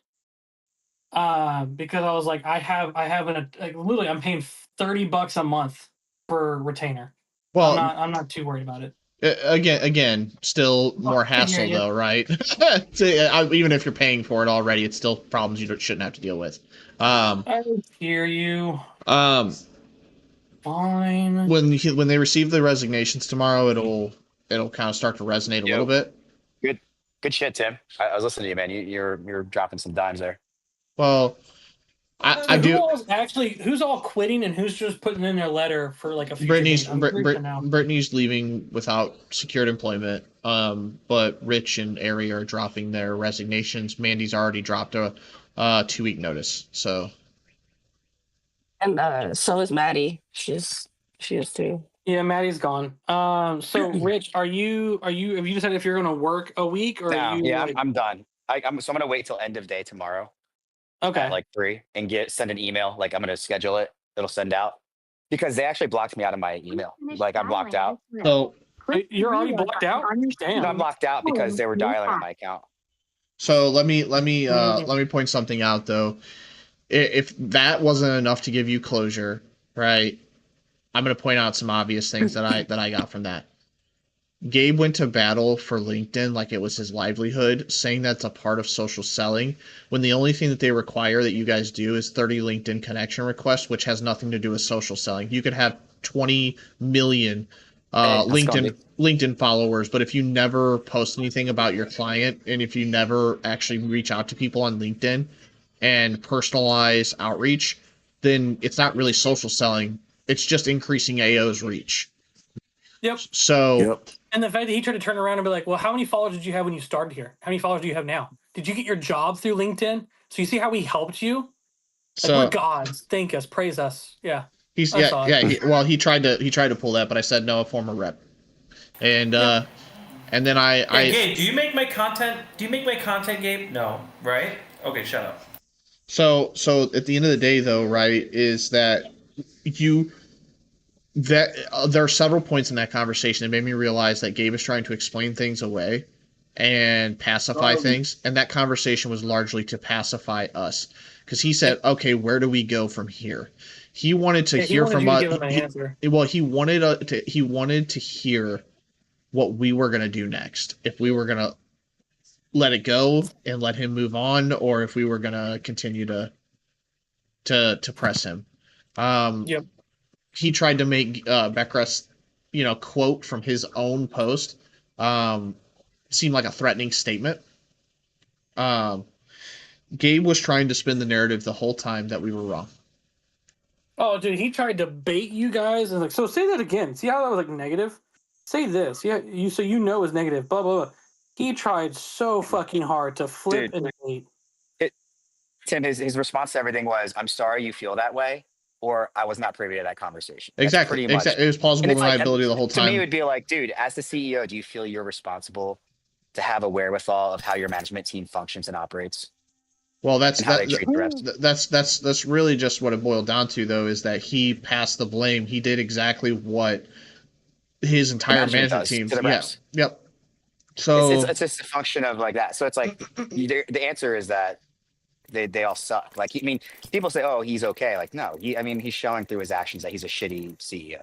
Like, he doesn't care. Well, dude, like, he's as a CEO, regardless of you being in a conversation, you are responsible for everything that goes on under your leadership. And if you hear something, then if he doesn't fire Alyssa tomorrow, then it shows he condones that behavior. So there's your answer. That's the bar. I'm just like, they say under a general, there's no bad soldier. If the soldier acts out, it's a reflection of the leadership. Yeah, so it's like it just reflects him. Like, whether or not you were privy to it or not, you are responsible to check in with your leadership team if there's a large amount of firings. Dude, the fact that he literally told Beckress, well, if you felt overwhelmed, why didn't you tell me? I'm so accessible. I'm like one of the most easily accessible CEOs. Really? Like, you're literally passing the buck every time we bring up a statement. Like, what are you accessible for other than excuses? So he's just really good at framing things in a way that makes it into, oh, that's how you felt. That was your experience. I'm sorry you felt that way. It's like gaslighting. Yeah. Oh, that's all he does.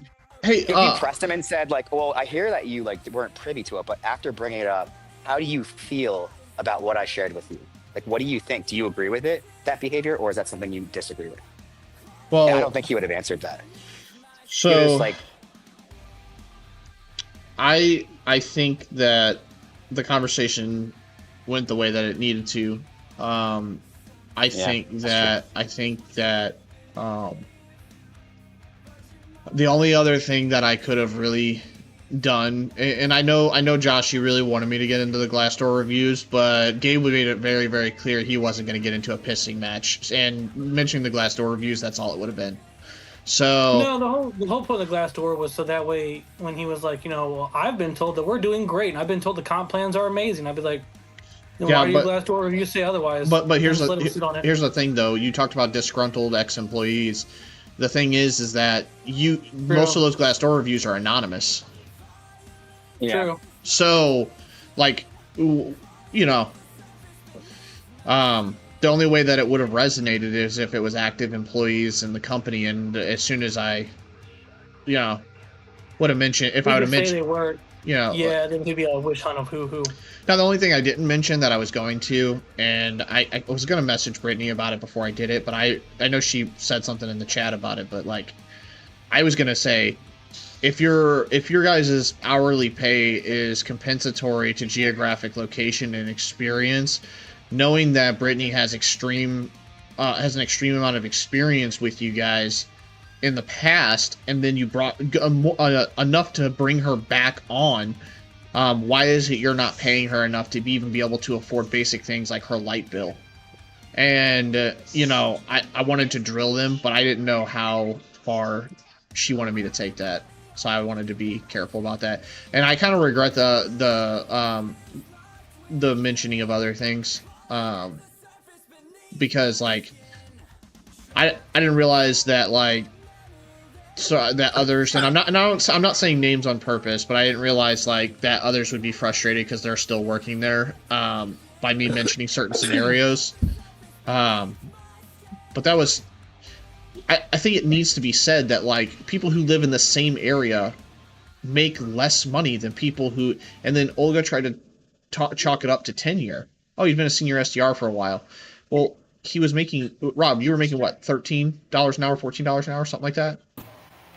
Yeah. $12.50. Then the senior SDR position got bumped to 13, and then 15 after something about inflation. That was the only thing I was going to also chime in. Is like it would have been easier to say, well, you're complaining about your competitors, but they do flat equal pay. You don't, and there's no Reddit like black and white that states if you leave in these areas, this is your pay. Like how, and well, it's this. Like, well, how do you know that? How do we know when you're hired on? You guys just say, hey, it's $18 an hour. Hey, you guys said this is $15 an hour. You told these people it's $20 an hour. You're telling people that everyone gets paid these things, but then even you yourself says, I don't talk about it. Why? Because you recognize there's a problem. It's easier to not talk about it than it is to try to make up for it. Yeah. So you're telling me that it's bad for us to talk about our pay, but there's nothing in the handbook that states literally what someone should get paid, and if it's geolocation or experience based, as to what scale. None. Well, and quite frankly, I don't understand. Rich, I apologize. I don't get how Rich has more experience and or geolocation than you do, to where he gets paid what you got paid as an SDM, when on the flip side, Ari, who has equal experience, got paid less. Yet you guys live an hour apart. No, it's an inconsistency. Like he wouldn't have been able to explain that with any rational thought. He tried. Because Ari, well, fucking Gabe. What did he say? Like why Ari made less? He didn't. He didn't speak to it. He escaped over it. He probably would do like, oh, okay. Well, thanks for sharing that. That's probably like. Well, so my kind of. I think that Gabe is not privy. Gabe wants plausible deniability, which is why he's not privy to a lot of conversations and decisions that happen with Alley-Oop. He said, "What am I supposed to do to Beckrest when they're complaining? Like my entire management team's complaining about you." And it's like, take some accountability, brother. He said, "Well, me and Beckrest have had plenty of conversations." Like he told Beckrest, "Me and you have had plenty of conversations," but that's not what you said. You said your management team overwhelmingly wanted Beckrest gone. So which is it? Did you want him gone? Did your management team want him gone? Did you do your due diligence to make sure to give him the feedback that he needs? Did you do your due diligence with me? He didn't have a single answer for my situation, which is crazy. That Nicole didn't chime. He was very unprepared when it came to 10. It was hilarious. Nicole didn't chime in one time, and she was the one who fired me. I even said, "Can I get some insight to that?" And he's like, "Well, I wasn't privy to that conversation." Nicole stayed muted the whole time. Well, there's someone on this call. I mean, dude, I just don't. Again, I feel like you should have just thugged Nicole shit. Like, Nicole, well, you're the one who fired me. I would love to know your thoughts. Well, yeah, I mean, she's went out as smooth as Gabe, so she would have been absolutely cooked. Like it wouldn't. She would have been cooked. And honestly, what would have happened, Ari, is Gabe would have jumped in like, well, this is between you and us. Like you booked on my calendar. Yeah, he probably would have done something like that because he knows she would have gotten cooked. So he would have just like jumped in and cut it off. Yeah, I mean, I probably should have. At the end of the day, I went into that call knowing nothing was going to change. Yeah. They weren't going to pay me severance. They're not going to. He said, "Would you work?" The fact that he tried to get validation on whether or not we would work for him again, and to try to spin that as a positive narrative for PR reasons is crazy to me. Would you work for him again? It's like, well, if you had a manager that said this, and this, like Lissa, would you want to work for her either? No, dude. My exact verbiage was, knowing the toxic things that I have heard behind closed doors, I would not work for Alyssa again. The only way I would work for you is if I reported directly to you. It's a good answer. And even but I'd say based on the fact that you're not really privy to any conversations, I don't see how it would really work out. That's what I'd probably say. Based on the fact that you seem to not be very involved with the management teams themselves, I guess I don't know what would really matter. Because you seem to have no recollection or understanding of why anyone gets fired or hired. It's like So the only thing I would have clapped back on, I'd be like, well, you said, who did he say it to? He said it to Ari, where he's like, I see every name that comes across the desk when I'm firing someone. Well, then do you know why you're firing them? I'm not privy to those conversations. Don't you think you should be purview? At what point do you recognize, oh, I'm seeing a lot of big names go down the desk and I'm being told a lot of things. Oh, really? You're being told that Tim was having issues, that you were told Beckress wasn't communicating with clients, but then when I ask you abruptly, what did I do? Oh, I'm not purview to that. Either you're purview or you've been told. You can't be not purview and told. Like, it doesn't work. So why did you fire me? Why did you not decide to have a conversation? If you really are going to have it go across your fucking desk, why did you not go, maybe I need to ask him why he's being fired. Maybe I need to get the other side of the conversation. But no, that's okay. Have a great day. What's up, UXR? Yeah, I don't know. I will say, and I think I said this earlier, I don't know, Tim, I don't know if you were still on the call or if you're off the call. What made me laugh on the inside too was the fact that that bitch knew that my name was gonna get brought up, mainly because. How are you doing, UX? How's your day going? We're just talking about some entertaining stuff that happened today. First started, I waited like 2 or 3 minutes. I tried to join in again, and then I waited like another 5 minutes and tried to join in again. So Getting ready to play some Apex Legends. For today. I will. Yeah. What are you up to?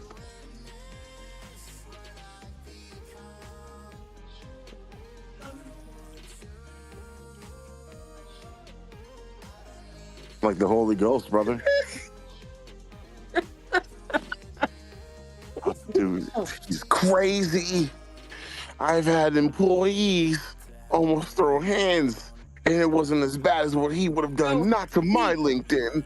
This guy threatened the life of the CEO and threatened violence, and he's done worse than that. Really? What did he do other than fucking...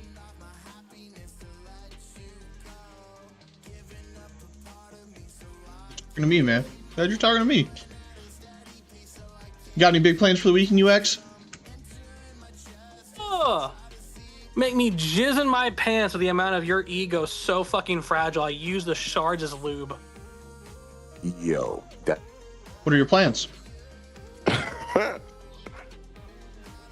Oh, Jesus. It does make me laugh. Like, I'm not gonna, like, I'm done with my AO spiel.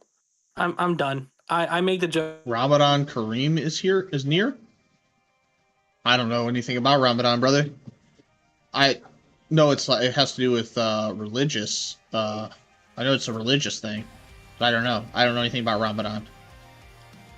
My point that I'm happy, but dude, to know that I live in his head like that, rent free.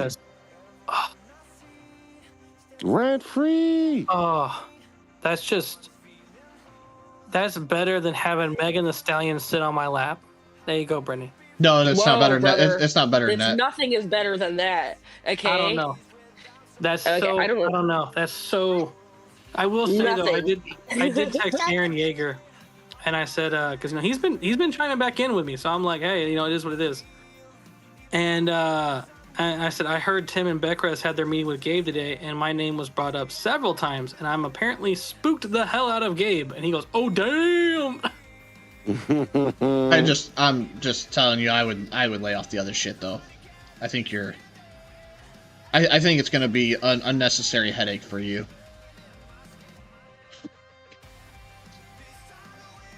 I believe it. I'm not gonna lie. He definitely seems butthurt, bro. Oh, he did. I didn't go with lube. That's his problem. He sounded like you were the fucking boogeyman, bro. What he has done. Dude, the fear was literally put into him. Like, it's aggressive. Yo, they're definitely gonna give me a memo tomorrow for the amount of times I have not been dialing. And it's okay, because I'm about to be like, I'll raise you this memo with... I'm dead. Are you doing it Is in there a day? a reason why you didn't dial yesterday? Yeah, I didn't dial for about 3 hours. Was there anything going on during those 3 hours? Oh, yeah. A live stream on Twitch was more important. You're gonna play a sport on Saturday. What sport are you playing? And yeah. Apparently, Omar can be heard, so I'm not gonna do all that now. But that morning call with Ricky. Oh, I don't know if I want to give my 2 weeks to Ricky or give my shit directly to Gabe. You're doing Ricky 2 been weeks? pissing me off. No, I'm not giving 2 weeks. I don't know why I keep saying that. Probably tomorrow. His resignation letter. Yeah, it's either tomorrow, Monday, or Tuesday. I'm handing it in no matter what. Tomorrow. Ah, cricket. Cricket. I've never played cricket, but it looks fun from what I've seen. Can you compare it to like an American sport and maybe like? Because I've seen it a couple times, but I'm not too privy to it. So, what American sport would that be comparable to, or like cross between? And like, what's the objective? Talk to me about it. I feel that. Oh. What I would do if I were you, I would give your resignation directly to Gabe. That's what I was gonna do. If I were you, every person that's going to be resigning, I would give it to Gabe. Well, I have a little bit of everyone in there, so I'm gonna send it in an email to everyone in leadership. I mean, everyone, even the managers. But I probably will send him a copy to his DM in Zoom before I leave. I'm giving my resignation through Zoom to Gabe. I'm not even sending it via email to everybody. I'm just sending it to Gabe. I want everybody to read it, and I hope Olga reads it too, because a lot of What? So talk to me about what the objective is behind cricket. Like, what is the goal there? Like, how do you play? Like, etc. being mean bitches that are in the fucking center of all of it every single time. I got off of that already. Oh no, that's only one of the lists. Oh, okay. I was about to be like, damn, she really don't give a fuck. Nah, today I've been really sweet. Oh, I'm not gonna lie. I've been a full asshole. I've only been dialing fucking cold numbers. So I've spoken to like 3 people today. Yeah, I did extra dials on my shift. I did 138, I think. Yeah, why did he seem so shocked whenever he said that the fake dialing thing? Why did he seem so shocked? Like, I think he takes it seriously, honestly. Yeah, I think he does too, because recognizes that it's impossible to make those dials consistently based upon like what campaign you have and things like that. So I think the other people are like real enough to admit, like, all right, just fake dial, just don't tell anybody. But Yeah, I think he legitimately takes it seriously. Yeah, I think so too, because he even made a couple posts on company wide about it. This is not like a first occurrence. I remember back in March he posted something about that when a couple people got fired due to fake dialing. Like, That's what I think I'm he saying. takes that shit serious. I don't think he really knows everything. I truly believe that. However, does he want to know is a difference. But I don't think he knows everything. But can he really not know the incentive of our structure of pushing the dials over anything, and how fake dialing is the byproduct of that, and the incentive, the manager is pushing that as well? Like, his response was that he can only control the activity, not the meetings, and so they only pay for the dials. But what he didn't catch on is the fact that he shot himself in the foot. Not that he cares, but he stated that like we can only control the activity. But when brought up about how the data is so trash that the activity is skewed, he just skated over it. So But I was interested to see that he brought up Javier, though, and the fact that Javier was intentionally not on the call. Yeah, that I don't know either. I think it's because of... That was a fucking ploy. That was an absolute ploy. His mind, he was thinking that Matt and Tim were going to come in bashing Javier, and that, you know, IT sucks because Javier does this, and this. And he knows the fact that I make fun of Javier's voice, which I think in a nutshell is also the fact that they think I say worse about Javier than I actually do. I don't know. Anyway. Like, you shit on Javier, but you don't be wishing him to die. Like, nah, for real. It ain't to that extreme. He thinks it's worse. So I think he really expected them to bash him, and he'd be like, well, hold on, you know. So when he realized that Javier's name was never once brought up, he was hoping to put him in a position where they made fun of him so that he could edify him. He realized that he'd hyped up himself for Javier and how Javier's great. Javier does this, Javier does that. You know, he's got this, and this.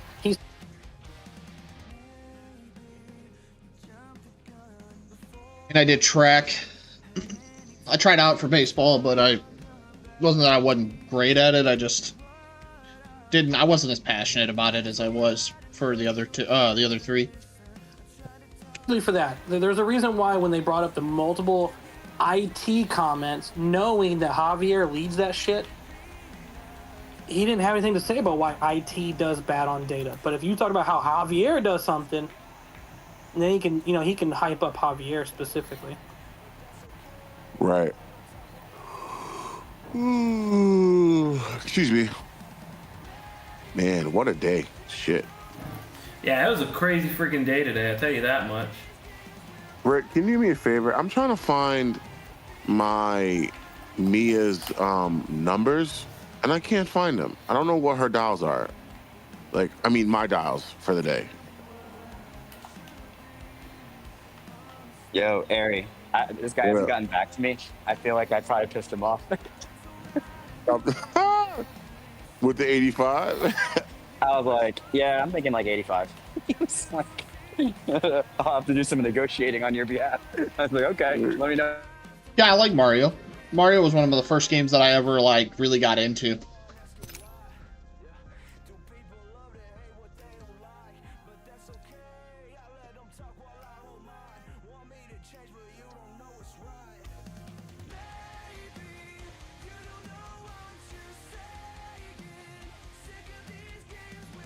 Back pocket and just make that list, bro, of reputable companies.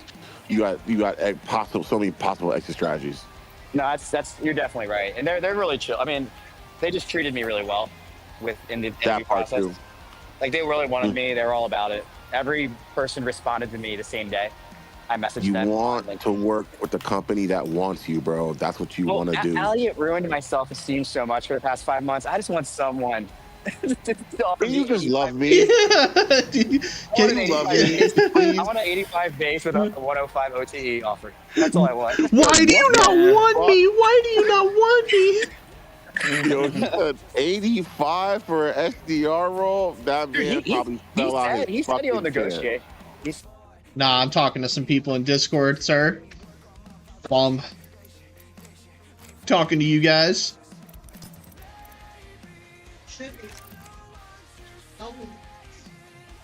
He's a professional, but we'll see.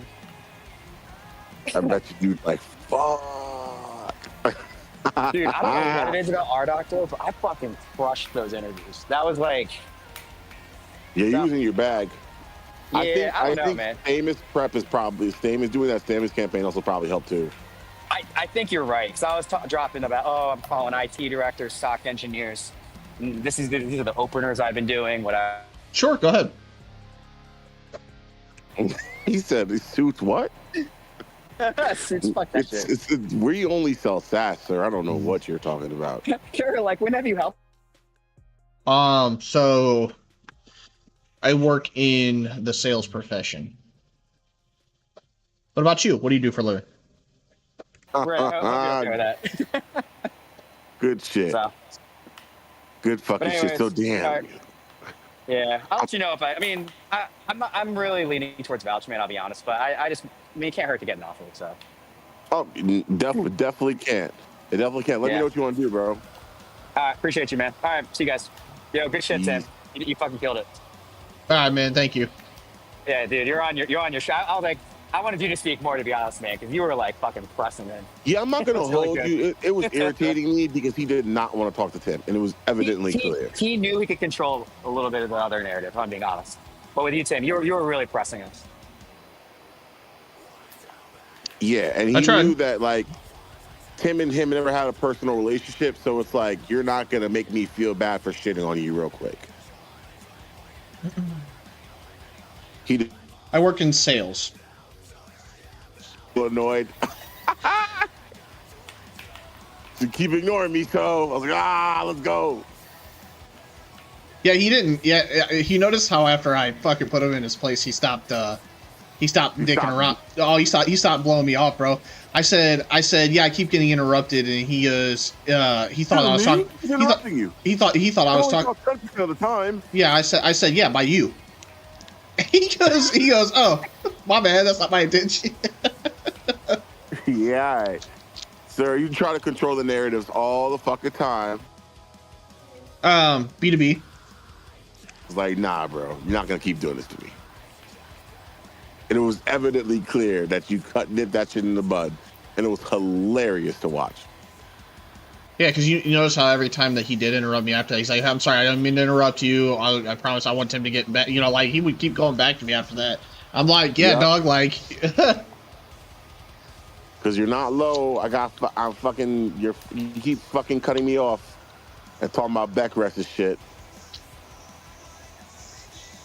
You know, if he seen Josh on the call, bro, he would have had a heart attack. The way he was talking about Josh. Dude, he tried to place blame on Rob when I said that Rob only took a picture of Schaefer's face, and he said, did he tell him about this picture? I was like, why would he?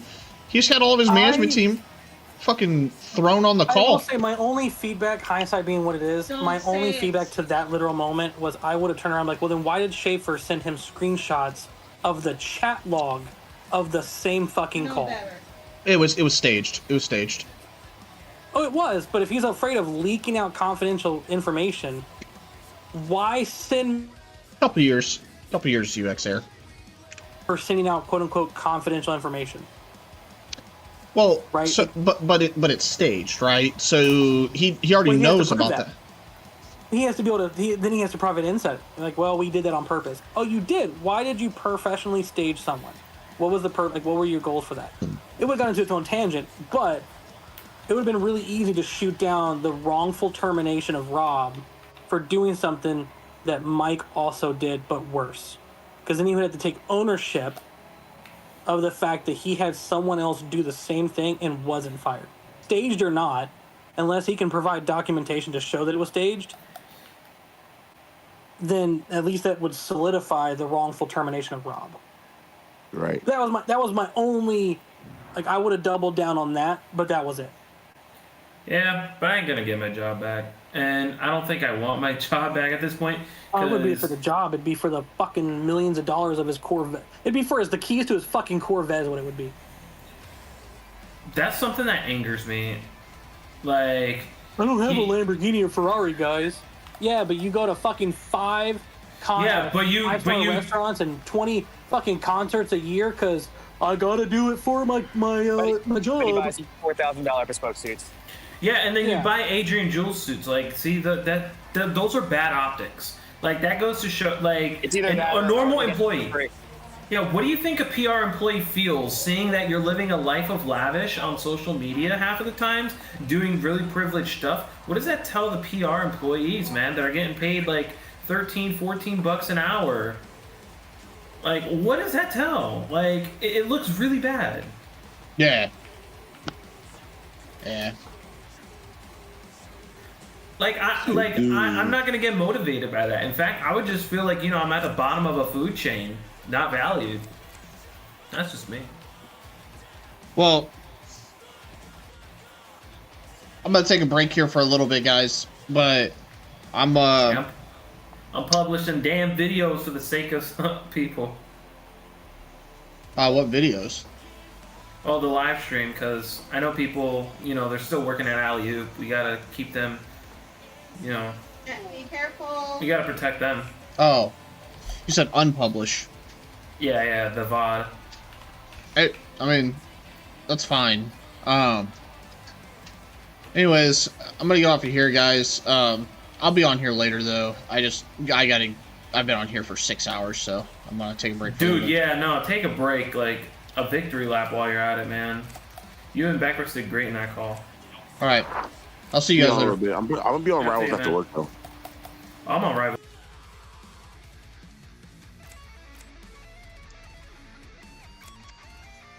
All right, UX. My squad's not on yet for Apex, so I'm gonna take a 2-hour break. They should be on by then, a little bit delayed. But I'll be back on in my normal time, which is like 6:30 Central Time.